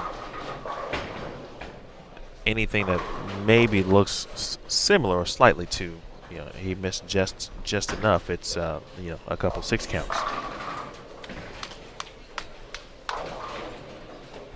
Tommy with a really good few shots here. 3 of the last 4, just bangers right in the pocket.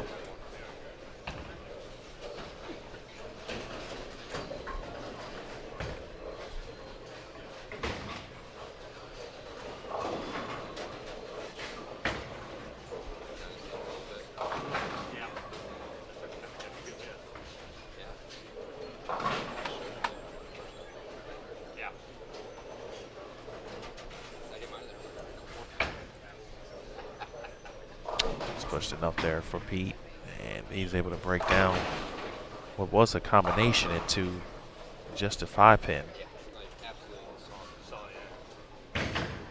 Looking at the top of the standings, Belmo after the 8 spare in the 8th on the front 7 struck the 9th, so max score of 278. Meanwhile, Bill O'Neill left and missed a 10-pin in the 9th frame. Best he can do is 193, so we could see a lead change here with 1 game to go on this squad.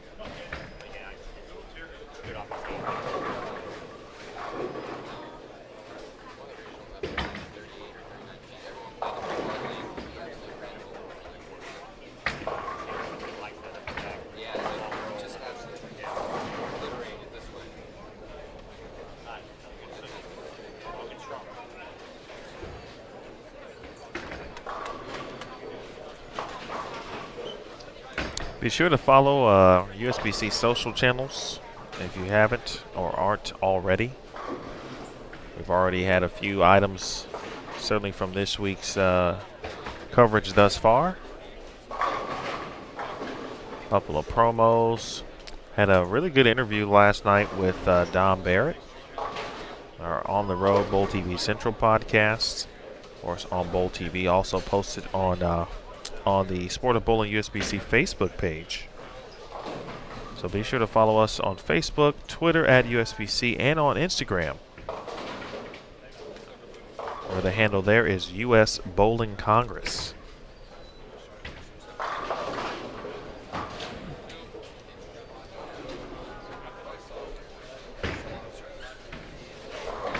T-Cats. Ooh. Give him the hit. Nice break. Nice break. Nice break, work it. 183 for Prather. Daniel, where can people follow you? Well, I'm on Facebook. If you would like them to follow. I'm on Facebook, and a lot of my bowling posts are public, while the rest of my stuff is personal, because y'all don't want to know the rest of my stuff. Twitter, at Daniel Farish. You used to enjoy Mountain Dew. Code alert. What was it? No, Livewire. That's the one. Livewire. Back in the day. Back in the day. You still like Mountain Dew Livewire? I mean, I haven't seen you have one, honestly, so I don't know. I didn't know you still made it. Oh, they still make it. Okay. Absolutely, still drink that. All right. I remember walking about a quarter mile in the snow with Melanie Regis, one of our Canadian teammates in college, to go get 3 12-packs of Livewire back in college. That doesn't mean they still make it. Just saying. I like it. On Twitter, at Daniel Farish. Instagram, at Daniel Farish. That's about it for me as far as social media goes. You can also follow me at EWJR on Twitter.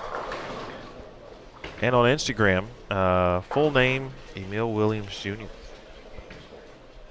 Well, you'll see generally pictures of my very adorable son and other things. Trying to create a content calendar for myself. You know, handling your own personal social media can really, I mean, it's just tough. It's a lot. Because you don't want to do too much cross-posting. You don't want to put the same thing out everywhere. And then you've got to figure out a way to come up with... I'm going to hire someone. Well, you could handle your stuff if you hired like a professional photographer just to follow Trey around That's true. and just take pictures of him and video and post that. Needs his own Instagram. You know, I've got a ton of not yet. We're not ready for that yet.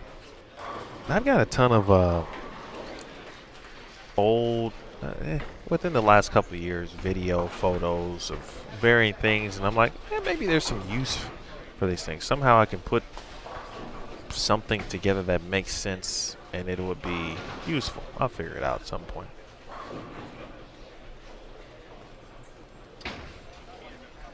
Pete can double. Get into the 250s.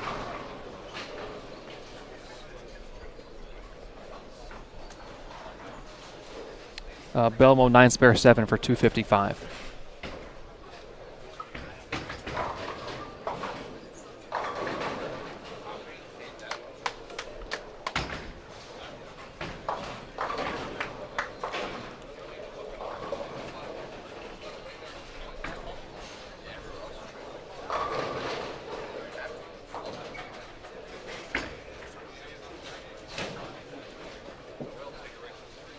Well, That's not what you want to do. took the words right out of my mouth. Certainly not the way Matt wanted to end this game.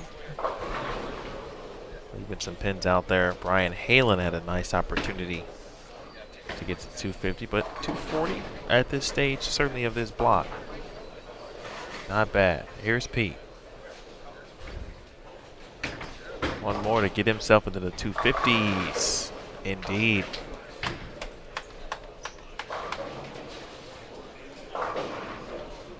Off camera, Pete coming on back.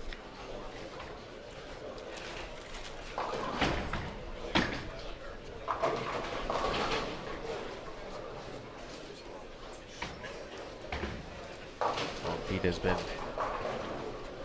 battling in the injury bug, back and hip in recent years. I came into this event feeling very good.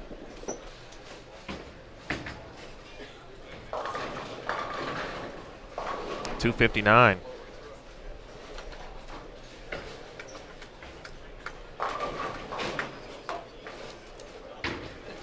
Nice job there for Pete, and hopefully, we're not speculating here, but you come back and you're just trying to give that right side a little stretch. Just making sure everything's in place. That's a little stretch, and hopefully he is all good.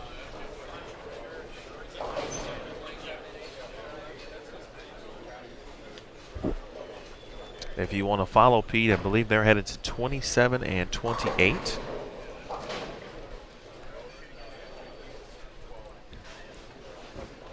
And just like that, we are moving on to game number 8.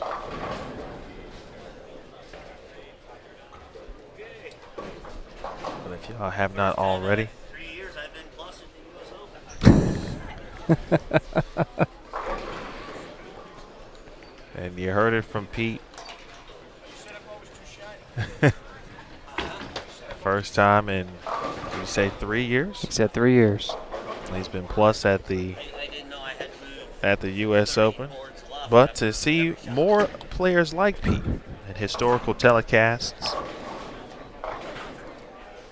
USBC is unlocking their treasure chest of newly digitized historical telecasts, including the PWBA, Team USA World Team Challenge, ITC Classics, and more. Definitely want to check out the vault.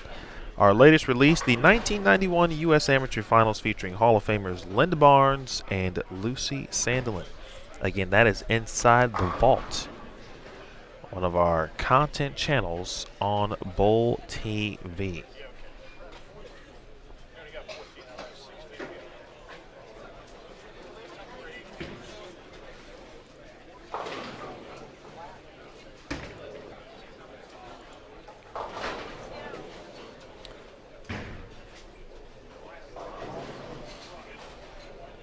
Speculated about a possible lead change that game. Didn't quite come to fruition. 255 for Belmo, 183 for Bill O'Neill. 72 pin difference in the game.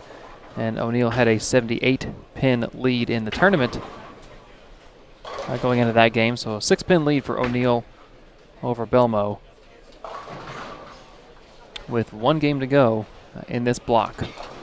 And while we wait, how about another historical U.S. Open moment?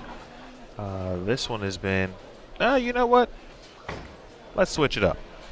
How about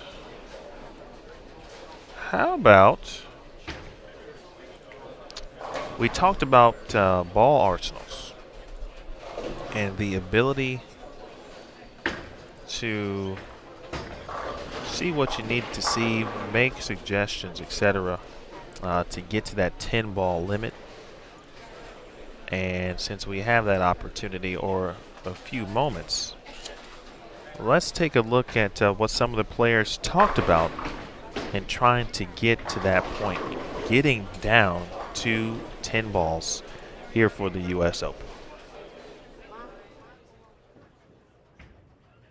Hello, everyone, and welcome to the 2019.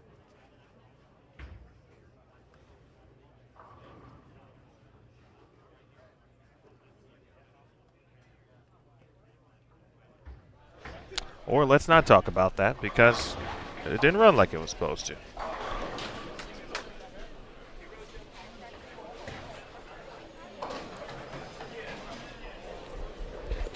I hate when that happens.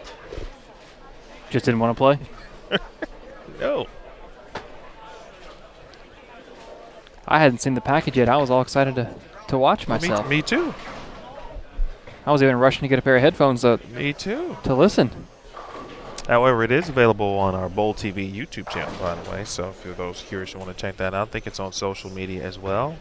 We will run that throughout the day at some point. I'll double check it and make sure we're all good there. But to let you all know what we're talking about, yesterday I spoke with about 8 or 9 different players about basically their process of selecting 10 bowling balls for this year's U.S. Open. We also spoke with USBC research technician Jason Milligan about the weigh-in process, basically what all went on there, what they were checking for when the players checked in their bowling balls and the ball card, and really got some great information from the players and some insight into how they select their arsenal.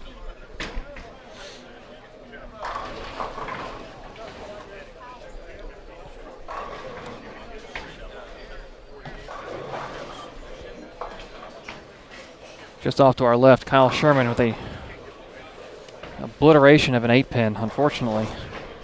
8-pin did not fall. Take a look at who we have on our featured pairs for the 8th and final game. One pair you've seen already. Just on our 23 and 24, Gene Perez, David Hooper, Dick Allen, and Michael Tang. For the first time on the featured pair today, 25 and 26, Michael Williams II from Montgomery, Alabama, Brandon Novak, Chillicothe, Ohio, Alfred Wolf III from Littleton, Colorado, and Tom Baker from King, North Carolina.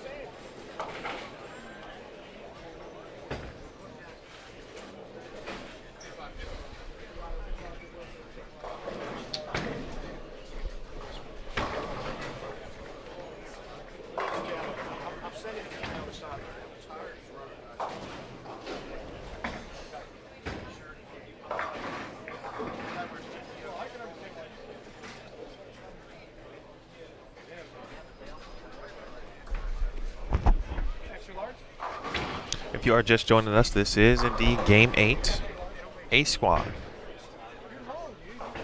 Emil Williams Jr. with Daniel Farish, Aaron Smith, Jason Thomas, Matt Cannizzaro.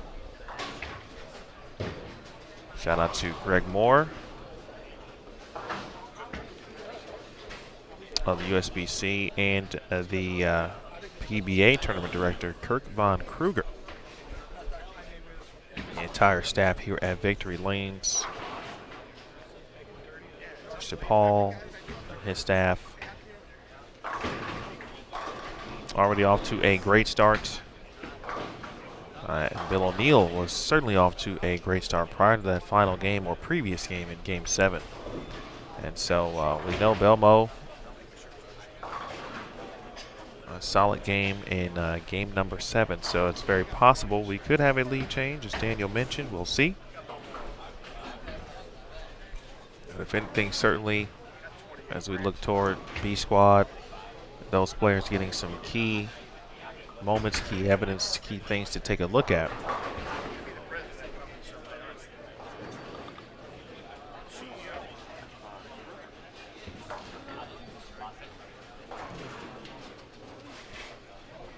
You see Michael Tang.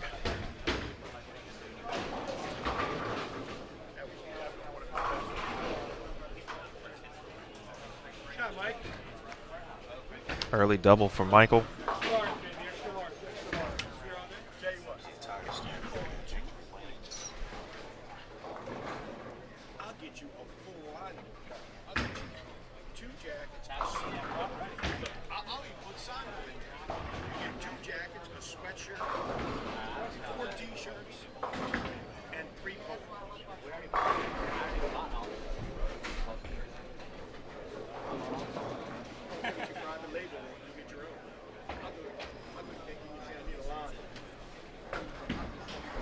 Daryl, I'm assuming you had a question about ball limits.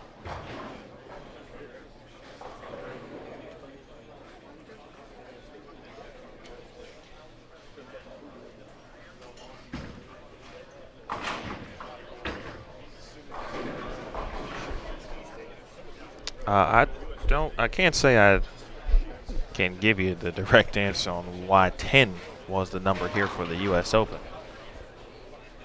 Seems like a good round number from that regard.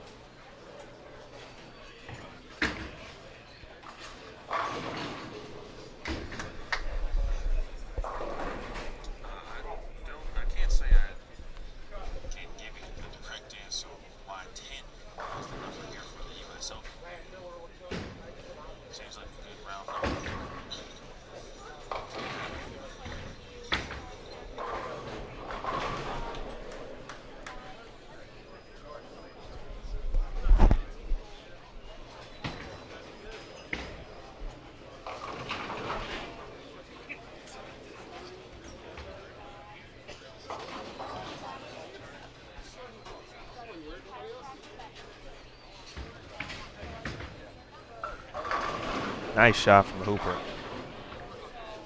2 for 2 on the right lane.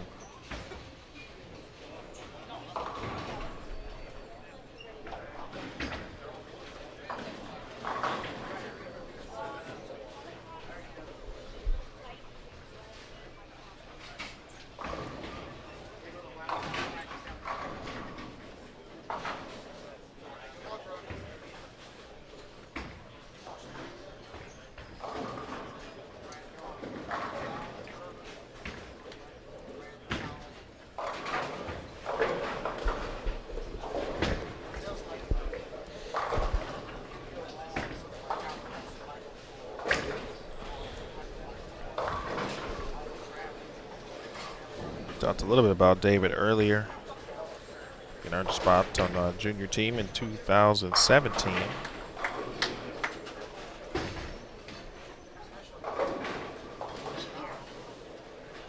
Junior at Emmanuel.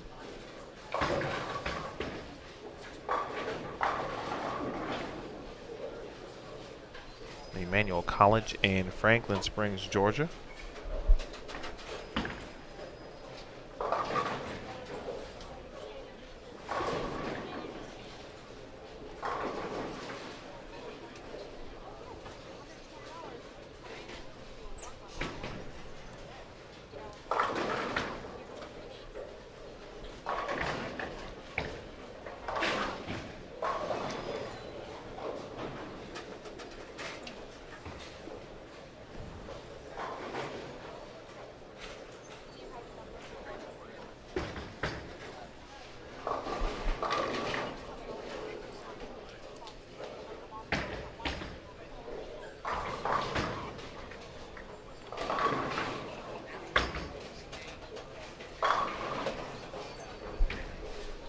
What a shot there from Mr. Wolf. Like right over 6th arrow. I mean, that just pinpoint over 6th arrow.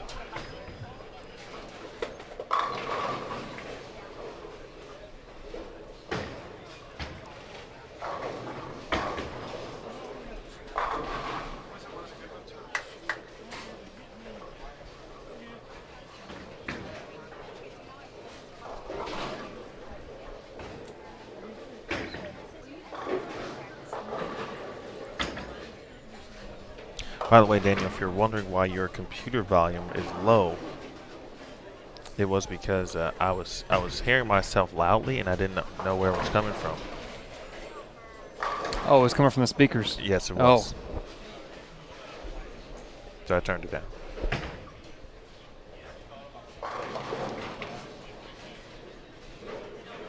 Not that I don't like to hear myself. Every now and then it gets a little rough.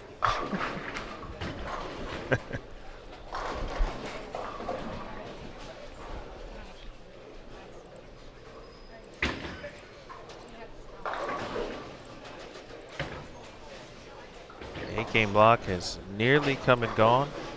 The next round is scheduled to begin at 1 p.m. Eastern.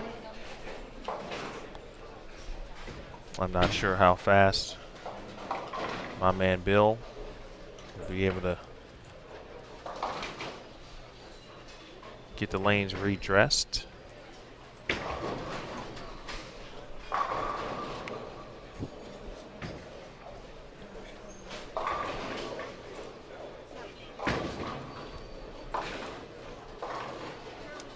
But we'll find out. So if you happen to stop on by Force Bowl TV and at 1 p.m. Eastern and you don't see any streaming as of yet, I'm sure it'll be a few minutes after, so don't be alarmed.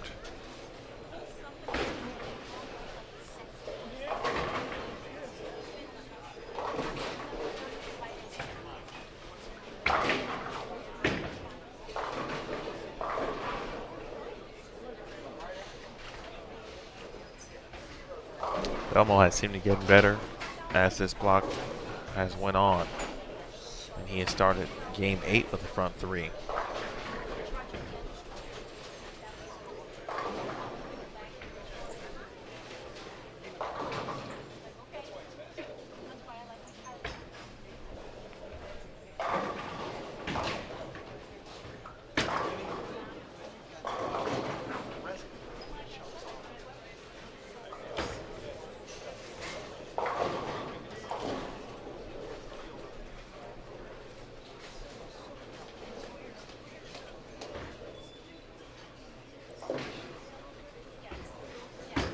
Bill O'Neill strike 9 spare, strike 9 spare to start this game. Down on 31 and 32.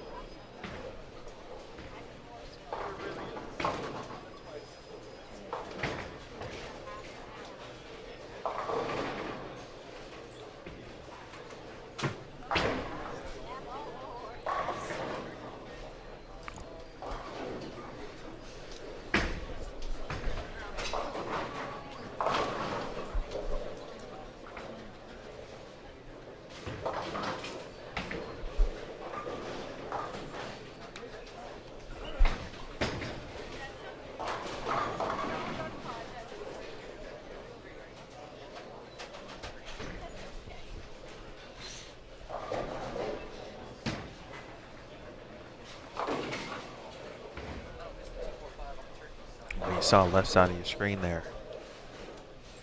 Elmo chopped the 2-4-5.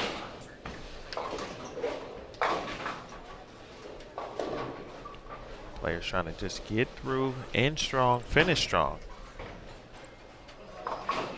I think someone asked me at an event recently, how do you handle, I think it was a question for a player, but how much time do you give yourself after a round or however it went, if it didn't go well, whatever happened, to think about it, talk about it, etc., and then move on. So I'll ask you that question, Daniel. How long do you need or typically give yourself after a round of competition after an event to evaluate, self-evaluate, and then move on? In a situation like this where I've got more bowling ahead of me or at the end of an event? Let's talk about this situation where you've got 2 more rounds minimum. 2 more rounds on different patterns. I will, in the short term, I would leave here, grab some food, and look at what I might need to address physically if I had a moderate or a bad day, and then instantly start preparing for the next day. It wouldn't be until the end of the term that I would look back and go, okay, did I make the wrong ball selections on that pattern? Where did that pattern trip me up? But I won't think any more about this pattern until I'm done with the tournament because I've got 2 more days in front of me.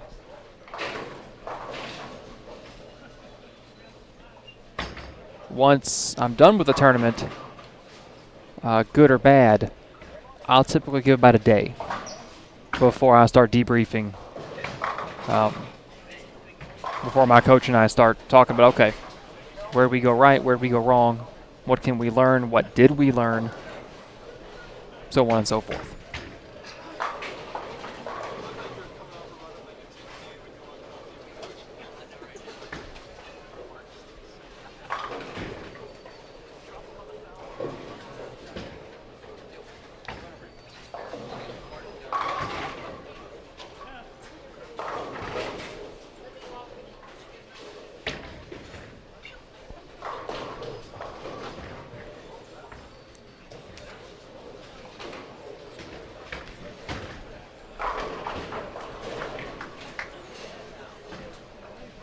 Score update? Yes, sir. Score update.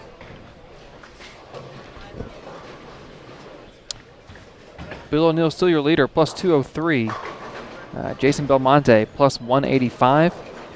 Sean Maldonado, plus 115. Marshall Kent, plus 110. If I can get the screen back. Chris Barnes, plus 92. Jason Sterner in 6th place, plus 57. Kyle Sherman, plus 48. Dick Allen, plus 36. Matt Russo, plus 27. And Pete Weber is 10th at plus 25. A few more players are plus. Greg Ostrander, plus 24. And Nathan Roos-LaJoy, plus 12. And the final player in the field that is plus in 13th, Tom Doherty at plus 10.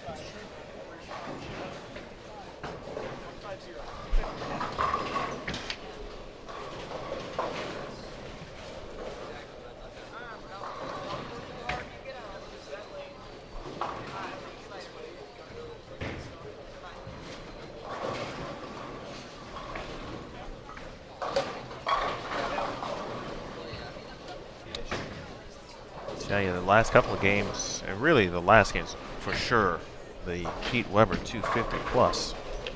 I feel that just watching some players, specifically like David Hooper, where he's playing, very similar to where Pete was playing on that pair, and Pete probably gave a nice blueprint on kind of how to finish, at least on 23 and 24.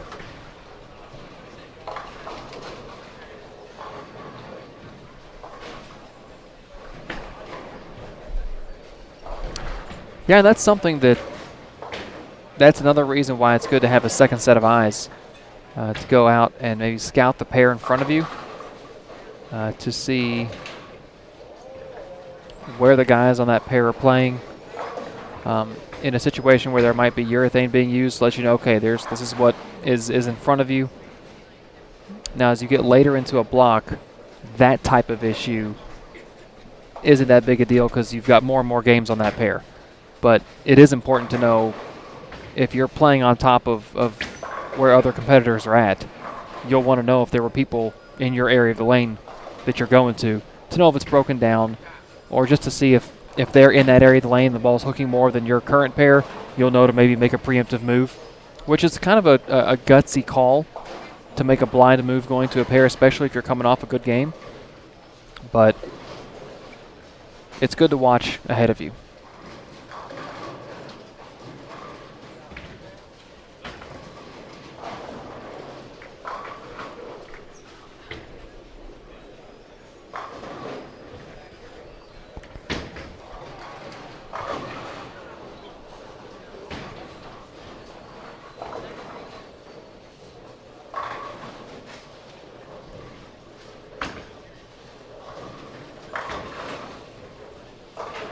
Allen now with 4 in a row.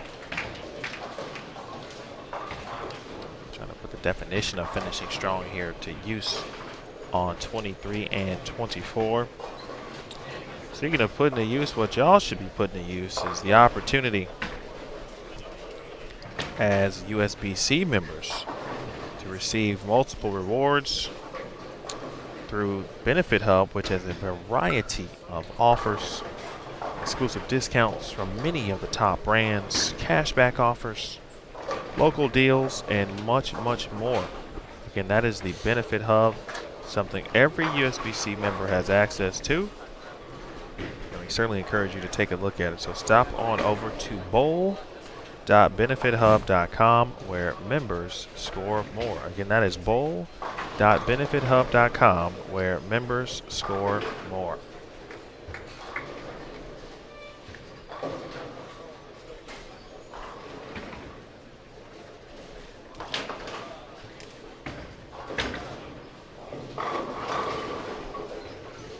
Nasty right there from Michael Tang.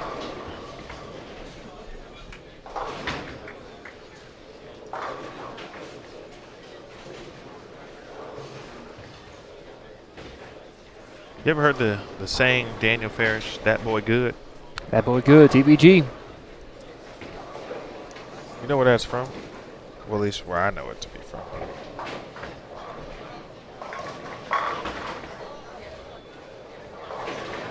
That boy That's good. from, I can picture it, yeah.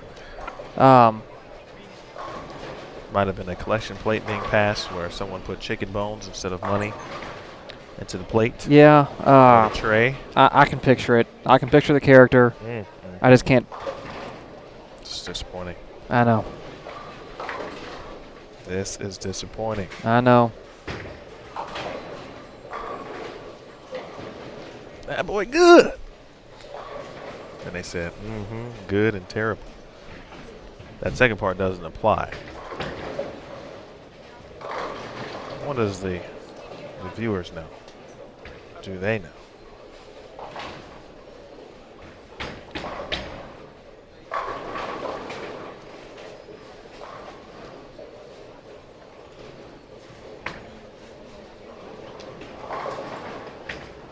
Oh, no one said it yet. He has gone to the World Wide Web. 5 in a row for Dick Allen.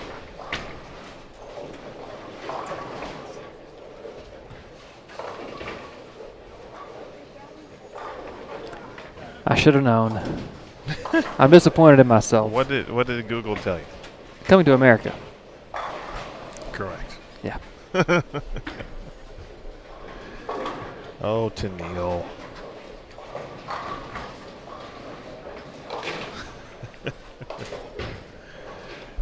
Tennille knows me so well. We've had so many conversations over the course of multiple tour seasons and non-tour seasons for that matter. She knows I have not seen A Christmas Story through and through. High flush again from Michael Tang. Michael Savage is correct.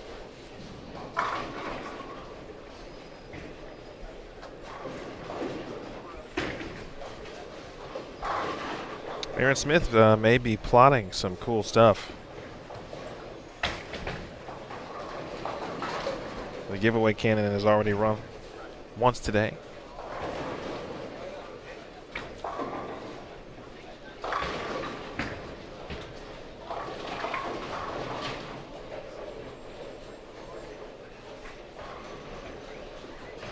23 and 24 are certainly going to finish ahead of 25 and 26. It's certainly helped out by a combined 9 in a row between Dick Allen and Michael Tang.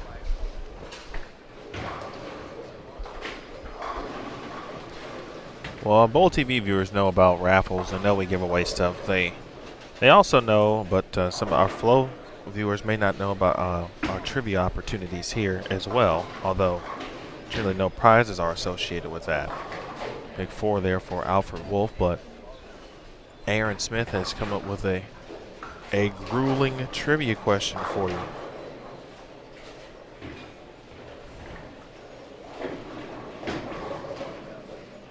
That he will unveil shortly. I would like an Aaron Smith's skills at trivia, now creating trivia questions. I've actually never experienced trivia where we're trying to answer questions, for example, in a bar type setting.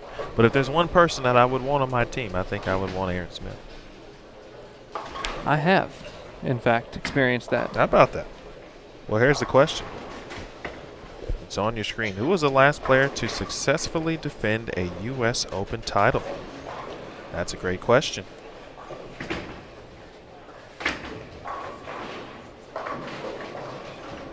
Don't be shy. Give your best answer. Give your best guess. As Dick Allen looking to make it 6 in a row. Lane 24, that's got to get some help. It will not. 3-6-10.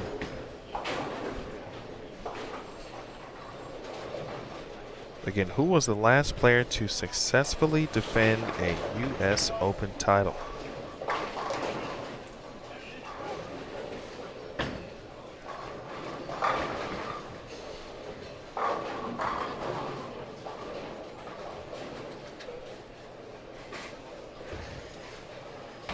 I believe I know the answer. Look forward to seeing what that answer is here in just a few frames.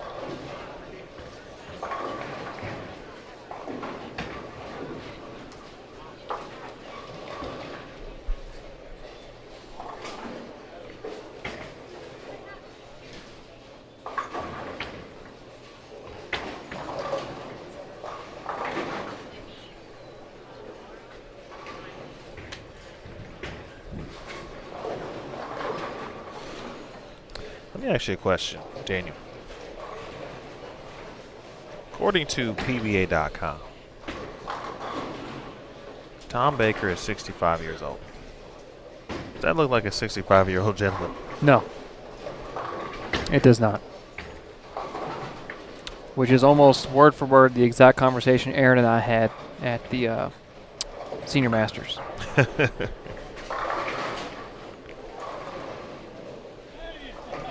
He is in excellent physical condition just by looking.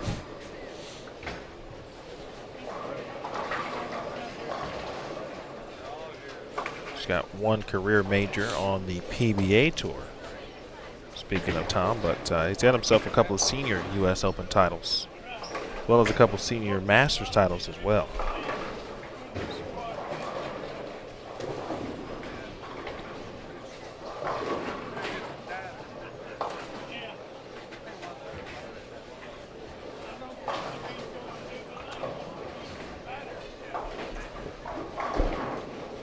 Oh, I missed the answer.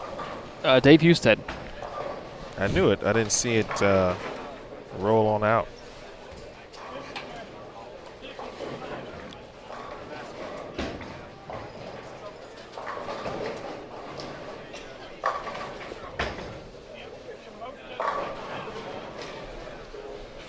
Michael Williams II, former coach at Alabama State.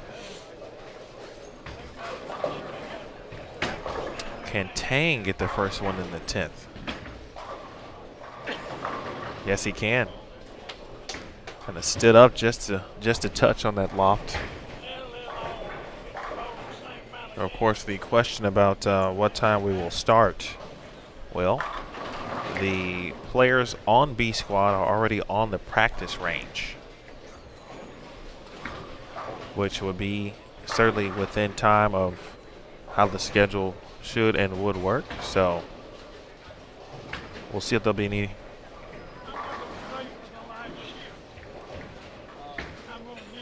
See what time we'll start, I should say.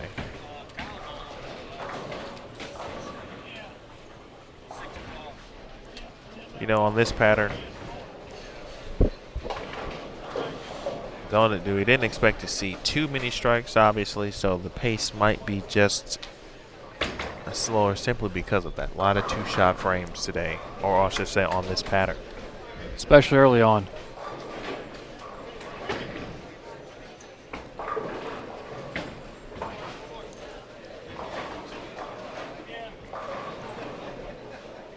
Both of our leaders this game struggling.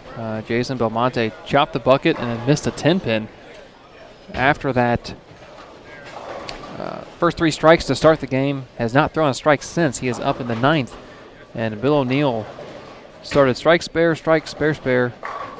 Split, double, single pin, missed it. So O'Neill can punch in the 10th for a 192.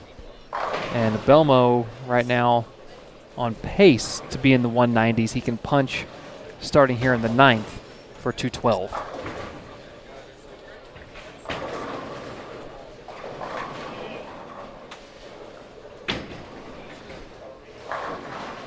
Gets that one.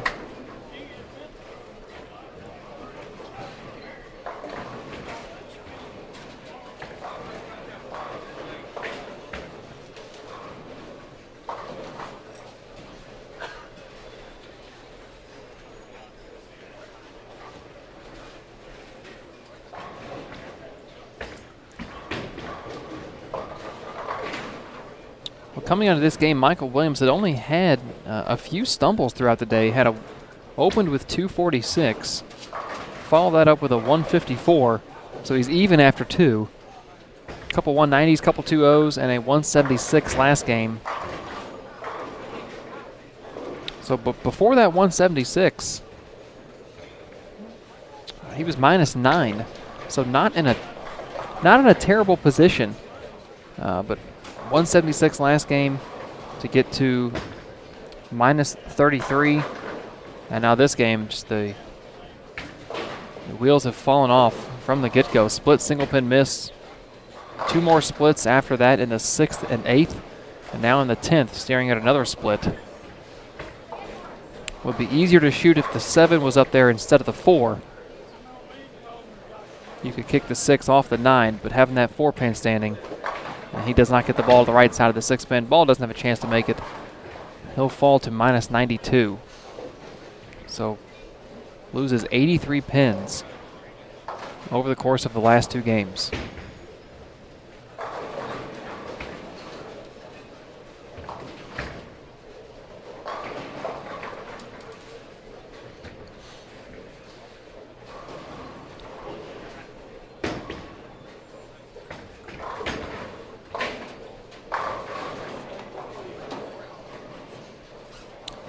Belmo a chance to punch for 212 and wraps a hard 10-pin in the 10th.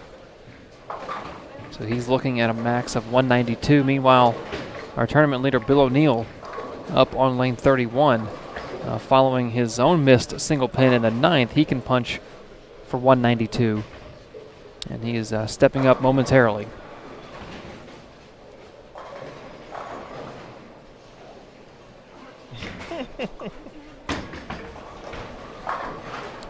Folks are still talking about who said that boy good in the chat.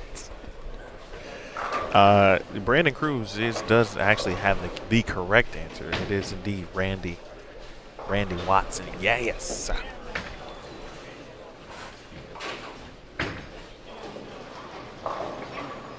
Oh, trip them all, my friend. Trip them all.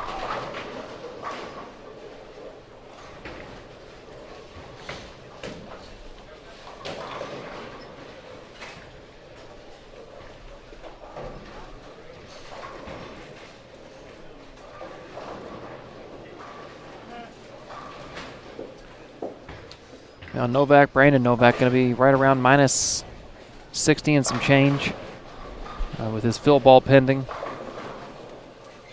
Williams at minus 92. Michael, not Emil.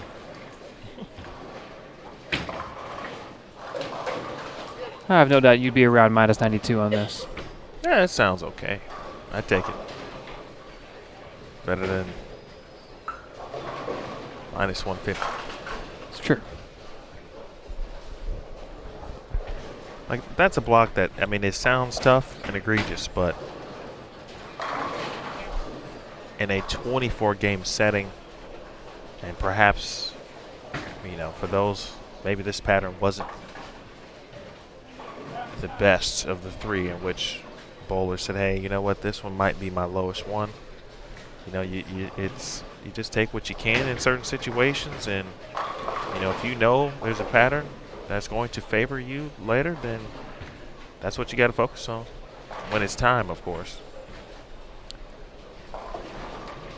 Well, Bill O'Neill led from games 2 through 7, but he finishes at 1771, shooting 180 that game, and Belmonte 1777. So your squad leader and clubhouse tournament leader after one block. Looks like Jason Belmonte at plus 177.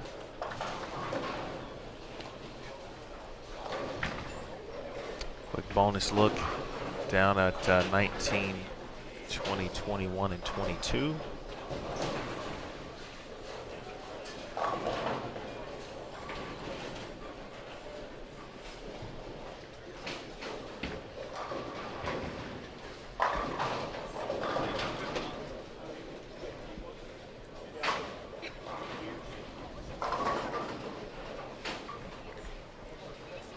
Well, good place for that shot, Graham Fall. Minus 103.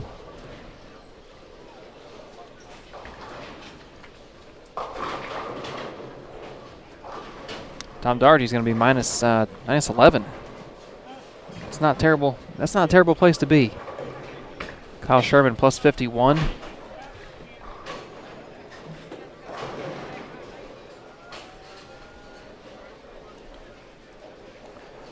And the rest of the field was, for the most part, treated to day one at the U.S. Open. Some low scores, lots of struggles, and we're only a third of the way through the day.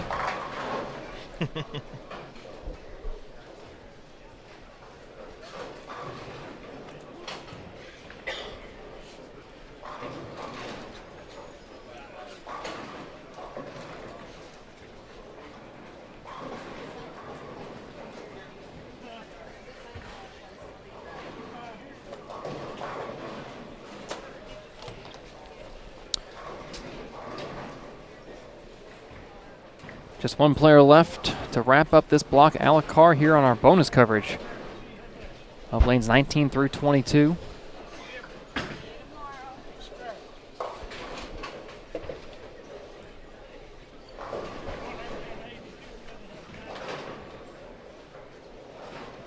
Alec did not have that ball anywhere near as deep as some of his counterparts, and just it missed the read, it missed the dry. The ball was not going to turn that corner.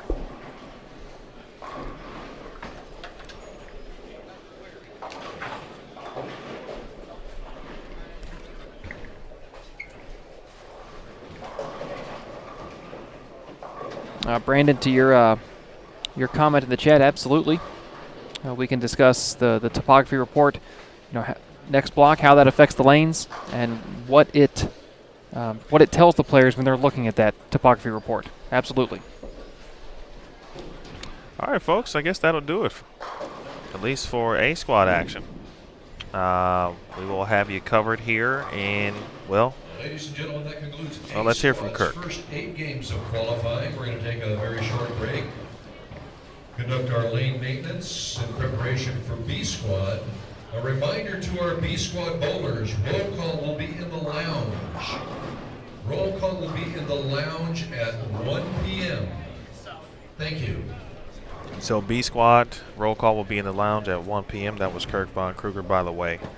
So that'll do it for us here. We'll be back with you in, honestly, just a few minutes. So that'll give us enough time to probably scarf something down, perhaps hydrate. Water is very much recommended in our job title. So for Daniel Ferris, my name is Emil Williams Jr. For Aaron Smith, Jason Thomas, Matt Canizaro, the entire crew and staff, we will see you just on the other side here. This has been a presentation of the U.S. Open 2019 edition. You watched it on Bowl TV, simulcast to Flow Bowling.